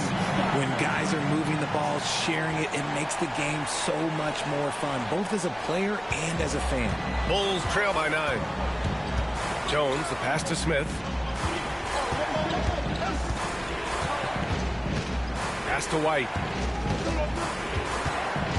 Back to Smith. And he drops in the layup off the glass. Good execution. They're getting some short-range looks here. Oklahoma City leading by 7. Now here's Hartenstein. Caruso outside. Hartenstein with a screen on Herder. Caruso against Herder. 6 to shoot. Caruso to pass to Joe. Back to Caruso. Fires from deep. Chicago grabs the miss. On the wing, Jones. Pass to White. Outside, Williams. It's Herder on the wing. Williams with the screen. Second shot opportunity. Herder can't hit. Oklahoma City's gone 0 for 2 from outside. Left side, Joe. It's Williams, high post. Smith against Gilgeous-Alexander. And he was fouled in the act of shooting. Opportunity for a three-point play here. Their defense just falls apart once the ball goes inside. And a moment here to take a look at the scoring breakdown for the Thunder. Well, they're off to a good start getting it inside and scoring at close range. Solid fundamentals so far in this one. And also the coaching staff has to love the hustle so far. Just playing with great energy, getting out and converting in transition. That free throw good from Gilgeous-Alexander. There's 57 seconds left in the first quarter. To the middle. Here's Smith. That's in. Coming off an assist from Jones. Smith's got his second basket of the game. Credit their discipline. They've been working for high percentage shots. Gilgeous-Alexander passes to Williams. Caruso outside. There's a screen. He takes it in, lays it up, and banks it in. And the Thunder lead by 10. They're finding ways to get the ball into the paint. 5 consecutive buckets. Herder against Caruso.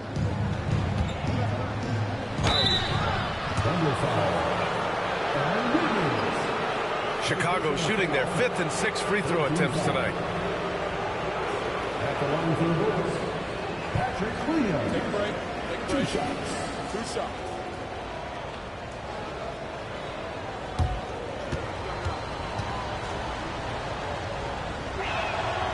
And he drops the first.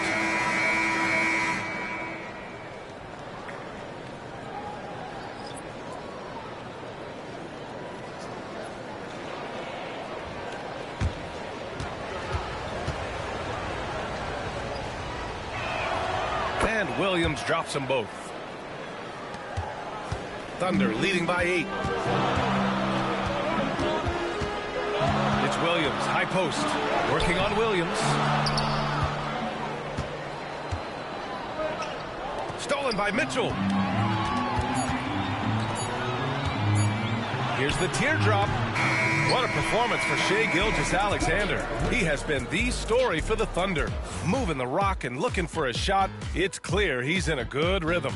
We'll be back in a moment.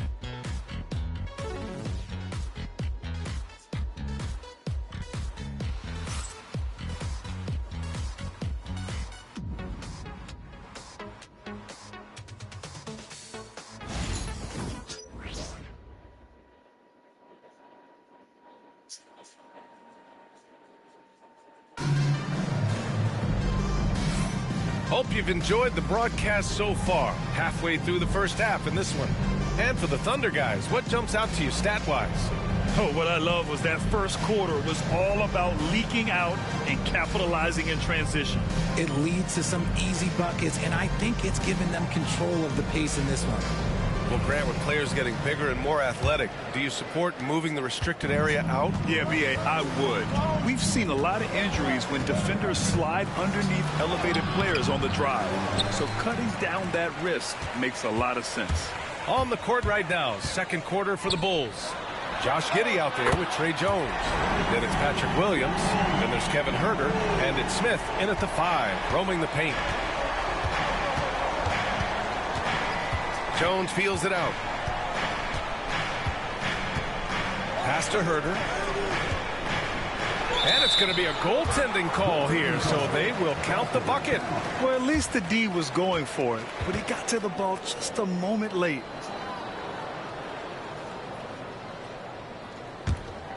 Here's Joe.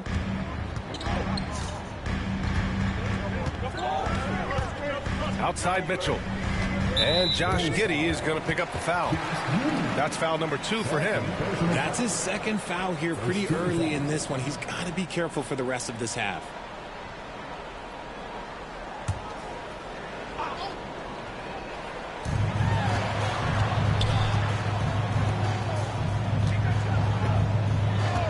On the wing, Caruso. Huerter defending. Here's Williams. And it goes as the official calls the foul. Count it, and he'll shoot one more at the line. Oklahoma City shooting their 6th attempt at the free throw line tonight. Trey Jones. First personal foul. Second team foul. At the line for your defender, Williams. Shooting 1.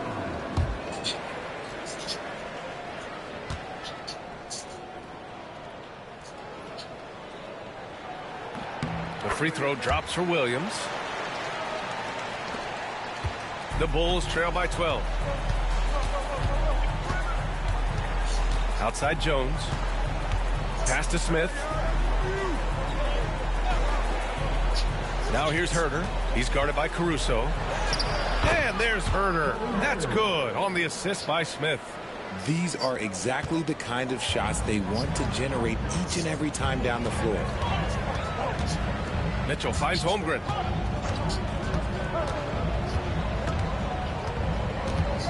Down low. Here's Caruso. Ooh, some solid defense from Huerter. The Bulls have got 2 of 3 shots to go in the second. Jones misses. Thunder leading by 10. Joe, pass to Mitchell. Back to Joe. Fires the 3. Giddey with a defensive effort. Well, Chicago shooting the rock well at 46%. Jones against Caruso. Outside Jones. Pass to Huerter. Down to 5 on the shot clock. Here's the 3. Gets the 3 ball to go. Huerter's got 7 now in this quarter. He was inside his own head in that first quarter. You could see it. Now he's doing a much better job of letting the game come to him. Mitchell against Jones. Mitchell, the pass to Caruso. Now Holmgren. Pass to Mitchell. Fires for 3. Nails it from 3. Mitchell's got himself going here. His first points of the game on the deep ball. Jones against Mitchell. And now about 3 minutes gone in the second quarter here. And here's Huerter.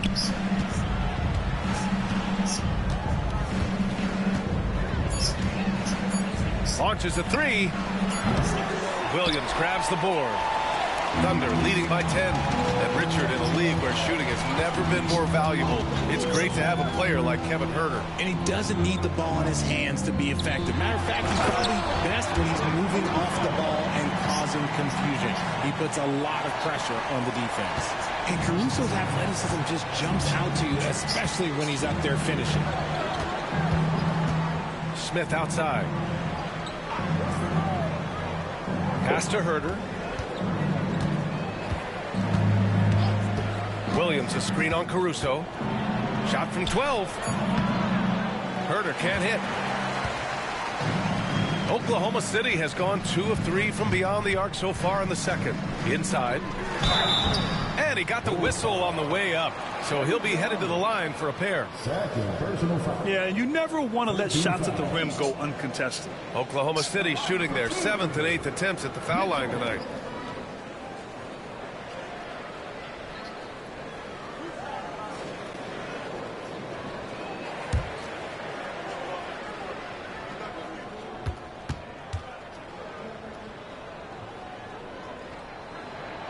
He makes a first for the Thunder.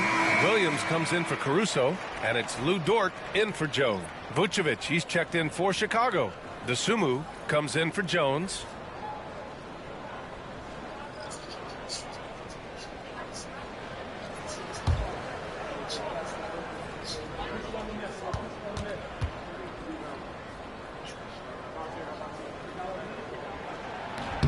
So hits one and misses one at the line.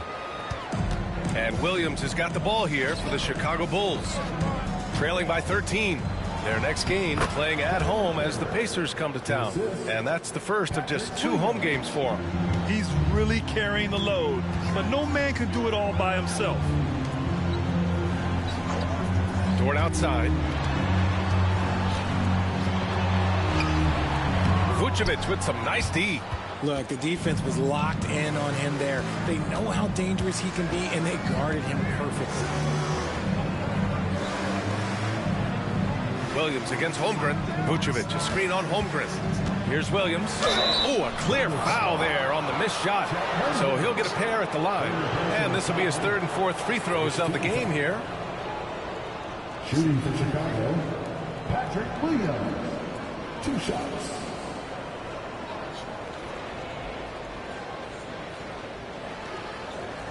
Take a break. Take a break. 2 shots.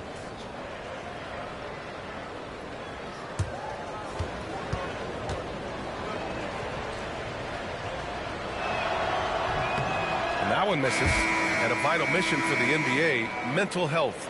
Commissioner Silver has said it's the most important issue for the league. And I applaud Adam for those comments he's made about it. I mean, the season is so difficult. It can really take a toll on your mind. So it's great the league is trying to help players out through this. Caruso, he's checked in for Oklahoma City. Thunder leading by 10. Mitchell, the pass to Williams. Now here's Dort. Outside Mitchell.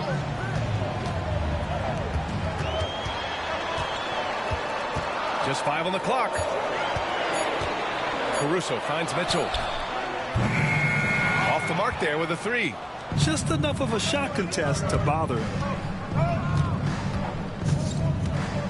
Herder against Caruso. Pass to Williams. Williams, a screen on Dort. From 13, Oklahoma City grabs a miss. 13 points was their biggest lead of the game. Outside, Williams. Uses the glass on the layup. And he is stronger than he looks, trust me. I mean, Williams has the bulk to win those tough battles inside. The Bulls trail by 12.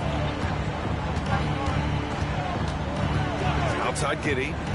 Pass to Williams. Here's Herder. Vucevic with it. Williams defending. Low block shot. Oh, it's blocked by Williams. Williams against Williams. And Williams gets the bucket on the assist from Williams. Williams has got 5 points now in the quarter. For Chicago, they've gone 4 of 10 from the field in the second. And we'll have a timeout called by Billy Donovan. We might see him looking to make some tweaks to the strategy here.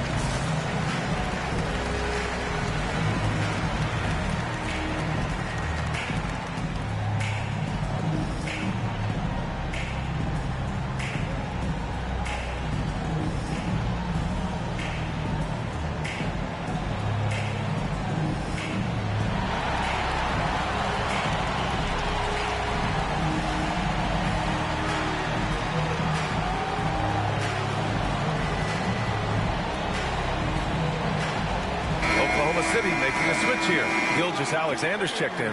Buzelis is checked in for Chicago. White comes in for Herter.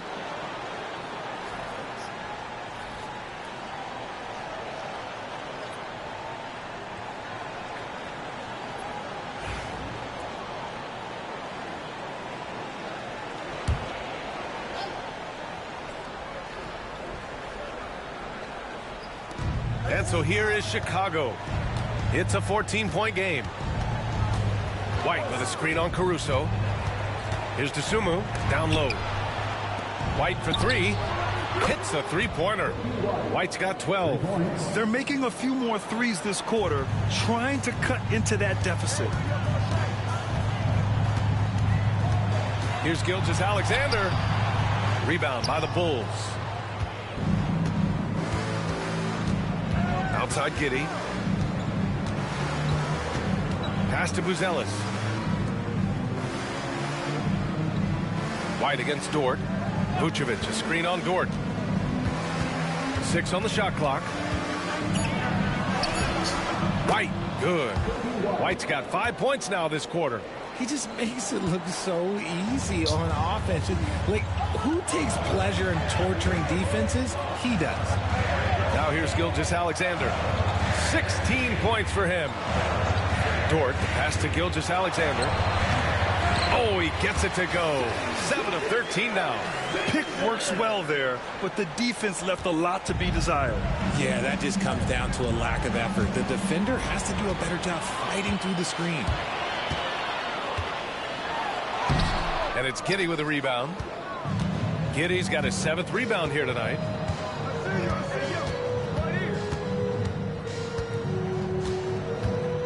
Pass to Dosunmu. And here is Vucevic. Gilgeous-Alexander defending. Here's Buzelis. Williams grabs the board. Almost too wide open there. That's like a warm-up jumper for him. On the wing, Caruso. Giddey defends. Here's Gilgeous-Alexander. Back to Caruso. From deep. It's hauled in by White. The Bulls trail by 11. Dosunmu for 3. Oklahoma City grabs a miss. Williams has got 4 rebounds now. White against Dort. Back to Gilgeous-Alexander. Caruso outside. Williams with the screen. Lets it fly. Caruso with the bucket. Caruso's gotten his 3rd basket of the night. And Giddey has got the ball here for the Bulls. Pass to Buzelis. Back to Giddey. Now White. Dort defending. White against Dort. Picked by Vucevic. White, the pass to Vucevic. And the power finish by Vucevic. Doing exactly what you expect. Vuce setting a solid screen that gets things going. Williams with it.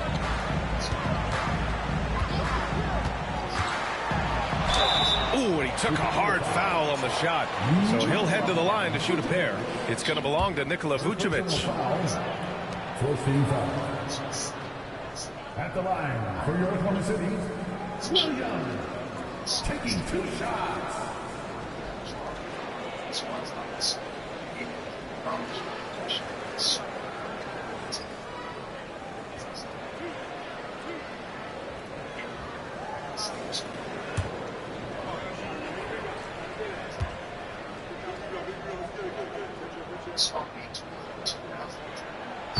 And he knocks down the first one. Hartenstein, he's checked in for Oklahoma City. And the Bulls also making a change. Jones is checked in.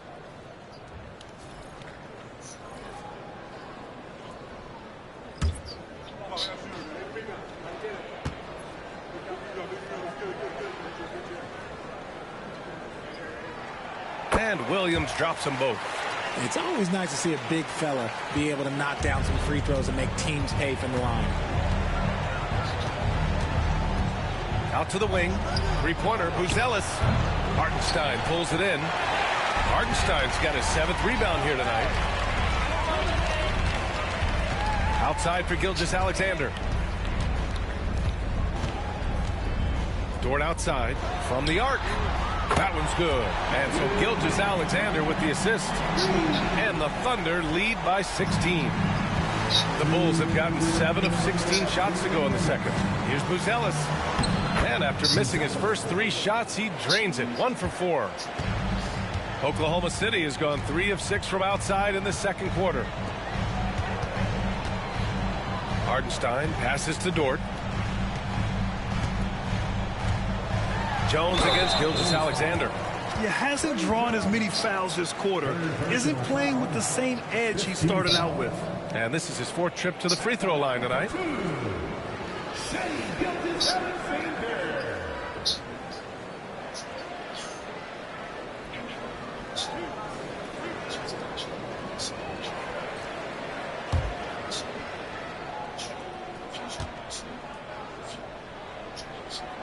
First free throw is good. Caruso, he's checked in for Williams.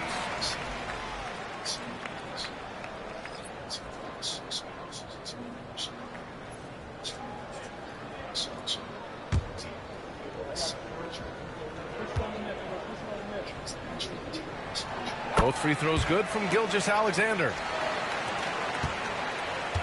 The Bulls trail by 16.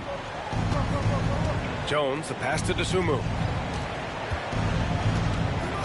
Back to Jones. Ooh, the lead pass was in the perfect spot to set up the layup. Jones has got his first basket. Rate of baskets assisted, it's a stat I really like. It tells the story of how well you are playing team offense. Pass to Hartenstein. Outside, Williams. 5 on the clock. Here's Gilgeous-Alexander, defended by Jones. And there's Gilgeous-Alexander on the assist from Dort. So Dort's got his 3rd assist of the night. And so here is Chicago. They trail by 16. Jones against Gilgeous-Alexander.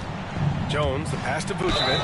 RJ, when you talk about Vucevic, is he the best NBA player ever to come from Switzerland? There is an argument to be made. He has the most points by any Swiss-born player by far and the only All-Star game appearances. These are his first free throws of the game.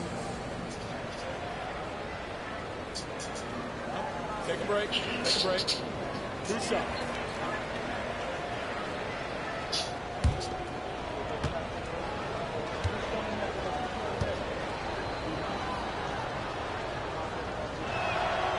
And he drops the first. Vooch doesn't get to the line as much as you would expect, but he does shoot a good number from there.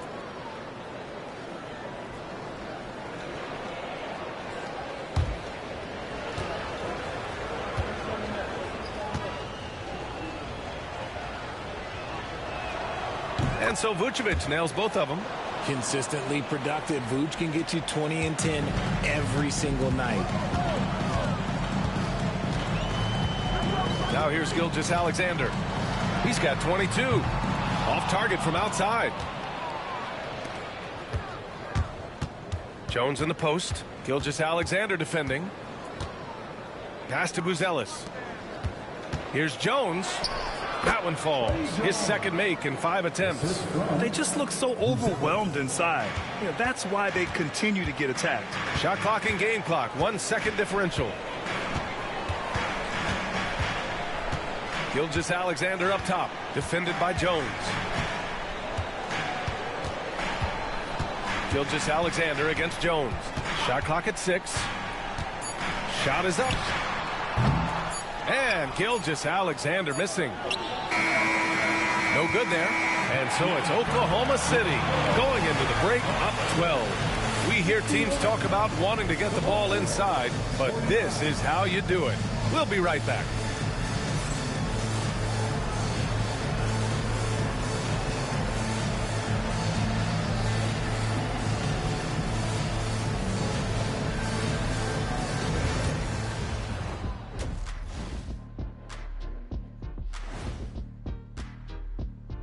Hello, everybody. We're here to break it all down, and through the first half of play, it's a very commanding lead for the Oklahoma City Thunder. No sloppy passes, no easy giveaways, no big mistakes. They're keeping it tight like Kenny Pants over there, Ernie. Hey, that's tighter than tight. Yo, it's called form finning. It's called a Euro cut. Thank you, gentlemen. Now let's go ahead and recognize the Player of the Month award recipients. For the Western Conference, Nikola Jokic. The talent of the Jokers being recognized. Big achievements for the big man from Serbia. He's one of those players that can win at any time. Yeah, he's asked to do a lot, I'm telling you, but he ends up doing it, and he gets a lot of triple-doubles, Shaq. Thanks, as always, for watching. Let's head back to Brian Anderson and crew for the start of the second half.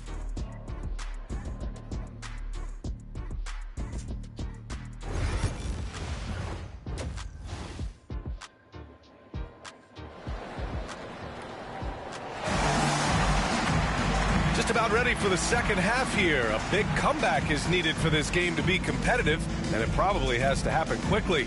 You know, Shai Gilgeous-Alexander has been exceptional here, guys. They've leaned on him to provide a lot of offense, and that's how he likes it. He always wants to be a go-to guy for them. I'm sure he'll be calling for the ball even more in this half.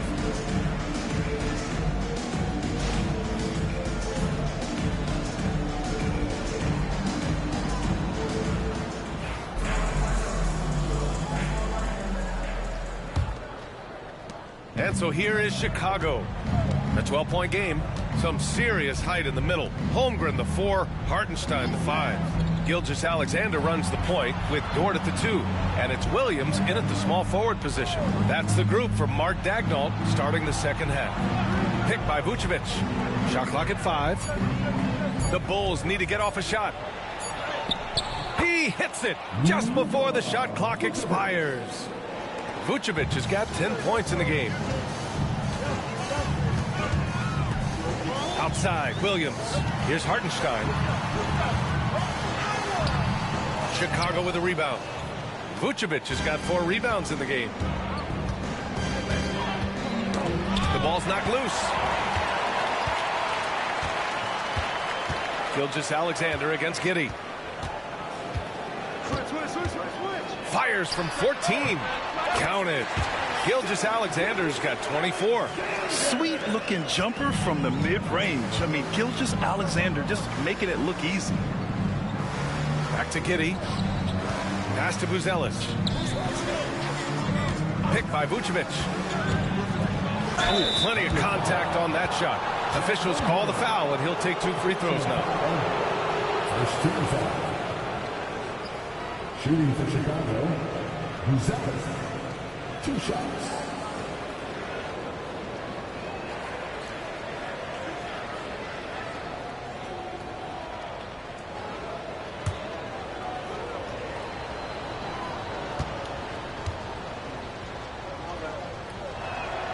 First one falls for him. Oklahoma City making a switch here. Caruso is checked in.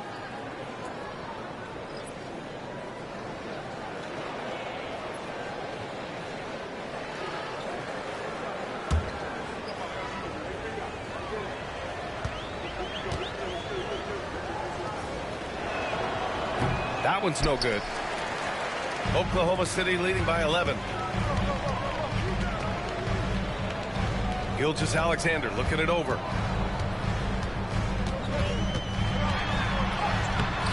Oh, the determination from Gilgeous-Alexander. And trust me, when the D's slow to react, he'll be the first guy to make them pay. Yeah, they're going to do a much better job of putting a little bit of pressure on him on his way to the hoop. Picked by Vucevic. To the paint. And Vucevic slams it in. Yeah, I just love the game of Giddey. Looks for others first. A great guy to play with. And we're just about 2 minutes into the final half of play now. Hartenstein finds Gilgeous-Alexander. And it's cleared by Vucevic. Vucevic has got his 5th rebound in this one.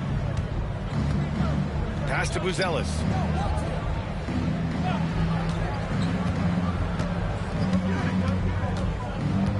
Now White, this one for 3. Another basket. He's now 6 for 7 in the contest. He's bringing a lot of energy to this offense, not letting the scoreboard discourage him right now. He's going to keep putting up shots regardless of the score. That's the kind of player he is. Now here's Caruso. He has 6. Now Gilgeous-Alexander.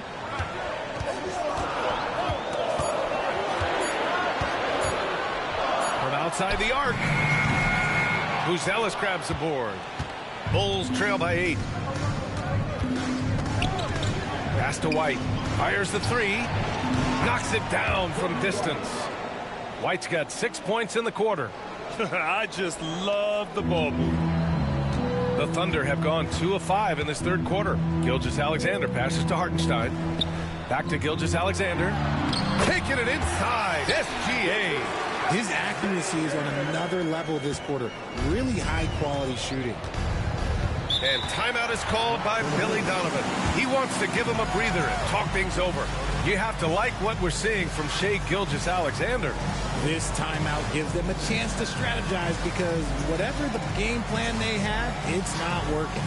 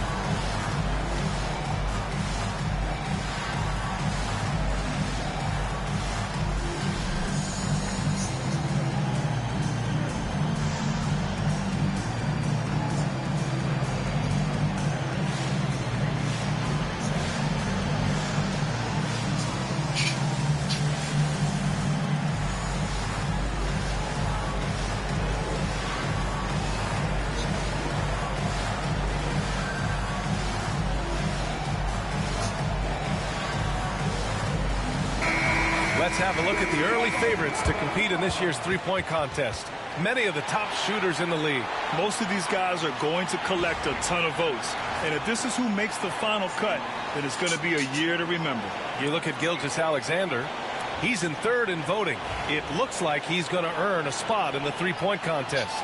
And he's going to be dangerous. 100% he could win it in what should be an absolutely loaded field.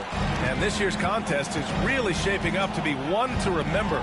Plenty of dead-eye shooters on that list so far. And lots of guys have a three-point shot now. But this list is really the cream of the crop when it comes to putting up long-range bombs. And that's their first miss after hitting 4 in a row to start the half.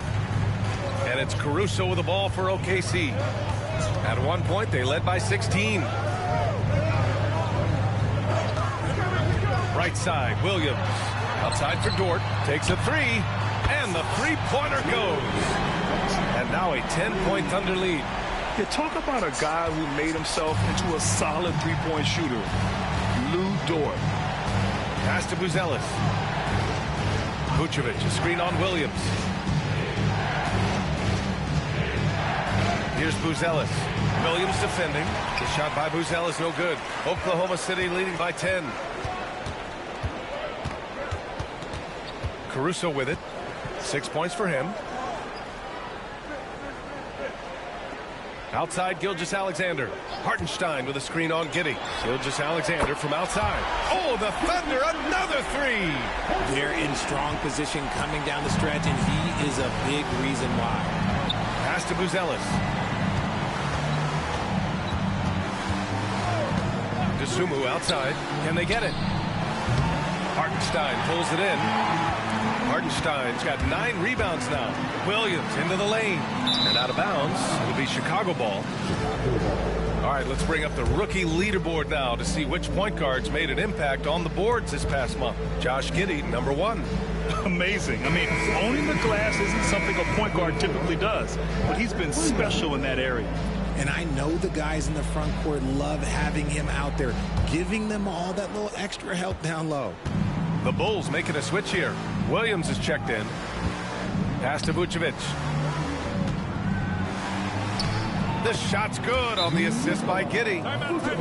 Giddey's got 5 assists tonight. Too easy for Vucevic. He feasts from these interior spots. And we've got a timeout called by Mark Daigneault. He wants to make sure everybody's on the same page.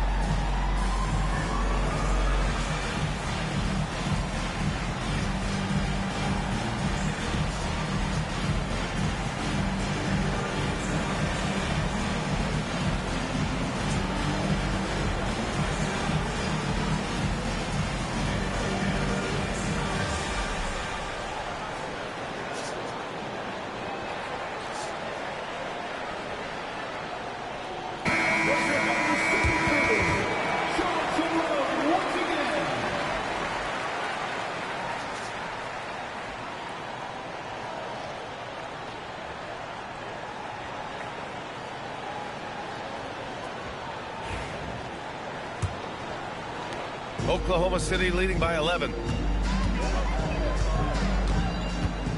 Outside, Gilgeous-Alexander. Dort outside. There's a screen. 6 on the shot clock. Caruso misses. Bulls trail by 11. Williams passes to Giddey. Outside White. Williams in the post. He's guarded by Caruso. Oklahoma City has gone 5 of 12 from three-point range tonight. Dort outside. The 3. Chicago grabs the miss. And you never want to give a shooter like him a clean look. All right, let's check in with Allie LaForce. Well, the slam dunk is arguably pro basketball's signature play. And forward Nicholas Batum said growing up, he has so much joy in dunking. You're one of the few people in the world that can. But Father Time marches on, and like most vets, he's come to grips with the reality. He said, my body told me, no more, bro. Well, leave that to the youngsters now, right? All right, Allie, thanks. Now here's Dosunmu. He's scoreless. Pushing it up the floor. Here comes Oklahoma City. Now here's Caruso. Defense is right there. Hartenstein with a screen on Williams. Beyond the arc. And it's Hartenstein. That time on the assist from Williams. Williams has got his 5th assist in this one. And breaking down some numbers here. The hustle stats for the Thunder. Great heads-up defensive play tonight, creating offensive opportunities for themselves by forcing deflections. And also attacking in transition has been working for them. I mean, credit them for running the break well and being opportunistic. Now here's Williams. Big-time contributor on offense. Just over 22 points a game. Yeah, nice finish from Williams on the alley-oop. I mean, that takes some real athleticism. Gilgeous-Alexander with a steal. Caruso outside. Back to Gilgeous-Alexander.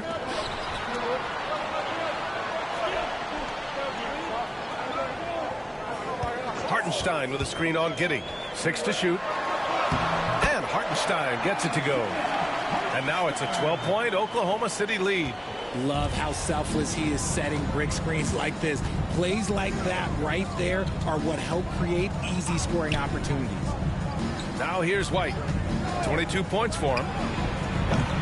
Offline with a 3. Thunder leading by 12. Pass to Gilgeous-Alexander. Outside, Williams.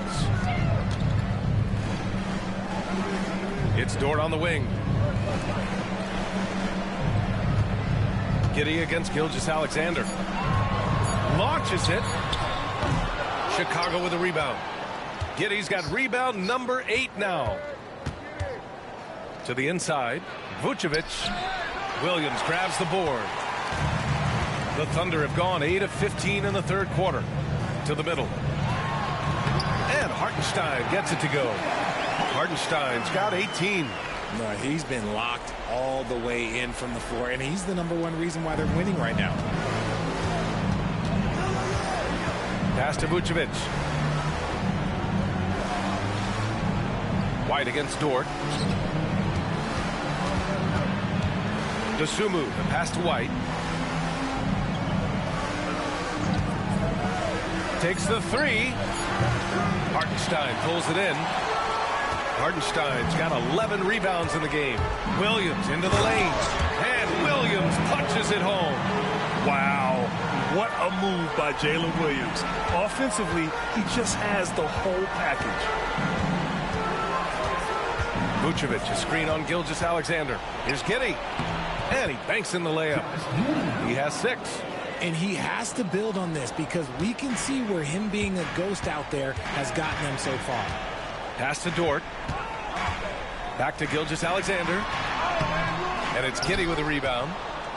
Giddey's got rebound number 9 now. What an effort here tonight. The big-time throwdown. Check him out. Keeps the grip on that rim after the finish. A little extra emphasis. And we've got a timeout called by Mark Daigneault. And we might see some changes. Coach potentially looking to adjust.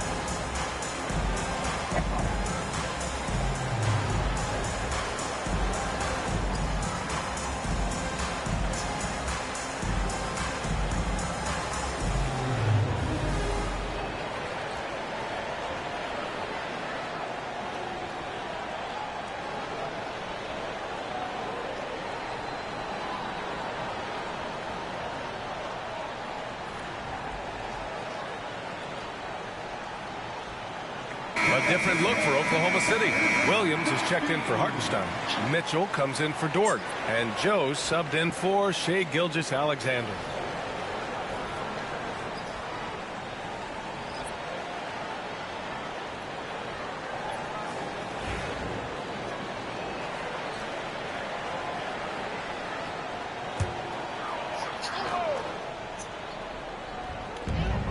.149 left in the third quarter here. Caruso, a screen on Williams. Caruso outside. Puts up a 3. Drills it from deep. Caruso's got 9. Their long-range shooting since halftime has been as strong as you could hope for. Now here's Jones, covered by Joe. Smith finds Herter. Oklahoma City grabs a miss. And here's Mitchell, providing this team some offensive stability. A little over 10 points a game. Joe, the pass to Mitchell. Clock at 6. Williams against Williams. Williams misses. And imagine how good they'll look if he can start to chip in a bit more offensively. Williams passes to Jones. 40 seconds left in the third. Pass to Herder. Williams on the wing.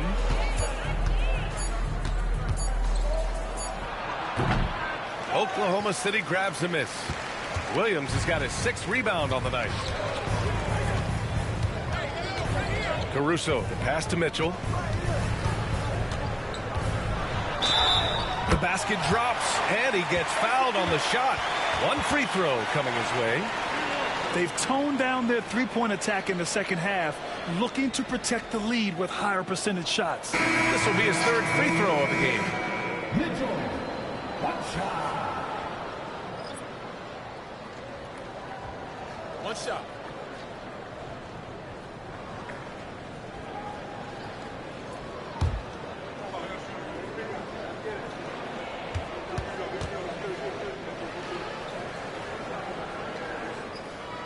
That free throw is good from Mitchell. So it's Chicago now. They trail by 18. Dort against Herder. Three-pointer. He drops it from range. Herder's got 12 points. What a performance for Shai Gilgeous-Alexander. He has been the story for the Oklahoma City Thunder. He's been an offensive force, now with over 30 points after the quarter. More NBA on 2K Sports right after this.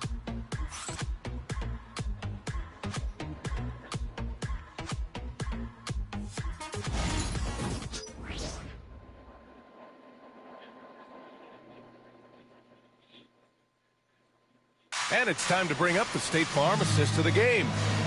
Just a selfless decision from your two-guard, showing his ability to get his teammates good looks. We talk a lot about playing for one another. Right there with the pass, he's demonstrated what it means to do exactly this. Well, there may not be a lot of drama down the stretch as we head into the 4th quarter, but stranger things have happened. On the court for Chicago, they've got Trey Jones, Kevin Herder out there with Williams. Then it's Josh Giddey, and it's Smith in at the pivot spot, manning the middle. Back to Williams. Launches it, hits the trifecta. And the Thunder lead by 18. He is such a smart player. Jalen Williams making people around him better. Now here's Giddey. Tight defense on him. Pass to Smith. That one falls. Nice feed that time from Giddey. Giddey's got his 7th assist of the game with that last one. Thunder leading by 16. To the paint. And Mitchell with the slam. I tell you, a little extra pressure on D when you're up against a point guard who can elevate. It doesn't make it easy, does it? Yeah, hard to strategize for a guy who can make a pass or a play like this right in your face. And so here is Chicago. After the basket by Oklahoma City. Shot clock at 6. Outside, Williams. No good with the triple. Yeah, and the defense has really got to tighten up on him. I mean, he's just too dangerous from the three-point line. And that's out of bounds. Oklahoma City will keep it. He clipped the ball there, but not enough to nab the steal. That's fine. You love the effort, not making things easy for the opposition on offense. Now here's Joe. Outside for Dort. Pass to Joe. Here's Williams. It hasn't been his best game, but his team is still doing just enough to be up. Misses the jumper. Out of bounds. It'll be Oklahoma City's ball.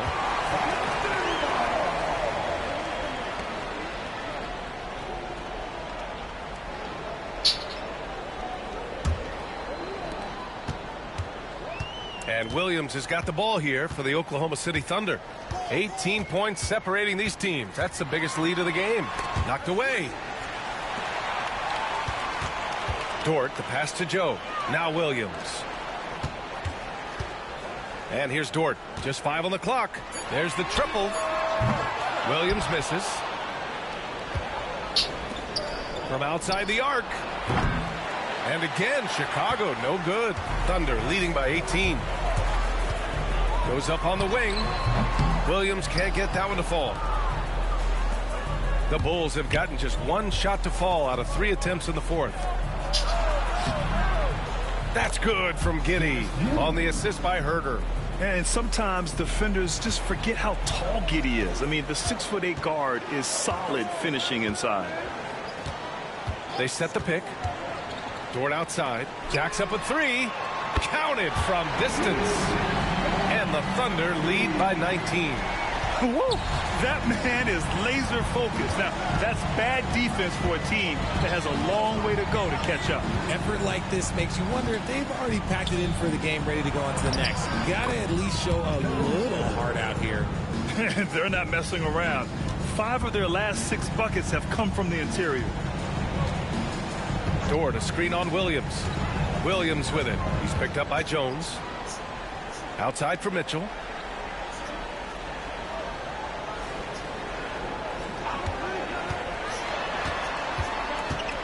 Pass to Williams. Ooh, excellent D there from Smith. Bulls trail by 17. Back to Giddey. And he floats it in for the easy 2. Credit the sweet setup on that one. They have no answer defensively inside. Williams against Williams.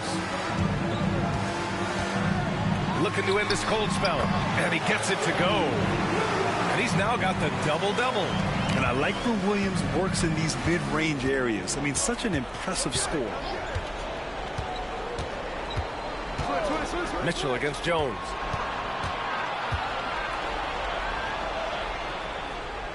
Williams, a screen on Mitchell.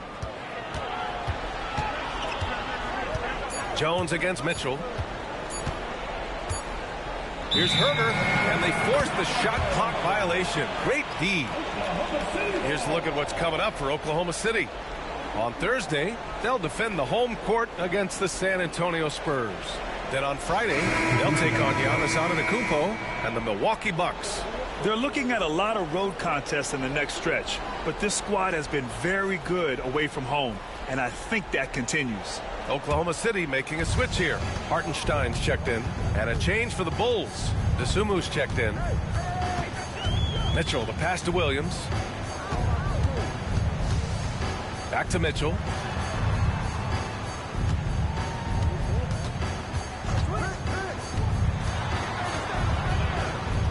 Shot from 12. That one a little long. Well, some trips you get the shot you want, it just doesn't fall. I'd go back to him in that area on the floor. Williams passes to Herder. Outside Giddey. Bucket. He's now 6 of 10 from the field. All 5 guys are in sync. Their ball movement is flawless. Thunder leading by 15. Outside Mitchell. Williams against Williams. Back to Williams.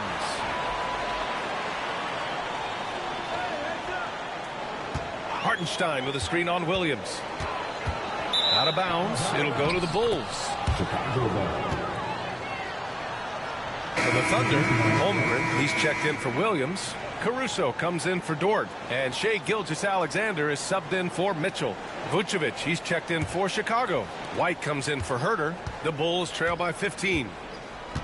White, the pass to DeSumo. Back to White.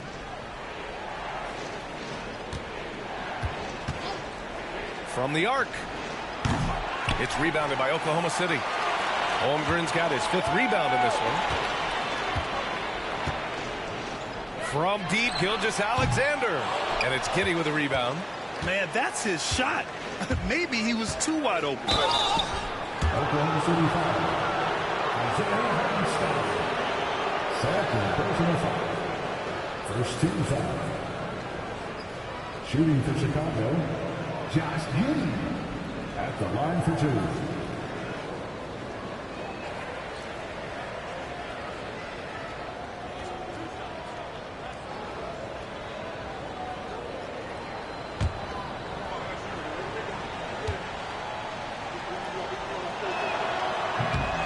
That free throw, no good.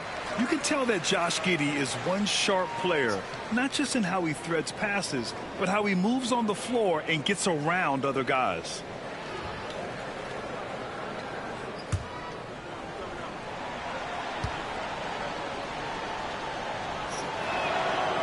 the second free throw is good. And Mark Dagnall has called a timeout. He wants to make sure they're purposeful with the game plan.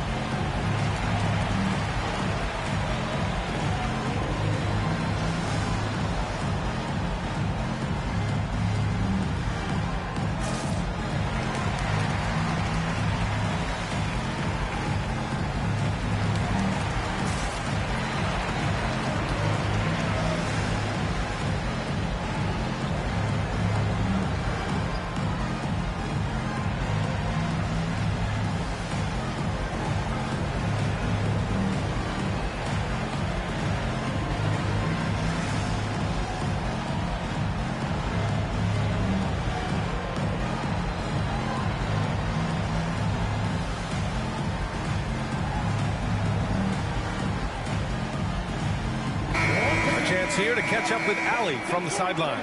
Thanks, guys. Mark Dagnall had some words for his team over the last break.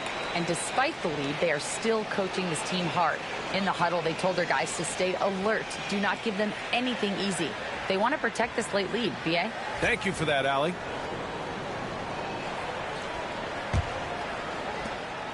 And Gilgeous-Alexander's got the ball here for the Oklahoma City Thunder. Pass to Holmgren. Back to Gilgeous-Alexander.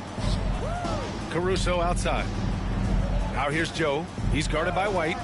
The open shot by Gilgeous-Alexander. And it falls all over the rim and in. Gilgeous-Alexander's got 11 points here in the second half.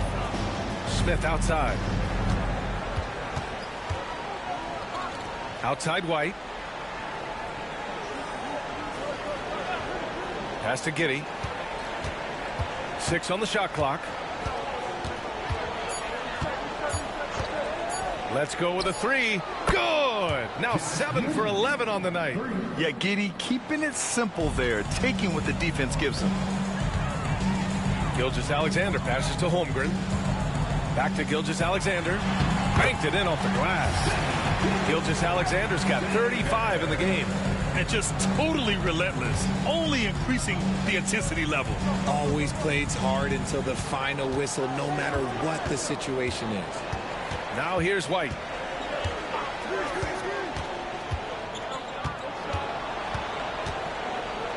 To the inside. Here's Vucevic. He's off on that one. Good work defensively by Hartenstein. Thunder leading by 15.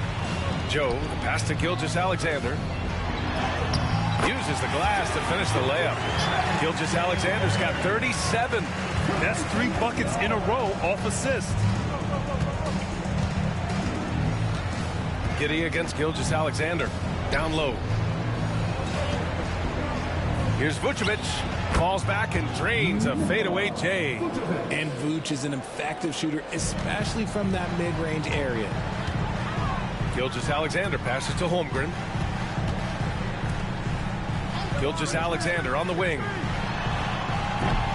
And it's off from three-point range. Oh, man, for whatever reason, he can't get it going from 3, and he's pretty good from there. Smith passes to White. Picked by Smith. For 3. White can't hit. Oklahoma City has got 2 of 5 threes to go here in the fourth. And Gilgeous-Alexander missing. The Bulls trail by 15. Giddey passes to Dosunmu. Giddey with a screen on Caruso. Here's Dosunmu. Hartenstein pulls it in. Hartenstein's got 13 rebounds in the game. Glass eating. If the defense lets him inside, he will not hesitate. He'll gladly drop that thing right in the cup. Now here's Gilgeous-Alexander. Here's Caruso. Left side, Gilgeous-Alexander.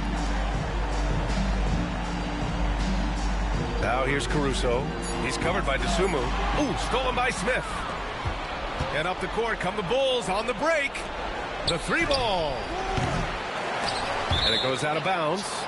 Last touch by Hartenstein. And we'll have a timeout called by Billy Donovan. He's decided it's time to clarify the situation, leaving little room for error.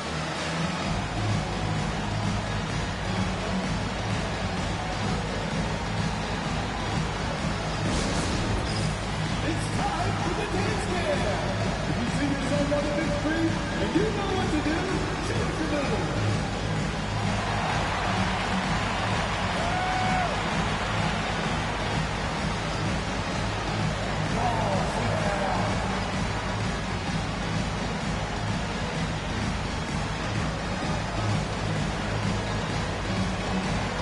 Let's see the dance move.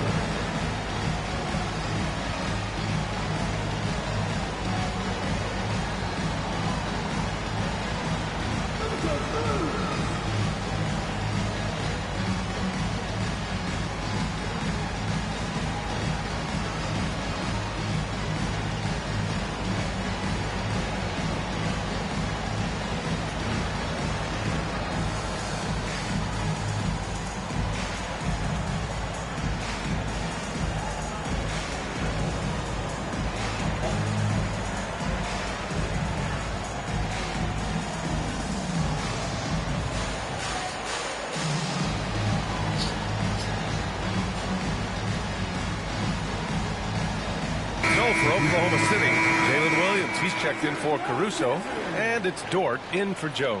And the Bulls also making a change. Booz Ellis is checked in for Smith.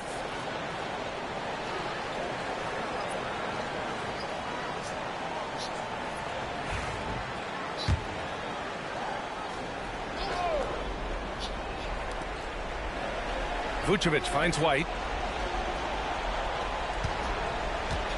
Now here's DeSumo. 6 to shoot. Vucevic in the post. He's against Hartenstein. It's the fire he's playing with that has him leading the team in rebounds. And let's be honest, guys, rebounding is about want. And he is playing with 110% effort. Bulls trail by 13. DeSumo outside. Kitty with a screen on Williams. Pass to Vucevic. Shoots over Hartenstein. Vucevic gets the bucket. Vucevic has got 4 points now in the quarter. Not stopping Vucevic that time, powering through the defenders. Dort, the pass to Gilgeous-Alexander. Back to Dort. The kick out to Williams. Gets the 3 to fall. And the Thunder lead by 14. He's the last guy you want to leave alone on the perimeter. Pass to Vucevic.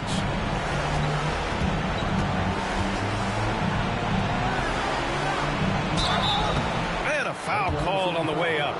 So he'll take 2 from the free throw line. It's on Isaiah Hartenstein. Clever pump fake from Vooch. Skilled at baiting defenders into the foul.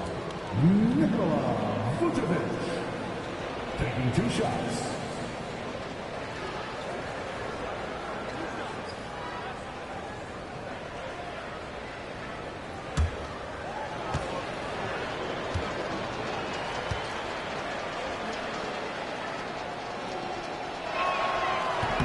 First free throw is good.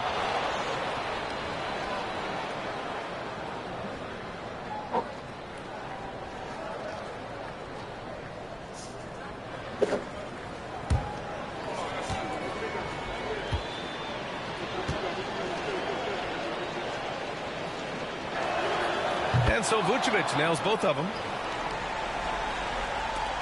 1:36 left in the fourth quarter.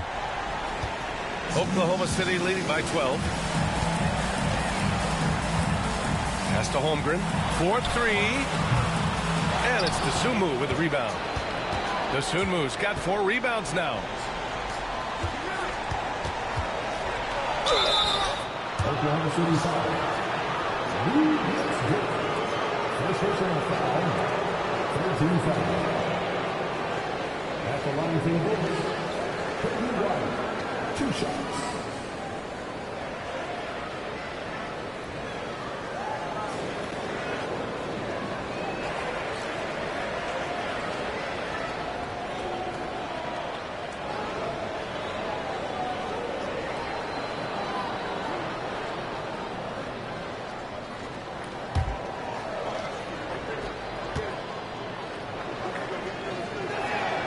And the first one at the line is good.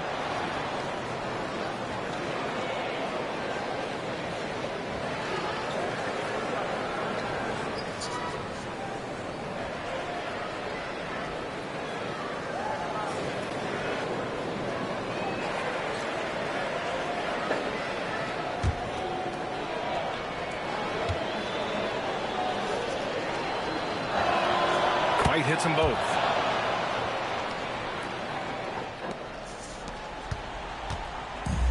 Gilgeous-Alexander's got the ball here for Oklahoma City. Earlier in the game, they led by 19.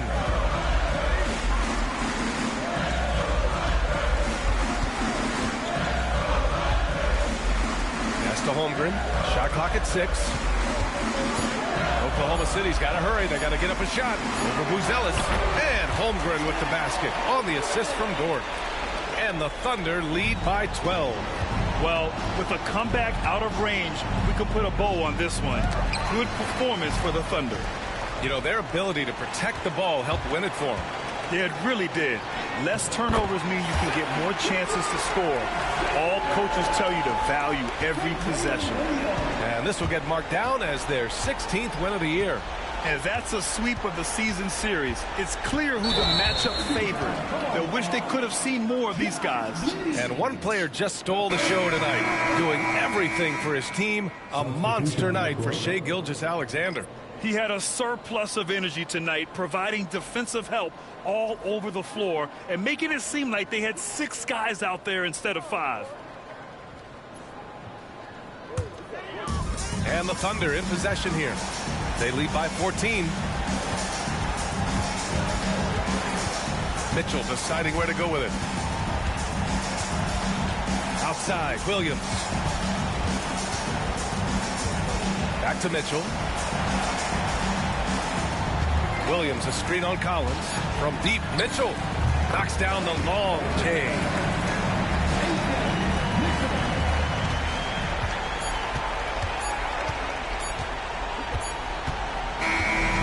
So it's the Thunder taking care of business in this one. Well, this might not have been the most competitive game we've ever seen, but you've got to appreciate their masterful performance. And I'm sure their fans appreciated it too. We saw the outstanding defense and a loaded offensive effort. They were just dominant out there. And now we have Allie LaForce standing with the player of the game. Allie, take it away. Shai, you were using those long arms to be disruptive on the defensive end. What's your focus at that end of the floor? I'm just trying to be as active as possible. And like you said, getting my length involved, something I've been blessed with, and I just want to use it. That activity, that length was noticed. Congratulations. Thanks, Allie. Great interview once again. Well, folks, that's going to do it for now. For Richard Jefferson, Grant Hill, and Allie LaForce, this is Brian Anderson saying thanks for watching. And let's leave you with our player of the game, Shai Gilgeous-Alexander.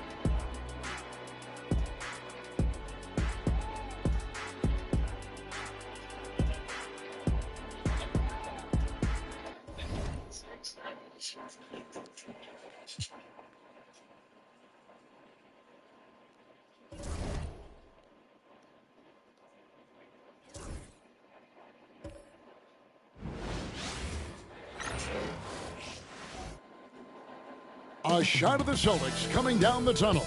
They're not messing around. They're ready to get to work here at home.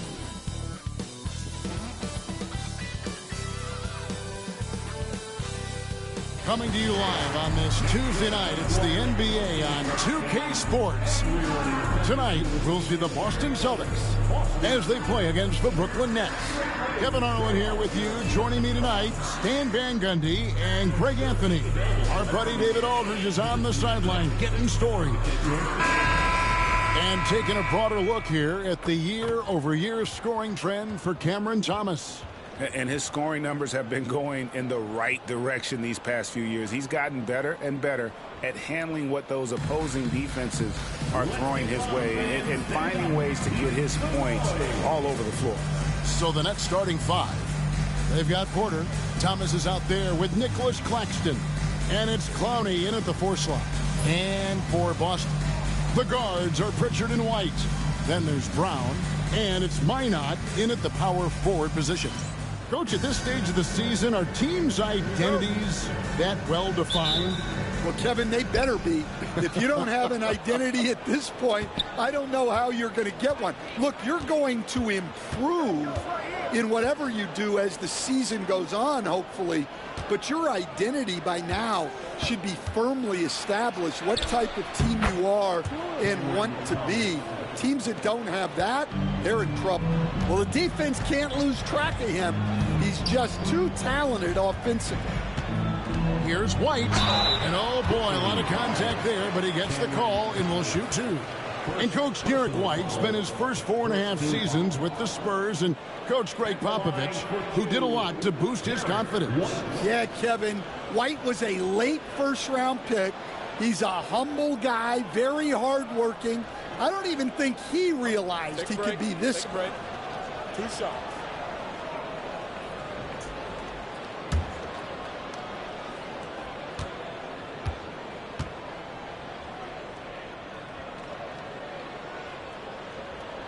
And the first one at the line is good. Well, White is such a well-rounded player. He can run the offense, act as an off-ball threat, he sets screens, and he's an all-defensive team level player. He checks a lot of boxes.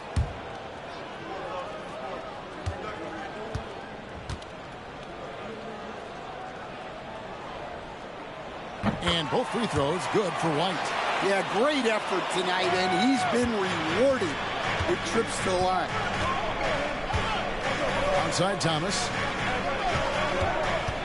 Inside. Here's Clowney.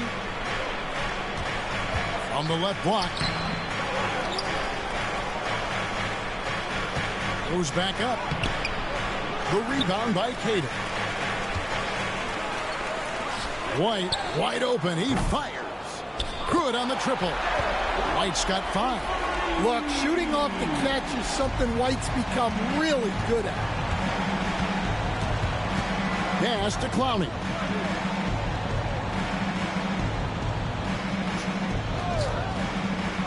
To the middle. And down it goes, jamming that one home. Never a bad idea to run the old pick play. You're right. And if it produces a slam like that, you'll probably see more of them. Yeah, defensive breakdown there. Gotta communicate and switch that screen. Here's White after the basket by Brooklyn. Off target from 3-point range. The Nets have gone 2 for 4 from the field so far today. Pass to Porter.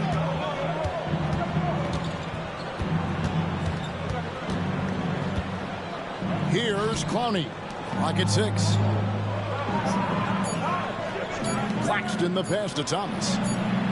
Gets it to go from beyond the arc. Thomas got his second bucket. Good way to start this game. You want to get him rolling as early as possible. Yeah, and I'll tell you what, if he gets into a good rhythm early, watch out. Here's Minot. Taking a look at his stats, he's averaging around 9.5 points a game. And it's Brown missing. The Nets have gone 3 of 5 shooting the ball so far. Thomas deciding where to go with it. Here he goes.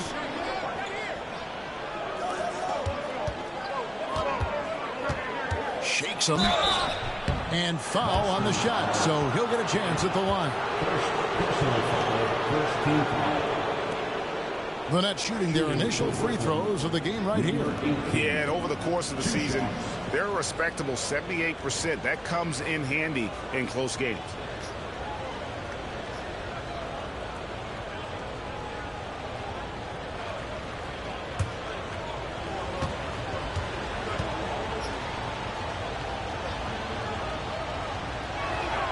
The first free throw is good.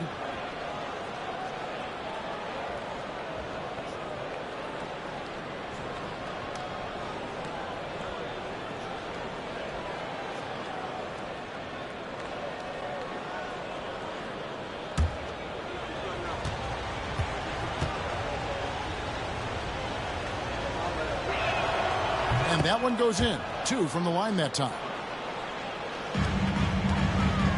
Celtics trail by 4. Pass to Pritchard. Here's Minot.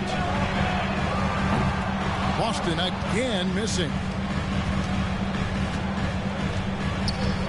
Brown against Porter. Nets passing it around. Shoots it. And again, no good by Brooklyn. Boston is gone, just 1 of 4 from three-point range here in the first. To the inside, here's White. Misses and the dry spell continues. Yeah, slow start for them offensively. 1 for 5. They need to be more patient and find a better look. Oh, inflicting some punishment with the two-hand flush. They're going for the throat. And we've got a timeout from Joe Mazzulla. He wants a minute here to get things straightened out with his team.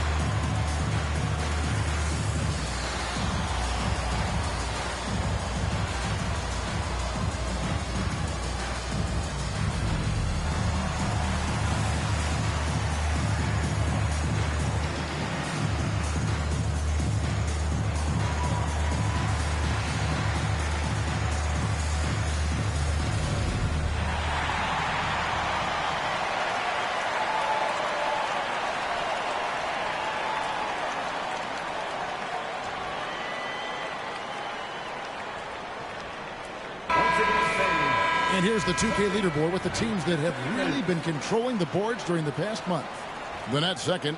I mean, they've taken their rebounding to another level, getting physical and playing with a ton of energy.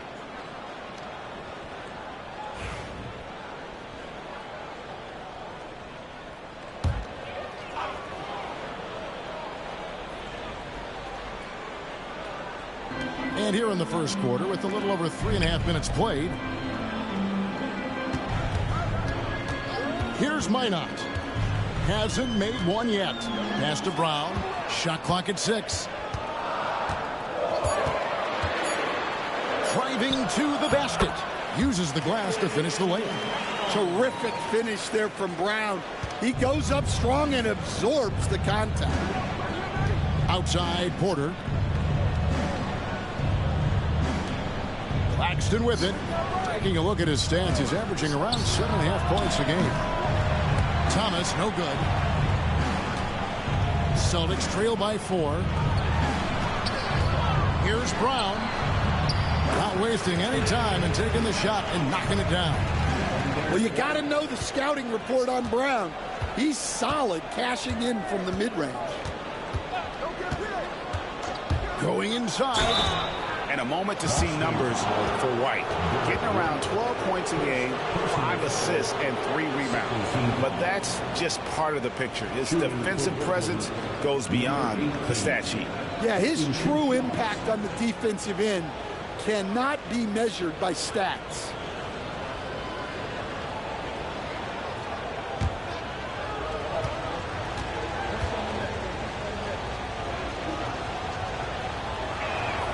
And the first one drops.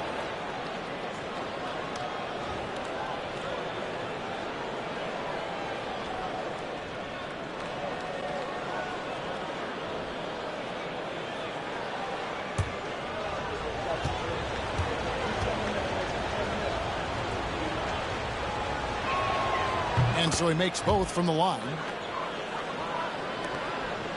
Celtics trail by 4. Here's Pritchard. Still yet to score. For 3.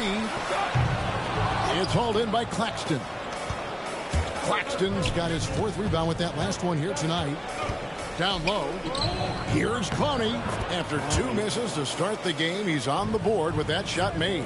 Yeah, another nice bucket down low. They've really been able to work the ball into the post effectively here so far. It's always a great sign for this offense when Brown is making plays for others. Nets leading by 4.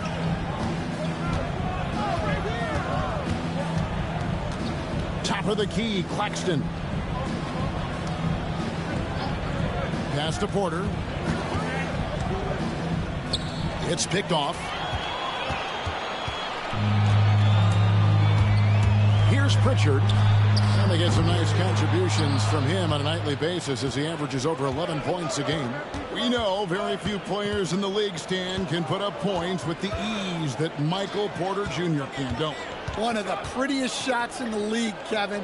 He's got great size. He's got that high release, and he gets it off quick. When he's shooting it well, he can take over a game.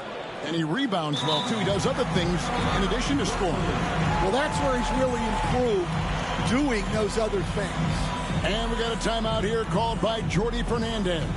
And coach has decided they need a moment to talk things over. And welcome to center court, Celtics Entertainment.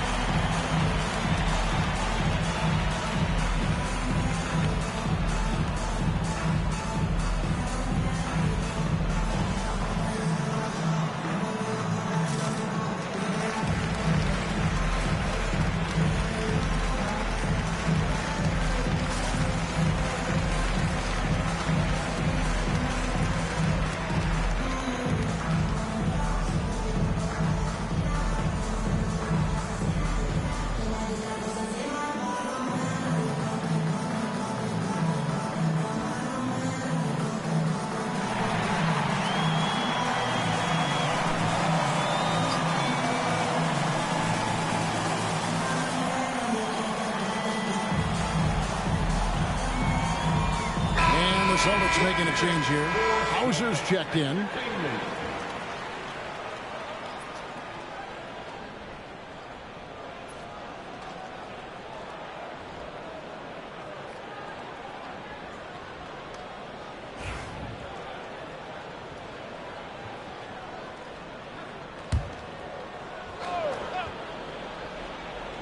It's stolen by Brown, and now it's Brown running. He can go all the way.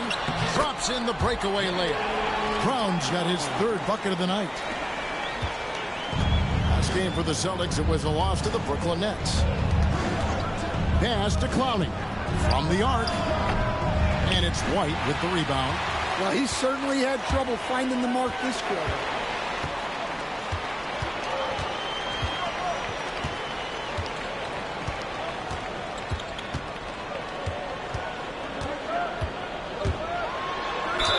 And he's fouled pretty hard on that shot, but he's got the chance to pick up the points at the line.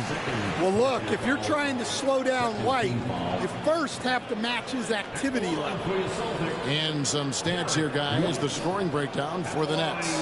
I have to applaud their ball movement. They're moving the ball around, finding the best looks they can, and keeping everyone involved. Also, they're getting into the teeth of the defense. Points in the paint, something coaches always love to see. And that one falls for White. And Brooklyn making a change here. Williams is checked in.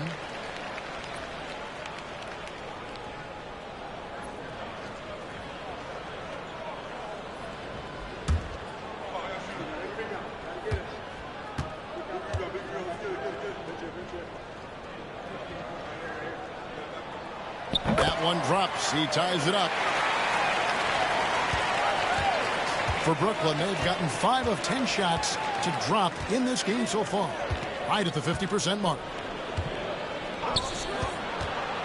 Outside, Porter. Pass to Claxton. Shot clock at 5. And we're going to have a jump ball. It's tied up there.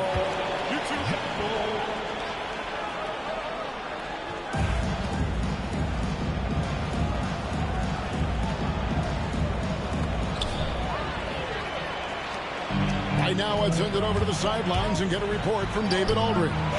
Hey, Kevin, the Brooklyn Nets wasted no time hiring their next coach, Jordi Fernandez, shortly after the conclusion of last season. Despite his youth, Fernandez has been on the rise after stops as an assistant with the Kings, Nuggets, and Cavs, as well as coaching the Canadian national team. Kevin? DA, we've been talking about Jordi Fernandez for a long time. Now his big break, and I'm very happy. I know we all are for Coach Fernandez. Hey, David, thank you. Here's Brown following the three-pointer by Brooklyn. Outside, White.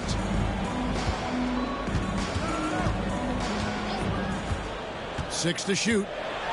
Teardrop shot, and that one clearly a foul. Gets the whistle, and 2 shots coming up. He's had 4 chances at the line, made them all. 76% on the season from the foul line. At the line for 2 shots. Shoot 2.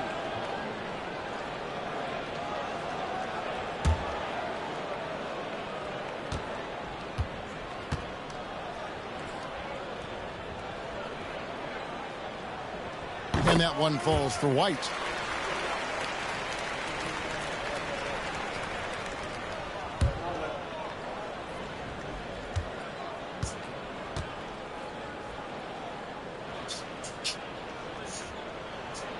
And he can't hit the second. And right from the start, Kevin, they've been pounding the glass. Most of those 50-50 balls also going their way. Nice ball movement by Brooklyn.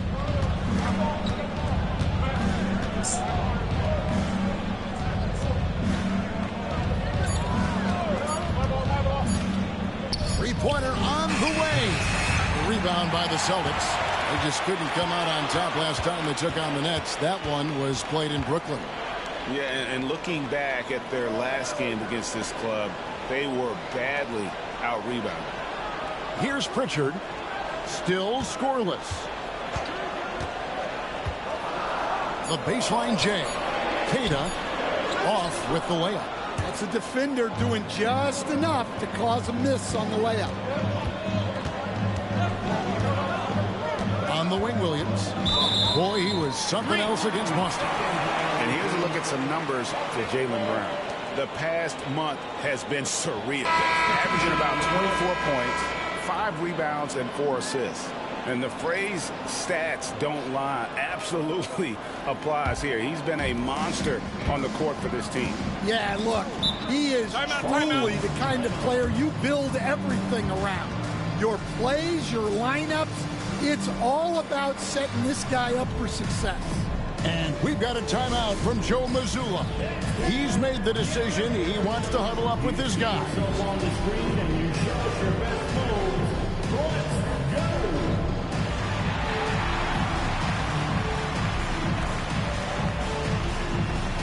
That's the machine.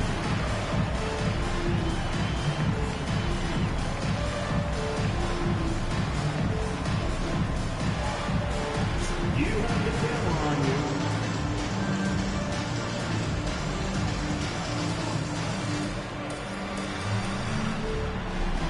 They're off beat.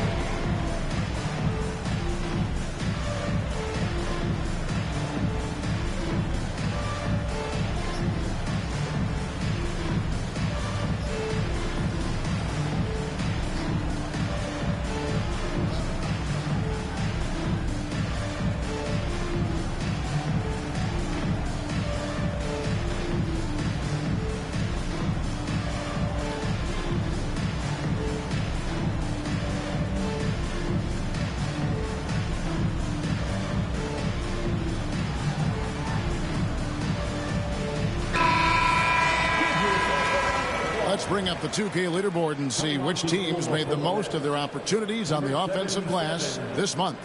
In third, the Nets.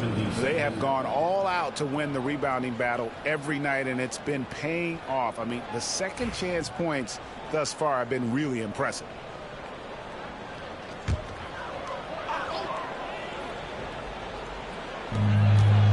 Hauser the pass to White.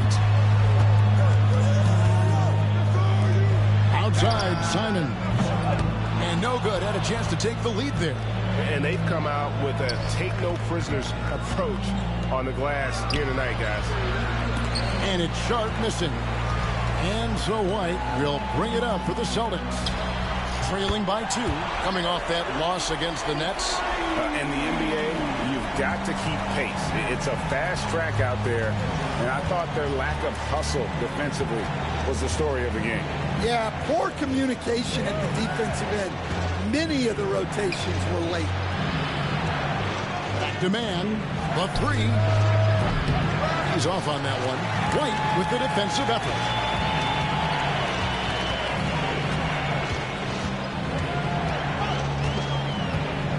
To Boucher. Back to White. An easy 2 points on the layup.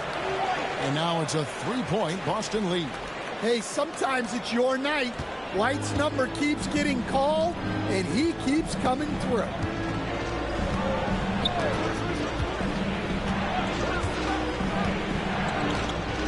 Outside Porter to stop the drought. Rebound by the Celtics. Here's Hauser. He has yet to score. There's the pass to Simons.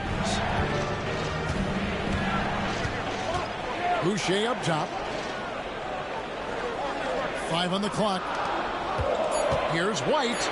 No stopping him there. Jams it in as he's fouled. Chance now for a 3-point play. That one on Porter. Never a bad idea to run the old pick play. You're right. And if it produces a slam like that, you'll probably see more of them. Yeah, defensive breakdown there. Gotta communicate and switch that screen. Boston making a switch here. Minod's checked in.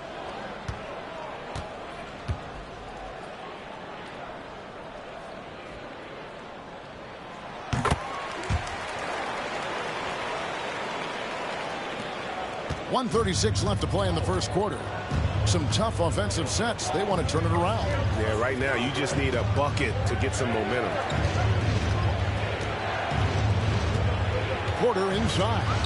That one's in. His first bucket of the game. He's 1 for 2. And he's just adept at scoring in so many ways. It's clear Porter very comfortable operating inside.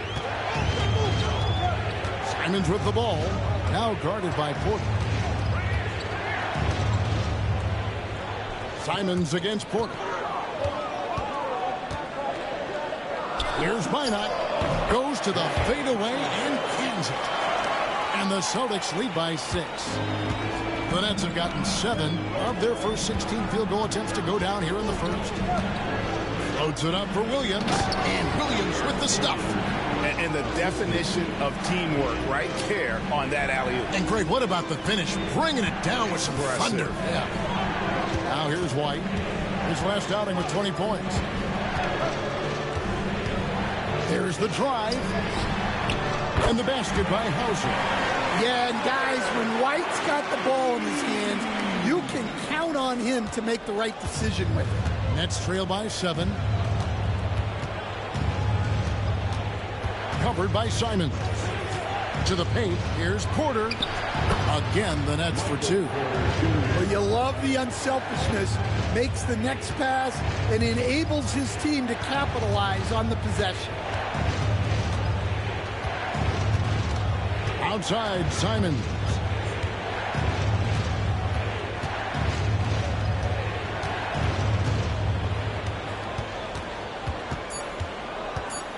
With 2 seconds left. The shot off that time. Derek White has been on display for Boston. They kept going to him again and again. And he delivered with a monster quarter. Don't go anywhere. We'll be right back.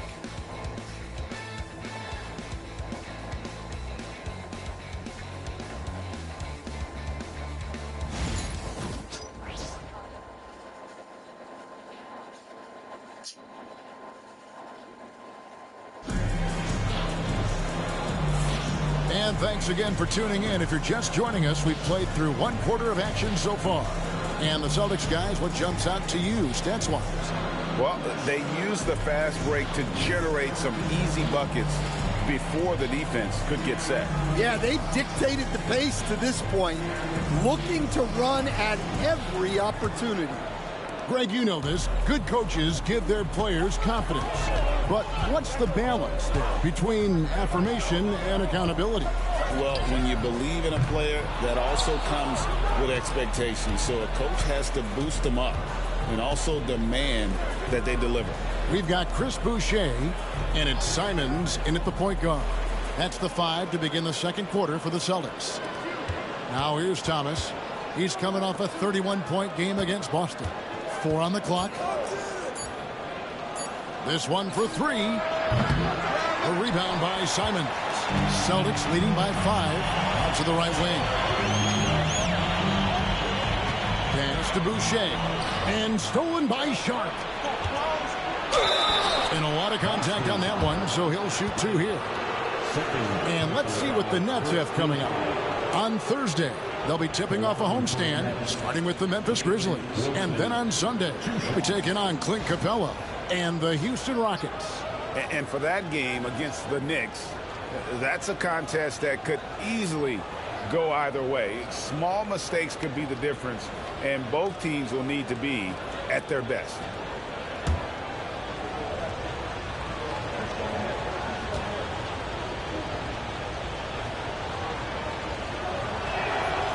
That free throw missing, and the Celtics making a change here.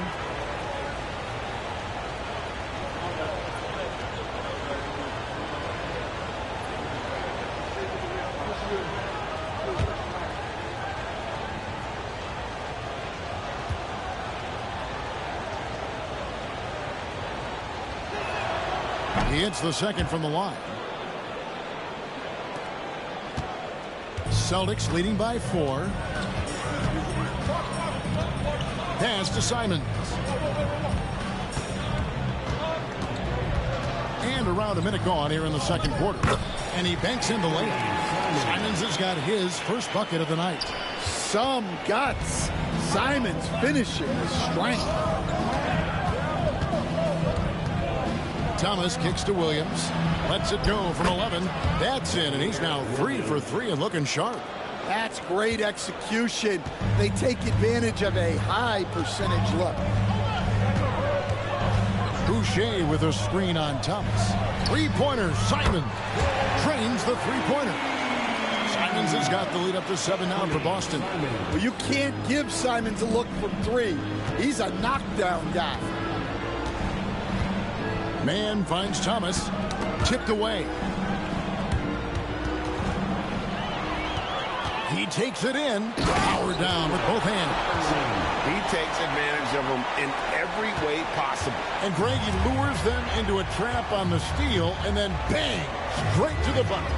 Turning great defense into great offense. That's the kind of stop you're looking for. That one goes in. Thomas got 7 points. I mean, the number of points they've scored in the paint already here is eye-opening. Pass to Minot. To the middle. Here's Boucher. And the dunk by Boucher. Well, he's a bit of an undersized center. However, his leaping ability can certainly mask that. Here's Man. Scoreless thus far. Left side Williams. Inside Sharp. And then Sharp with the dunk. And that's a little lack of fight at the defensive end. Absolutely. At least on that slam, you're right. That's one way to let a team back in the game. Yeah, but also credit the offense there. That's making a play when you really need it, and they need more of it. Yeah, his athleticism more than makes up for his lack of size. Allows him to compete even against bigger guys. Now here's Thomas. He has 7 down low. And then Sharp with the dunk. Just a terrific effort on the offensive glass. That's how they're going to cut into this league. And Greg, a dunk like that is sure to give them a spark. Pass to Wilson. Now Thomas, covered by Simons. Outside Thomas. Now here's Williams. He's playing a pretty big role for him at the offensive end, averaging about 12.5 points a game. Einad pulls it in. Boston leading by 7. Here's Shireman. Simons from outside. Connects from three-point range. Simons has got 8 points in the quarter. And after not making any threes in the first half, he now has 2 here in the second half. Let's see if he continue to add to that. Now here's Williams. And contact on the shot, so he'll be shooting free throws here. Stan, isn't it terrific? We're seeing these great stars in the NBA extending their careers more than ever before. We certainly are, Kevin, and it's great for the league. The league keeps getting younger, though. These guys come into the league earlier, but I think what players have learned, it's not even just the basketball part. It's the strength and conditioning. It's the nutrition. They've taken care of themselves better, and that allows them to last longer. First one falls for him.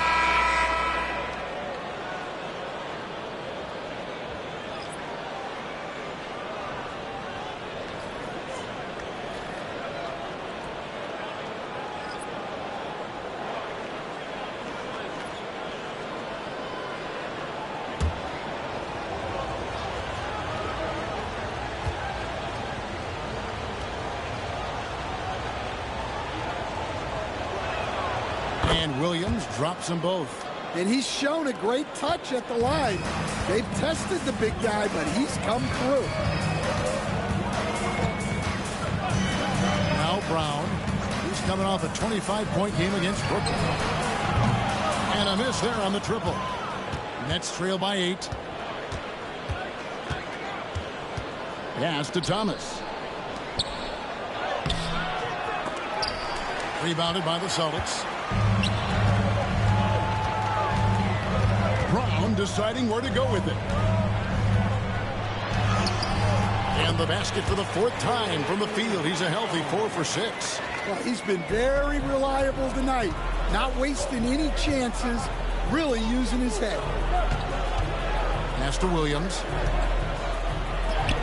Plays it up and banks it in. 11 points for Williams. See, now that layup isn't possible without the help of the pick. Outside, Simon. Here's Brown. The shot comes out. And here's Thomas, who brings it up for Brooklyn.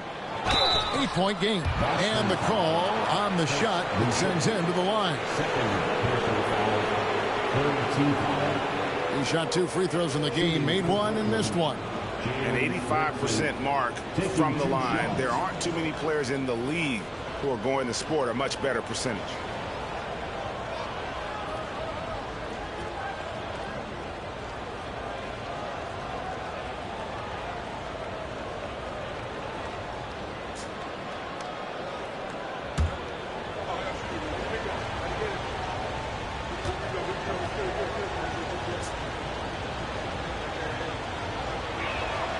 And he makes the first.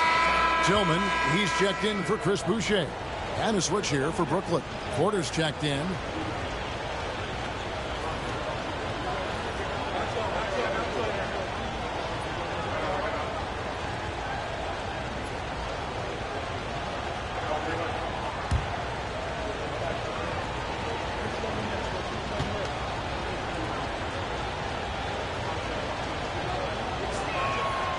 So he picks up just 1 from the line that time. Celtics leading by 7. To the inside. Brown, no good. The Nets have gotten just over 50% of their shots to drop here in the second quarter. They're 5 for 9. Well, he's a guy you have to watch anywhere on the floor. Porter Jr. does have that mid-range ability.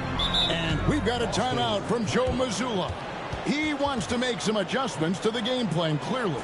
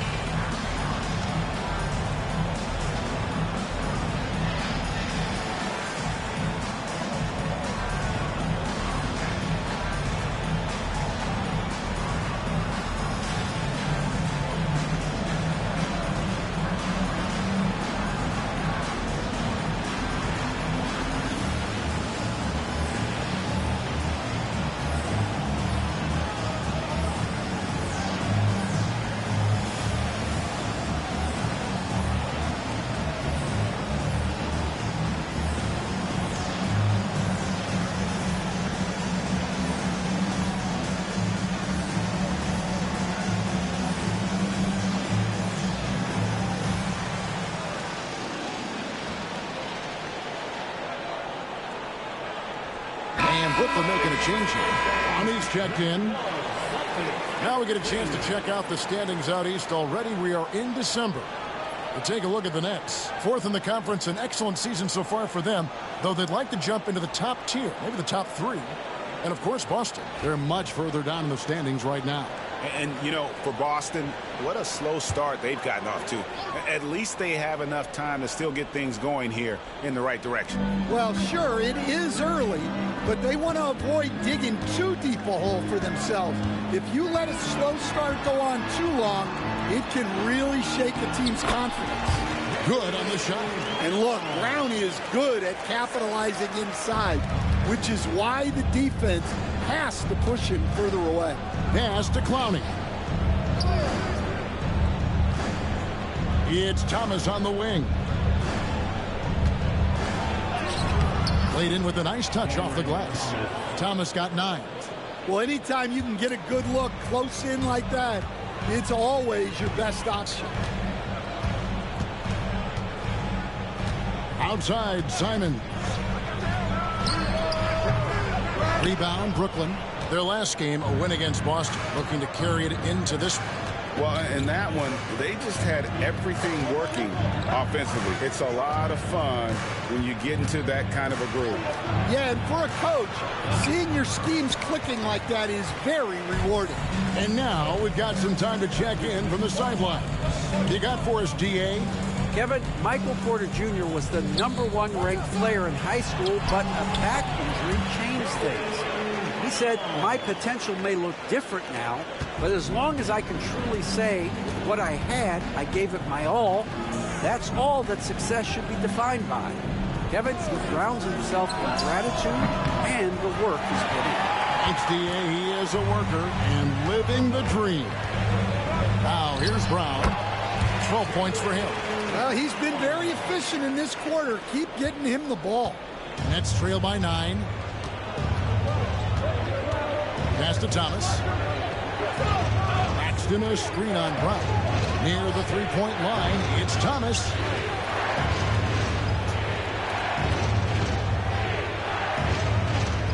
Six on the shot clock. From downtown, gets it to drop, and now he's shooting at a 5-for-8 clip. And boy, he's really in a groove. Dominant performance last game. Same thing this time out. Yeah, for sure. He is just oozing confidence. Thinks every shot is going in. They should just keep running sets for him. Pass to Clowney. Thomas against Brown. Claxton sets the screen for Thomas. Down low. And Claxton throws it down. It really does make the game easy for your teammates when you can lead them to the rim that well with a pass. And here is Simon. He's got 8. To the paint. Wants to get it to Brown and does. Brooklyn with the rebound. Next up on the schedule, the Grizzlies. That'll be a home game, and that will be the first game of 5 straight at home. To the right side. Outside Thomas. Over Brown. Takes a big high bounce and goes in. Thomas got 14 points. And defensively, they are on their heels every time the ball comes inside. Right side, Simon. And that'll be 2 free throws coming up. Officials on the call with the foul. That one on Porter. You coach Stan at various levels for 30 years. How has the transition been to the broadcasting business? Well, Kevin, it's been great because of people like you and because I'm undefeated. Right. But you missed the aftermath when there's at least a score sheet. There's a scorecard that says win or loss. I do miss that. There's no question. I miss the competition. I miss the camaraderie of building toward a result. But I've started to get some of that in broadcasting as I've gotten to know my partners better. Well, it's great being your partner. Likewise. And Simons drops them both. is such a great scorer. Simons can carry an offense for a stretch. Now he's working on the night-to-night consistency. And Jordy Fernandez has called a timeout. He wants to check in with his team and regroup.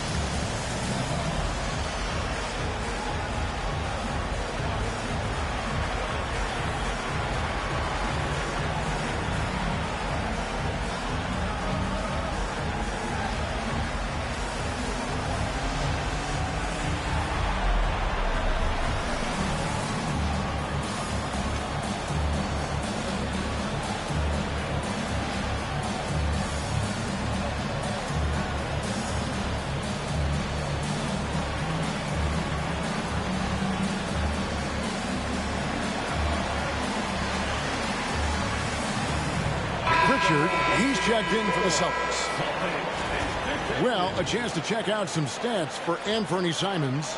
He's been playing a much bigger role in their offense over the past 5 games. It comes across in his usage rate, which has gone up during that stretch. We'll see if they continue to lean on him here tonight.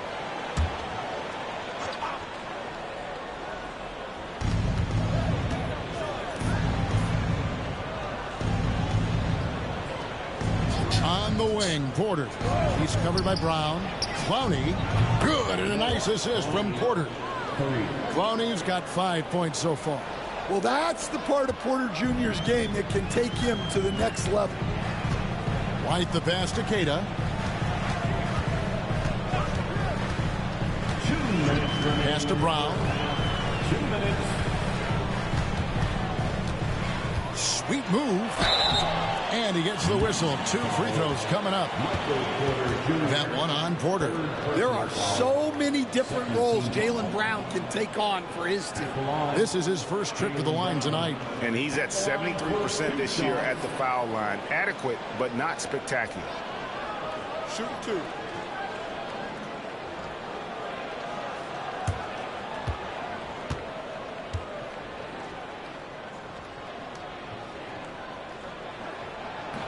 And the first one drops.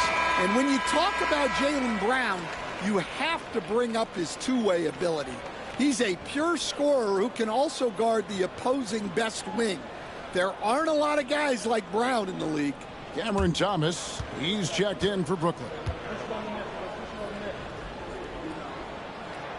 And Brown drops them both.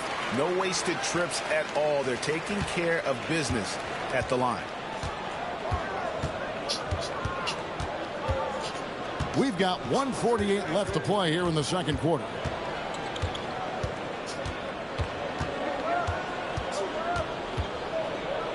Six to shoot. White against Thomas. Lets it go with a 3. Jaylen Brown with the rebound. Celtics leading by 3.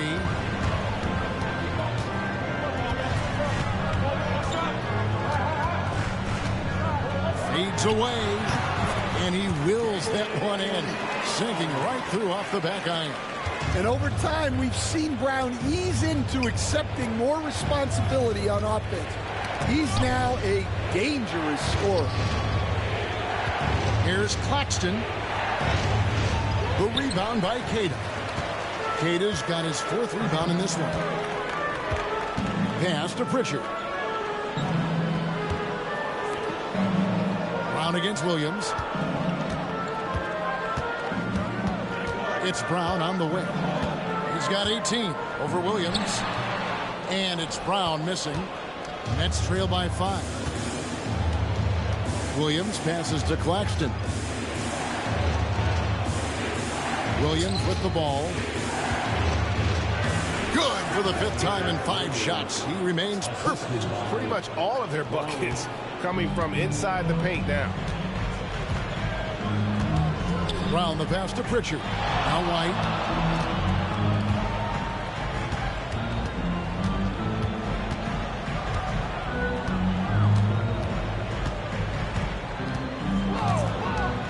Pass to Brown. And the last second attempt does not go in for him. Jaylen Brown has been leading the charge for the Boston Celtics. That quarter had to take a lot out of him. He racked up 12 points. Back right after this.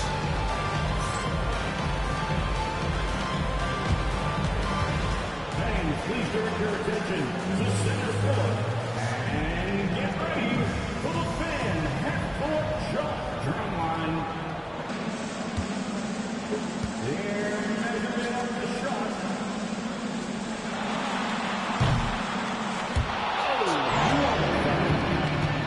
Let's hear it for our contestant.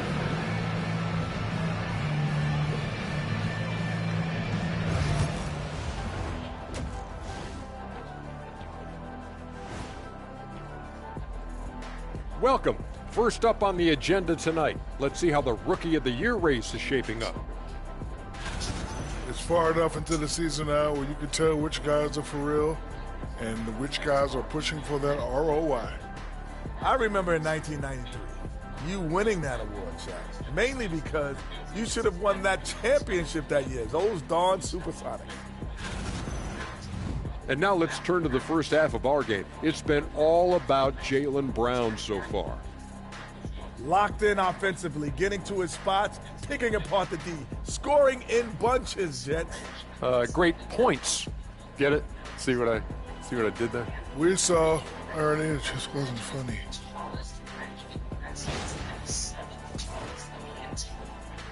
And that is a wrap. Now let's send you back to Kevin Harlan for the start of the third quarter.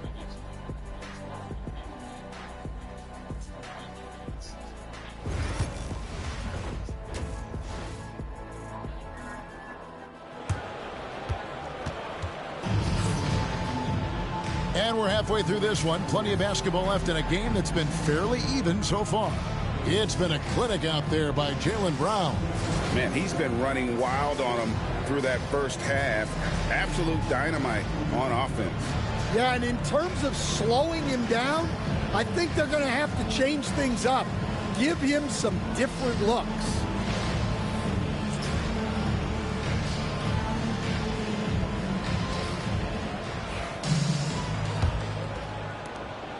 Boston leading by 3. And Brooklyn looking who they've got. We've got Cam Thomas. Nicholas Claxton out there with Porter. And it's Clowney in at the 4-man position. A nice shot by Brown. Brown does a nice job of staying ready and making himself a weapon off the ball.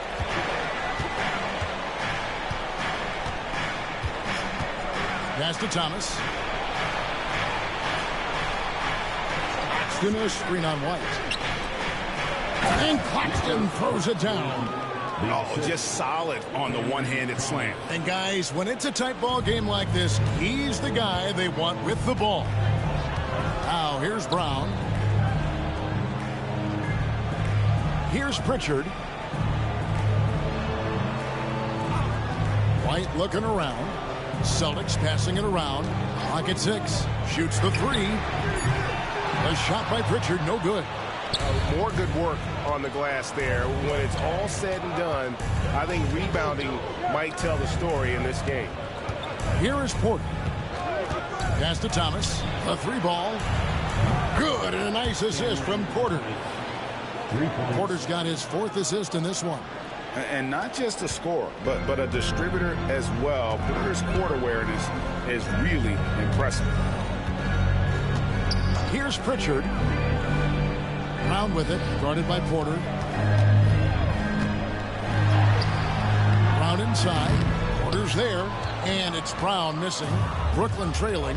Frank, everything they're doing is working right now. Good run they have going right now. The momentum is huge. Pass to Clowney. And trying for the go-ahead basket. It doesn't go in. Dan, as you know, in past years, Peyton Pritchard had always wanted a starting role. Now, more opportunity, and he has responded. Yeah, Kevin, he's very competitive and certainly deserving of rotation minutes. He is just now entering his prime. Outside, Porter. Thomas up top. White covering. Thomas, no good. Boston's gone 1 of 2 from beyond the arc since coming out of the break. Boston, no good that time either. Not a great start to the second half. Just 1 for 4. Got to find ways to generate better looks here. Claxton with it. 6 points for him. Pass to Thomas. For the lead, driving inside. Rebound, Boston. Over in the corner, Brown. No good, and they can't put an end to this drought. They've come out a little cold after that halftime break. Just 1 of 5 from the field to start the third quarter. They recover it. Here's Clowney. White covering.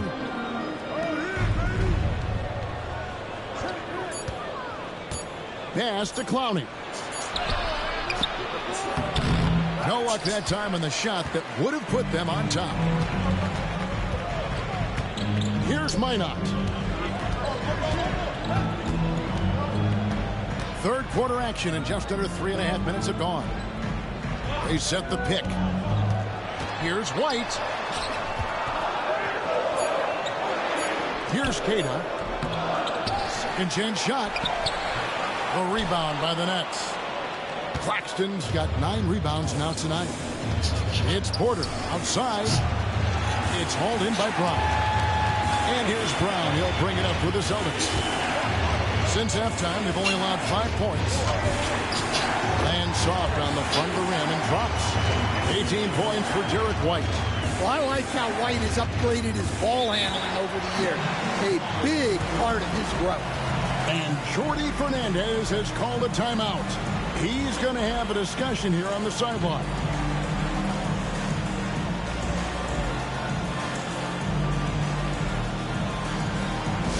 Boston, let's get going for Celtics Entertainment. Attention fans on the court. Who's your hot squad? Get wild and listen to lyrics. Okay, fans. Who needs to free defense? Get on your feet.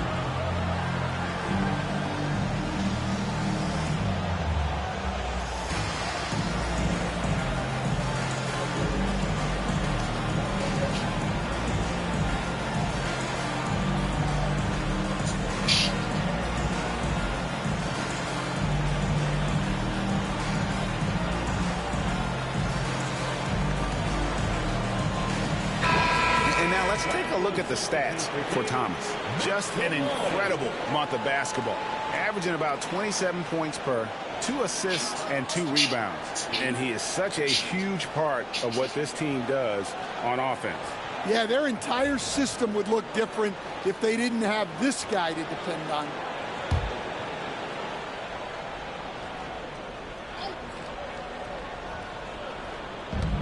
Here's Porter, and finished off by Porter. Yeah, it seems like Porter Jr. could do even more of this, attacking right at the rim. Brown against Porter. Brown dishes to White. The shot's good. Brown making the play. Brown's got 3 assists tonight. Important points there. Got him on a nice play, getting the ball inside and right to the bucket. Now here's Thomas. He's got 17. Outside Porter for the tie. Rebound Boston. here's Brown. To the middle.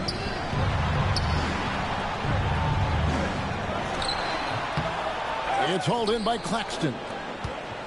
Claxton's got 10 rebounds here tonight. So active. Outside Thomas. Inside. Ball stolen. Here's Brown. Basket is good. He'll get a chance for one more at the line. And a breakdown here, guys. The hustle stats for the Celtics. Well, all you can ask for is your guys to be really active on D, and they've been more than that tonight. And also, guys, they've been showing how dangerous they are in the open floor. When they see a chance to get easy points, boy, they just jump at it. The Nets making a switch here. Williams has checked in. That free throw good from Brown. Nets trail by 6. Outside Williams. And Thomas has it in the corner.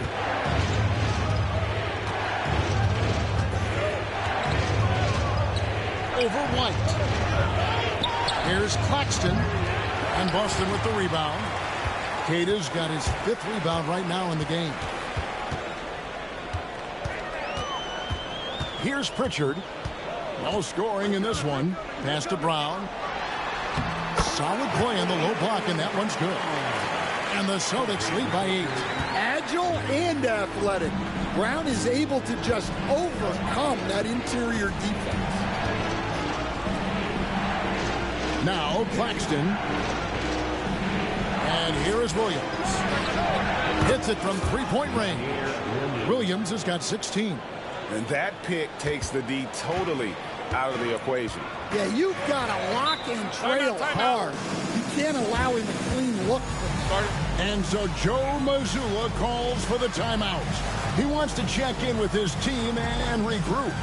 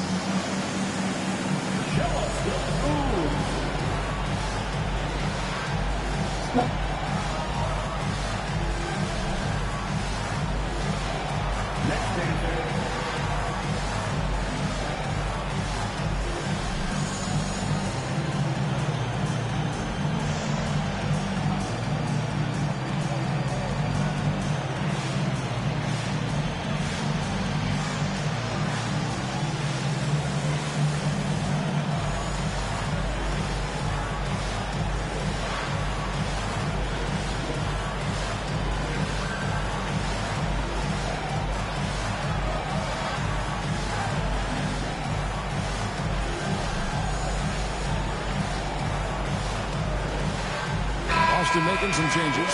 Hauser's checked in, and it's Simons in for Pritchard. Substitutions for the Celtics. Sam Hauser, Anthony Simons.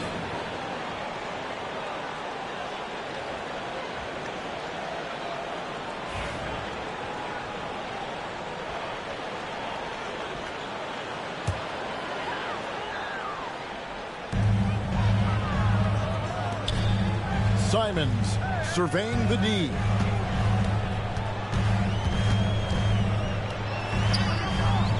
And no good that time. Nets trail by 5. Over in the corner, Williams. And that one drops for him. 8 points for him. Now White. He's got 20.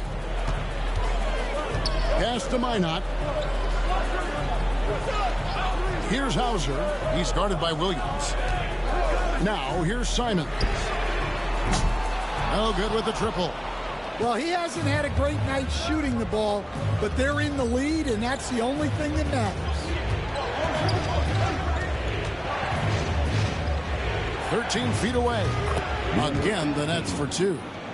Yeah, the more he knocks those down, the more confidence this coaching staff's going to have in him. Pass to Minot. Back to White.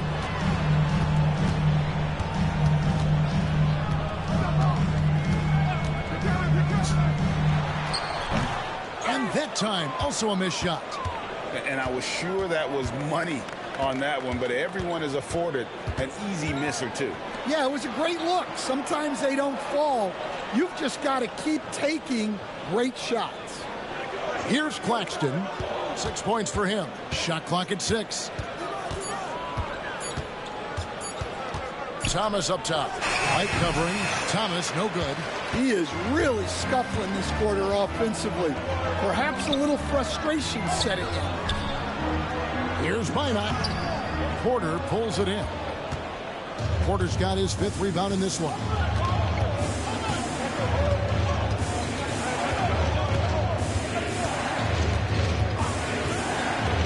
Down low.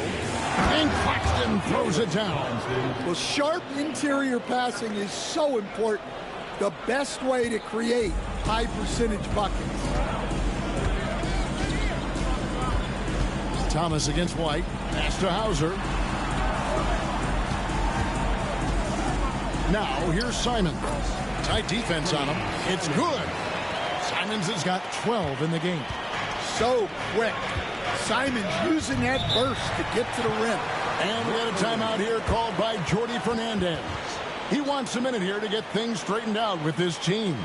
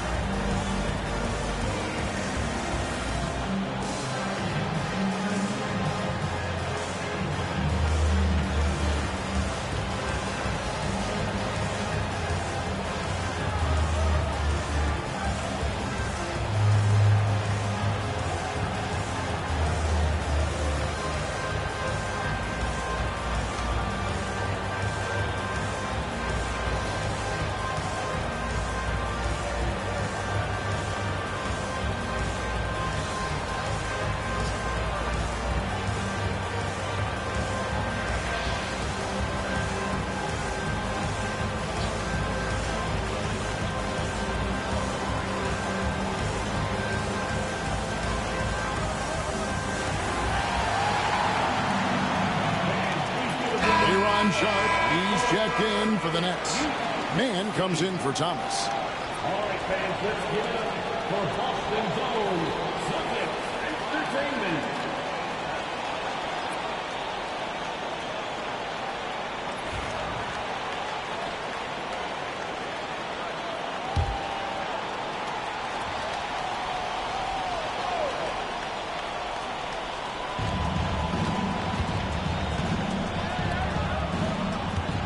Sharp with it, and Simons picks him up defensively.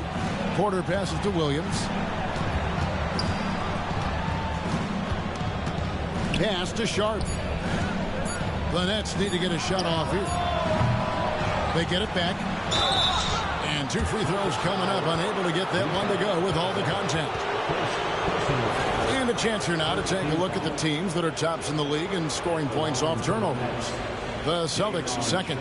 They're so aware defensively. I mean, an opportunistic group in terms of forcing miscues and getting out in transition.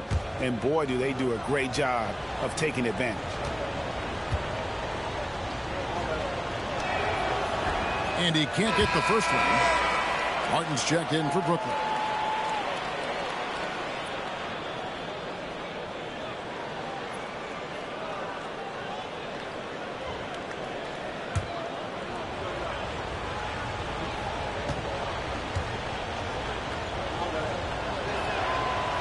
And he misses the second one as well, so he is 0 for 2 that time. Here's White, and the 3 ball is good. Now it's a 4-point Celtic lead. Well, that's now his 3rd triple of the game, first here in this second half. Pass to Sharp.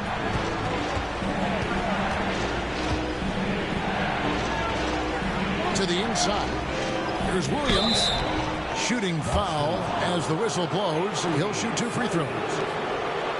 And I like the fact that the defense is looking to protect the rim at all costs. The Nets have made 8 of their 12 free throws in this game. At the line for 2. Shoot 2.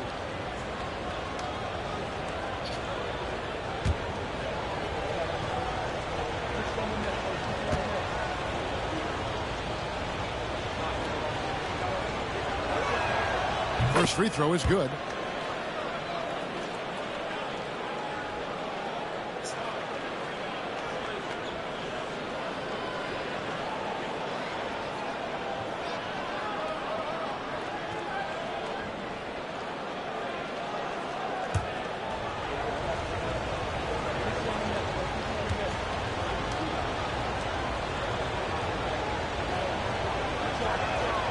And both free throws good for Williams. And Simons has got the ball here for the Celtics. They've led by as much as 10. Pass to Boucher. Here's Garza. Still without a basket. Hauser. And again, it's Boston converting. There's 1:54 left in the third quarter. Outside, Martin.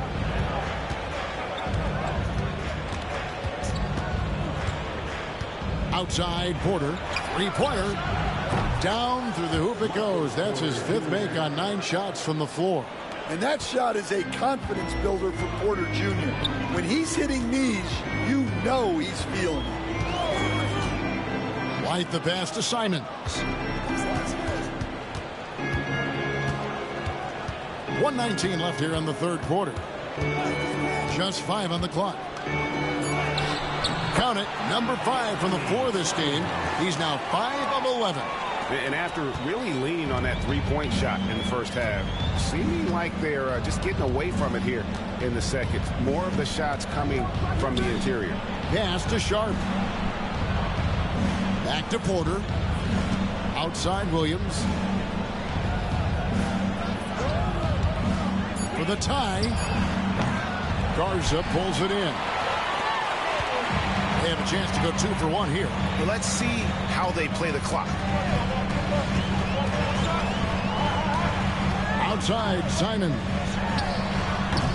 The rebound by the Nets.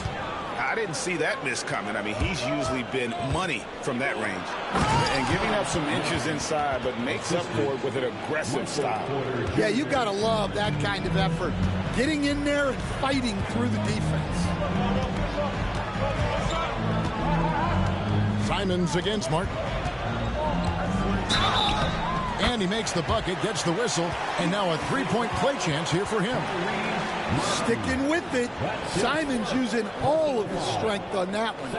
This will be his 3rd free throw shot of the game. The Celtics making a switch here. Anthony Simons at the line, shooting 1.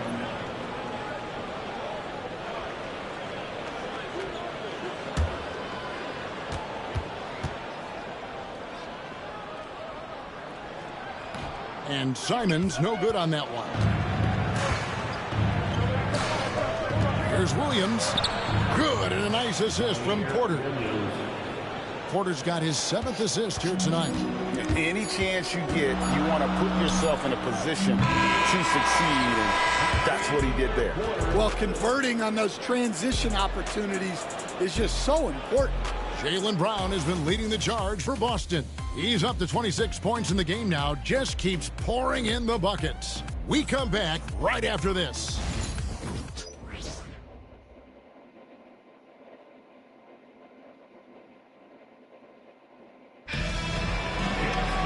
We've reached the 4th quarter, and what has been a very competitive game should be an exciting finish.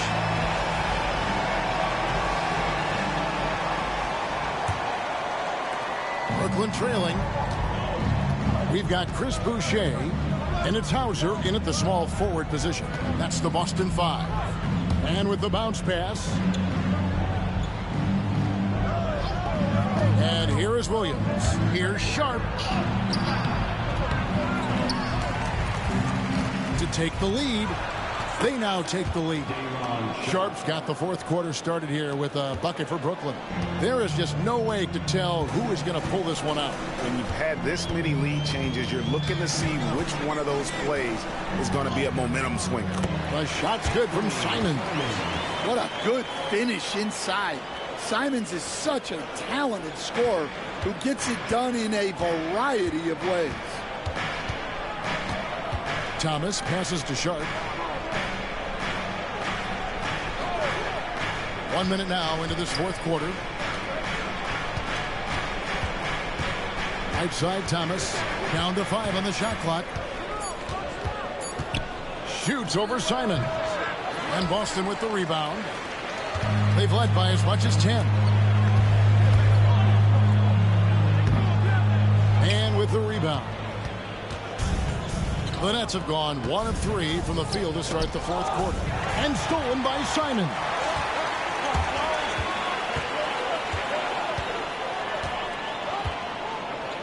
Stolen by Wilson.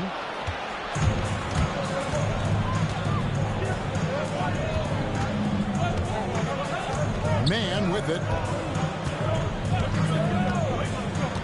Outside Williams. Just 5 to shoot. Good on the three-point shot. Williams has got 23. Three-point shooting since the half has been about as good as you could ask for. Here's Walsh, defended by Man. Simons against Thomas. Boston, no good that time either. But still, eventually, you got to feel like he'll start knocking those down again. Fourth quarter of play, and we're about 2.5 minutes through it right now. There's the screen from deep. Williams. And Brooklyn with another turnover here. That's a careless pass and a wasted possession. That's just unnecessary. Gonzalez, he's checked in for Boston. And Brooklyn making a change here.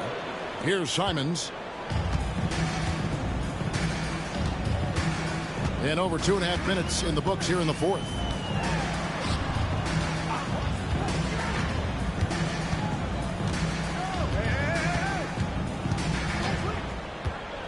Fires for 3.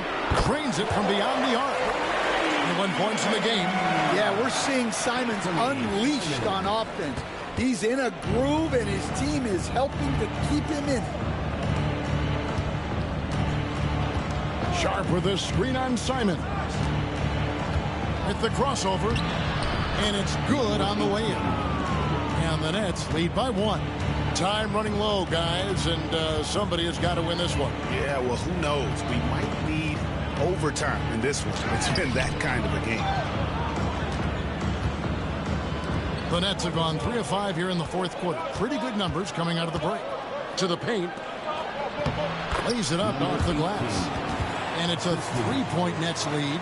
And the D not really doing its job there. A little slow to react to the ball getting into the paint. Gonzalez passes to Boucher.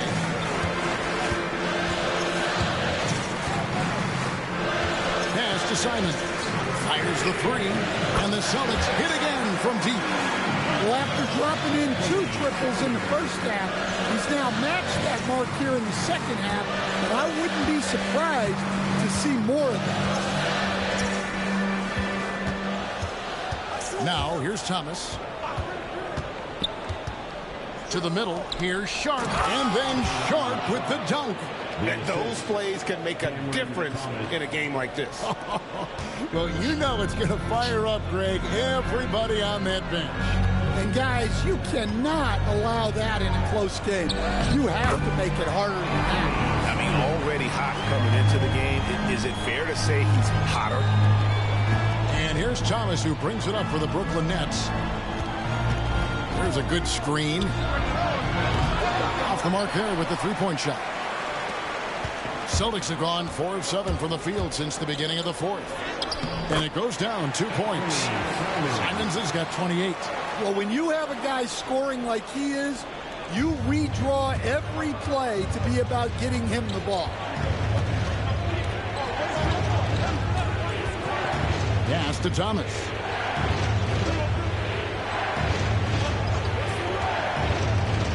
Inside, here's Sharp.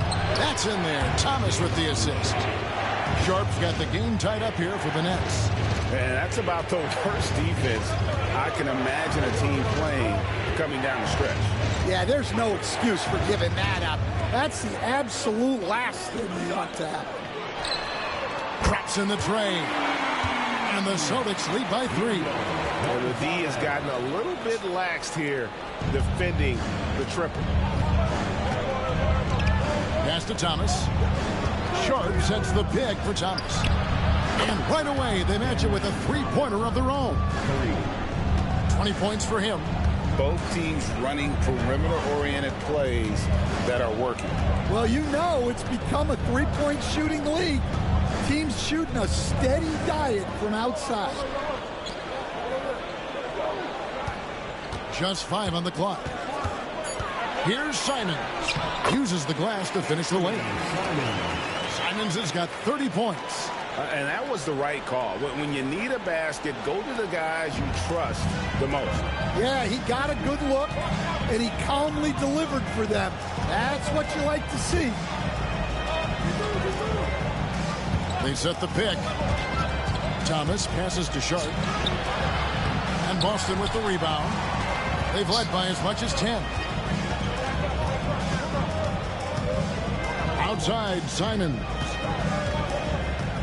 Pass to Garza. Gonzalez with it.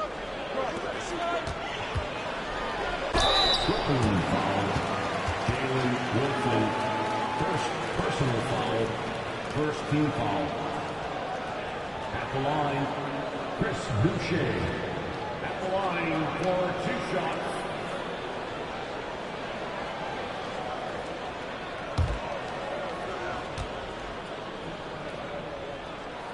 And that one falls for Boucher. And the Nets making a change here.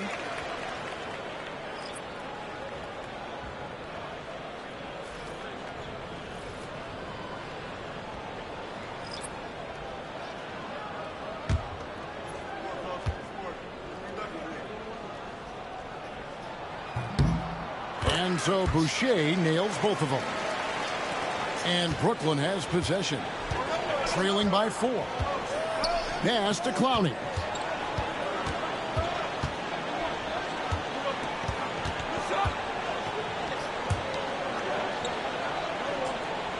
There's the pick. On deep. 5 on the clock. Minot pulls it in. Minot's got his 4th rebound with that last one here tonight. And it's White missing. That's trailed by 4. Porter kicks to Thomas. Pass to Clowney. Thomas a screen. Outside Porter. Here's the 3. Rebound Boston. Minot's got his 5th rebound right now in the game. Here's Pritchard. From downtown. Knocks down the 3-ball. And the Celtics lead by 7. Not too much respect shown to him by the defenders.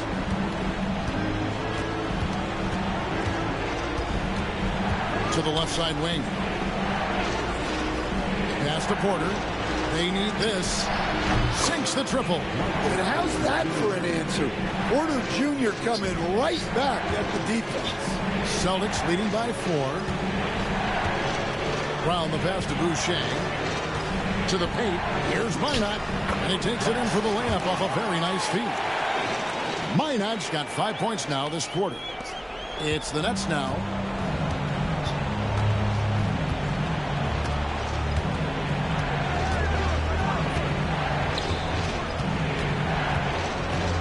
Outside Thomas.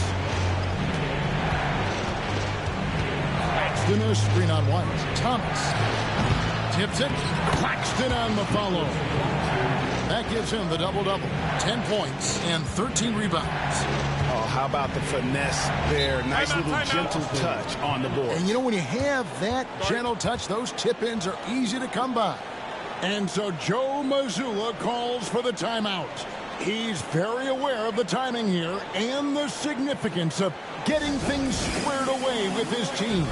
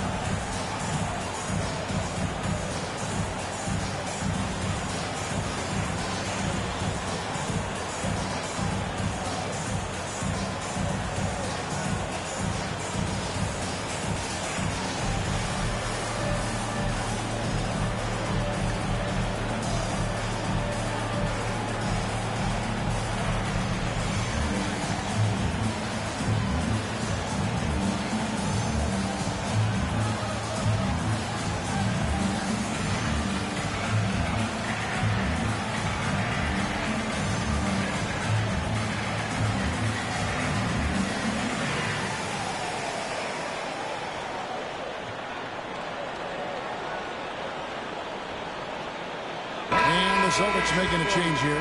Kate is checked in.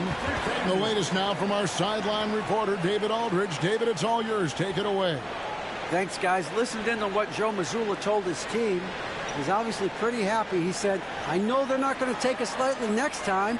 He knew what the deal was with that underdog role coming into the game. Thank you, David.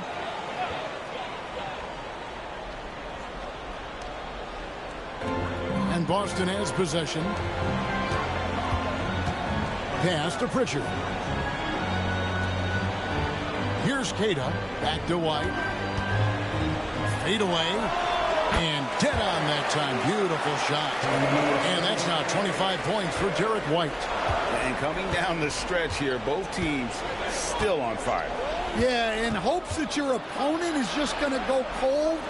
That's not going to happen, it doesn't look like, in this one. This might go down to whoever has the last possession. Defensively, you can't back off him that much. And you don't want to give up easy threes at this stage of the game. Brown inside, guarded by Porter. Brown, no good. Nets trail by 3. 2 minutes remaining in the game. 2 minutes. Pass to Claxton. Here's Pritchard. White the pass to Brown. Slammed home, and he draws the foul. A chance for another point at the free throw line. That one on Porter. Well, Brown sees himself as a leader on this team, and he can come up with big points when they need him to.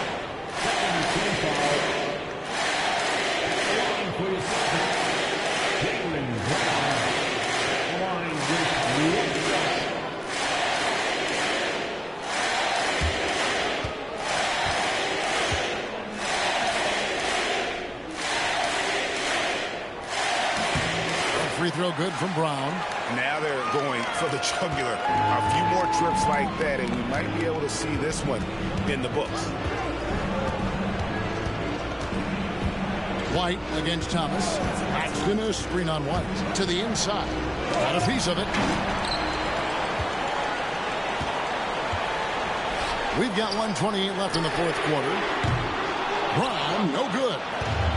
And it's Porter with the ball for the Brooklyn Nets. 6-point game. Bounty, good.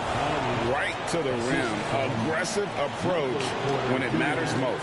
Well, when it's this close, you want to put your best scorers in a position to succeed. That's exactly what happened. Brown with it. Now, Thomas defending. And foul on the shot. He'll shoot 2 at the free throw line. And Brown doesn't mind getting roughed up on the way up. In fact, he embraces it.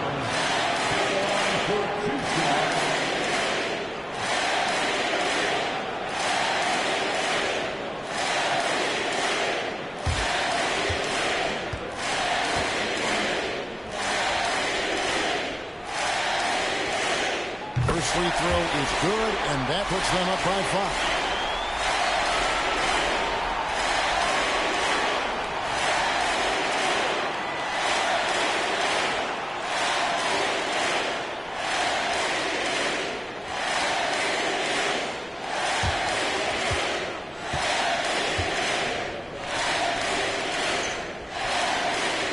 He's off on the free throw, unable to get that second one to drop in. On the wing, Porter. He's covered by Brown. Thomas, no luck. Boston's gone 4-6 from beyond the arc in the fourth quarter so far. Brown against Porter. Puts it up from 12, and he gets the friendly spin, and that one drops. Brown's got 32 points. Well, credit them for maintaining that aggression, even being up this much. Yeah, and at this point in the game, just protect the ball, make smart decisions, don't give them a chance to get back in the game.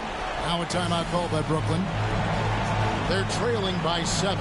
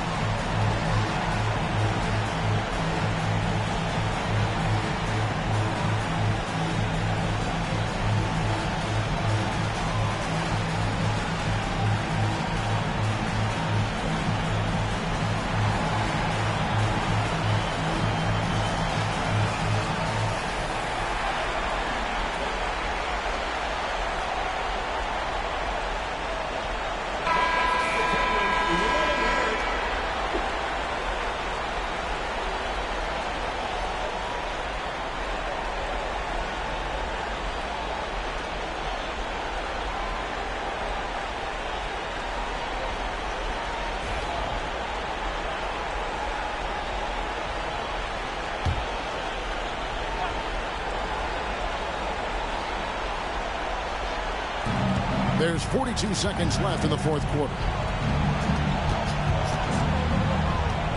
Thomas inside, wide on him. It's deflected, and pushing it up. Here's Boston. Here's Minot. Clowney pulls it in.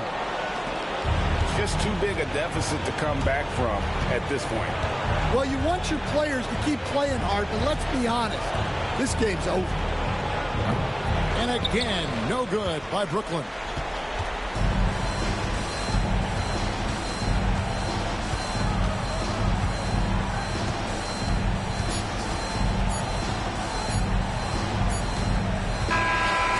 It's the Celtics picking up the win.